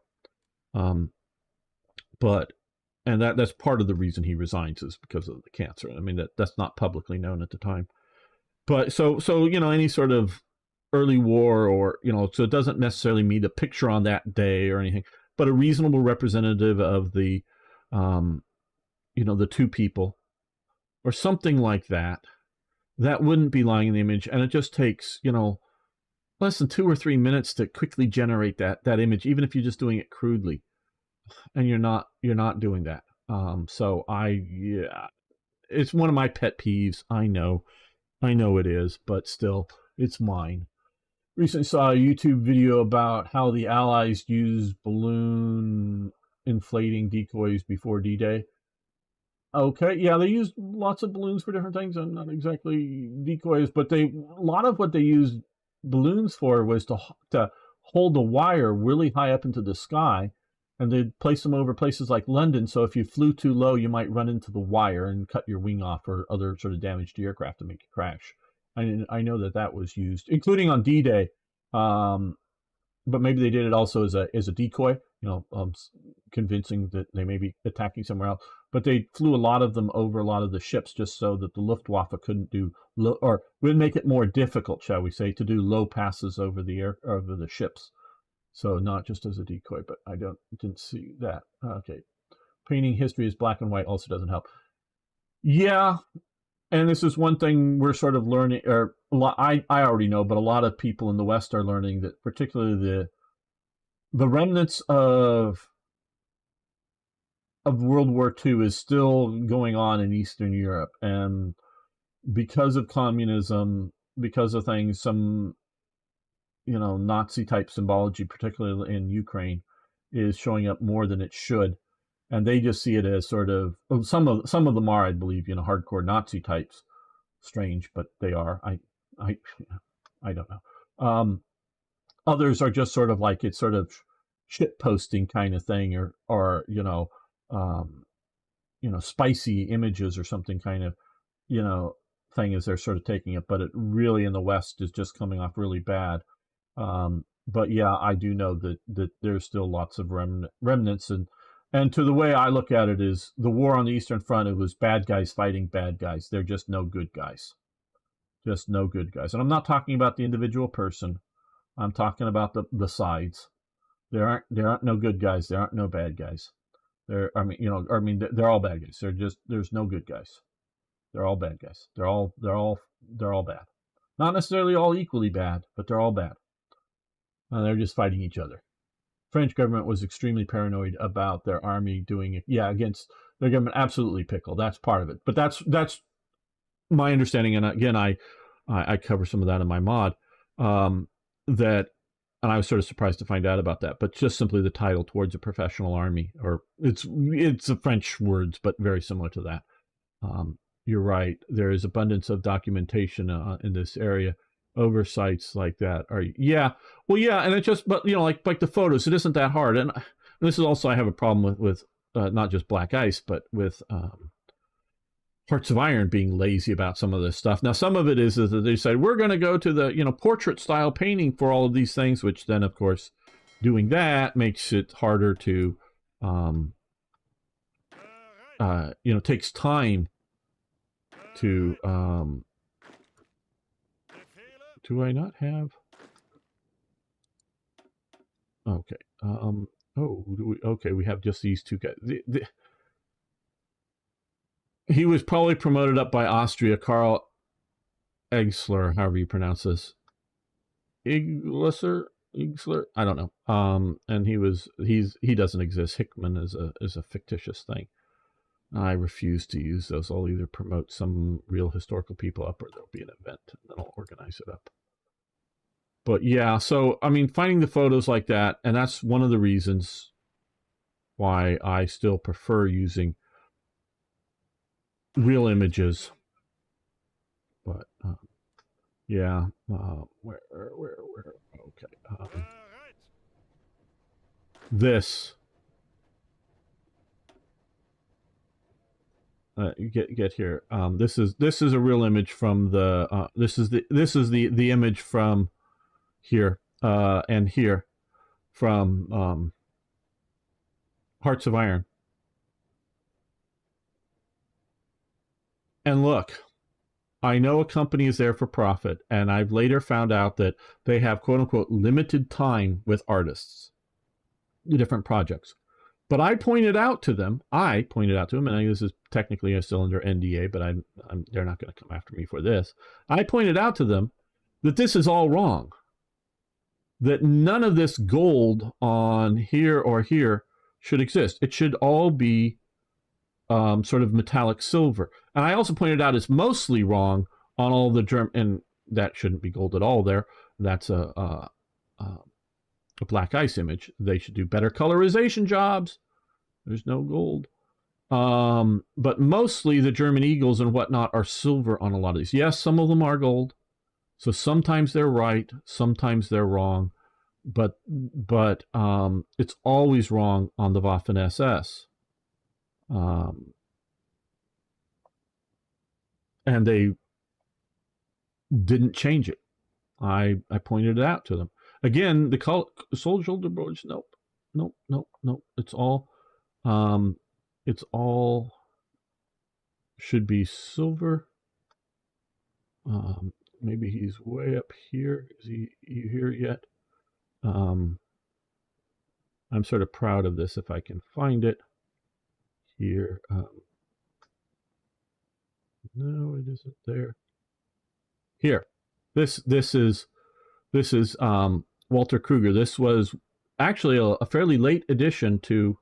It was before release, but it was late edition. I'm responsible for this because they made it to my because this was made after I said you got to fix these things. They did make this one right in that it's all metallic gray. It's all a metallic gray, all their additional Waffen SS stuff. So that one they did right because it was after I pointed it out to them. I wanted to be a uniform collector and whatnot. So this is another pet peeve of mine, but you know, it's things like that. So like this should not be gold here. This is pretty correct, but for the Waffen SS, and some of the stuff depends on the general, and there's various sort of arcane, and they had certain leeways about the hats, and sometimes they were wearing hats a bit junior to their actual positions. But yeah, another thing that is wrong here, this is wrong here. He's wearing a field gray. Oh, and I also got them to make sure that they were doing, more gray uniforms for the Waffen SS and not the field gray. I actually supplied them with, color photo, because there are color photographs of the people, including Rommel, around. That should not be that. You do not wear a Pour le Mérite, that's the World War I, or the Knight's Cross with an open collar, unless it's the desert uniform. So this should be a desert tan, and the collar should be closed like here. Or it should be open, and this should be the desert tan. So and that's why you I don't know I just don't know on the Luftwaffe uniforms. uniforms. I think maybe that's correct for the Luftwaffe uniforms and that it's open. But again, this would be either a more desert one or it should be closed up. Because it's just sort of the formality of the German army for that. It's worn with a closed collar, where if you don't have one of those things, one of those medals, you could wear your collar open. But again, that was supposed to be for the desert campaign and only there. So yeah, I know that's sort of that I know is trivial compared to other things, compared to the photograph of Churchill and de Gaulle together. That's more important. But I do think it's important because that you don't need any field marshals in 39. You can promote a block leap with a decision. Okay, very good, folk. Good to know. I'm sort of hoping for something like that. They should have stuck with non-colorized photos. Yeah, they went with this. Well, one, I don't think they thought there were going to be that many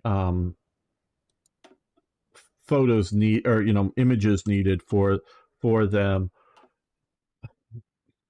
I think there was I think it was a again, some of the, I mean, I am under an NDA, and anything I think is really strategic. And it was mostly at the time under the NDA was that I wouldn't leak things prior to release. But technically, and as the guy who was in charge of the project, who's still with Slytherin, but gone on to other things, not Podcat, but the guy above him, said, well, mainly, I guess they're all technically still technically, he says, they're all still going on, the NDAs, but it's just more about our methods of operation we're worried about people talking about. So I don't talk about that stuff. But, it was really at the time, it was so I'm not leaking details about Hoi 4 before it was whatever become released, because whether it's going to change or not, but they also wanted to be the one to put the stuff out there to make sure that it didn't get the wrong impression, which it often did still, or just present it to hype it up when they were ready to hype up something, So I totally understand that. That is not a question on my mind. But so I'm not worried about too much of little details like that I'm saying that I was particularly involved with in the decision making of this game. But I think part of it was they wanted to make it more modern, the game, for more modern audiences. It's like a lot of people I find that won't watch black and white movies. Now, I don't watch silent movies. I love old black and whites. I won't watch silents because I keep falling asleep during them, any sort of real movie. I've tried to watch a few, but I literally fall asleep. So it's not that I hate them. It's just can't really watch them, but I love black and white. So whether it's modern audiences expecting color, but also I think it was to look more like Vicky, EU, and Crusader Kings. I think because this game, more so because Hearts of Iron 3 sticks out from those other three franchises as being different. They really tried to make Hearts of Iron 4 for the Vicky, EU, and Crusader Kings audience. And so they really tried to, and since obviously there's not photos of, Harold Godwinson or somebody from the Middle Ages, let's just do stylized images, and so do that recognizably with historical figures and put them into the game, is what they decide to do as well. I think it's those two factors come into their decision. I wouldn't be terribly upset with a mixture of colorized and non-colorized if you can't get it, but that's just me. I don't have that big of a problem with it. There's in a Stahlhelm that would have been silly to use. Yes, I've seen a few pictures of Rommel in a Stahlhelm, and one was at some parade or ceremony, I believe. Another one is something I think around crossing the this river here. We're crossing Amsterdam, but the Meuse, crossing the Meuse or something like that he had a Stahlhelm on in the field. Yeah, that would have been silly. Traditional films tend to be better, like the originals, All Quiet on the Western Front. Well, Elizabeth, well, let me grab this here. because it's not there. Click here. Where is it? Invite people. Click here. Copy. And what I'm going to do is come over, Alt Tab, over to here. If you're interested, you could join our Discord server. We may start it up again someday. It was on Fridays, sort of early afternoon for me, sort of early evenings for Europe. We had on Fridays, we had movie nights in which we'd stream a movie. And one of the movies, we did both we did two of the three All's Quiet on the Western Front. First the original, and then the most recent one out. There is another one that's made in between them, another color version of it. But yes, the Muse. Thanks, folks. I get there eventually, sometimes on my own. But thank you for the always. If you know what I'm trying to think of, put that name up because it'll trigger me better. So please keep doing that, folk. But yeah, you can check out our Discord server. So sometimes we may get back to doing that, whether on Fridays or not, I don't know. But talk about movies like that and whatnot. So I think right now, yep, let's end this for today. Had fun. I will be back starting well, approximately 3.5 hours earlier from now. Tomorrow we'll be playing War Thunder. Hopefully Arno will be making it, maybe a few others that have been in chat today. But and you're all welcome to either watch and or play with us. But I'm great hanging out with you folk. Elizabeth, NMDB, trying to get everybody here. Pickle, do appreciate it. Hope I'm not Niagara if you're still around. I know you're getting ready for your barbecue. Who else is still maybe here? Beam Slam might still be here. Scrolling up here. Arno, of course, who's around. Singh is gone. Eric is probably resting somewhere after his long drives today.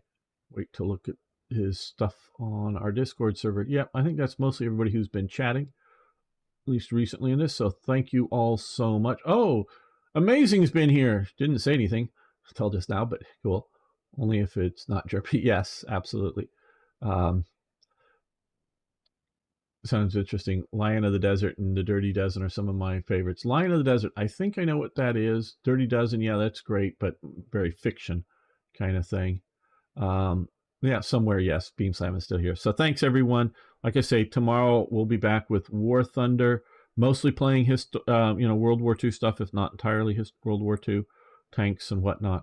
And Monday, I will be streaming on Slitherine TV, over on Slitherine, on Twitch, streaming, Combat Mission Red Storm or whatever, game that's coming out to Steam.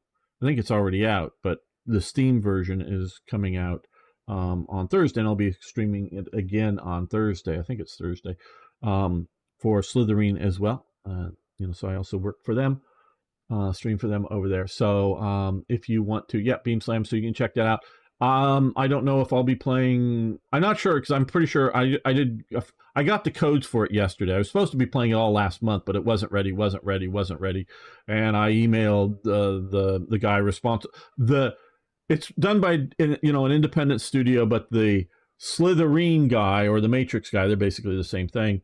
Depends on the branding for the game. The manager for the product manager or whatever for the the publisher, Slitherine Matrix, who I get along well with. I emailed them earlier this week and going, I've got to get a code for Monday. That we can't keep delaying this because I know it's coming out this next week and it's got to be. Yeah, it's ready. I'll get a code to you ASAP. And he got me the codes.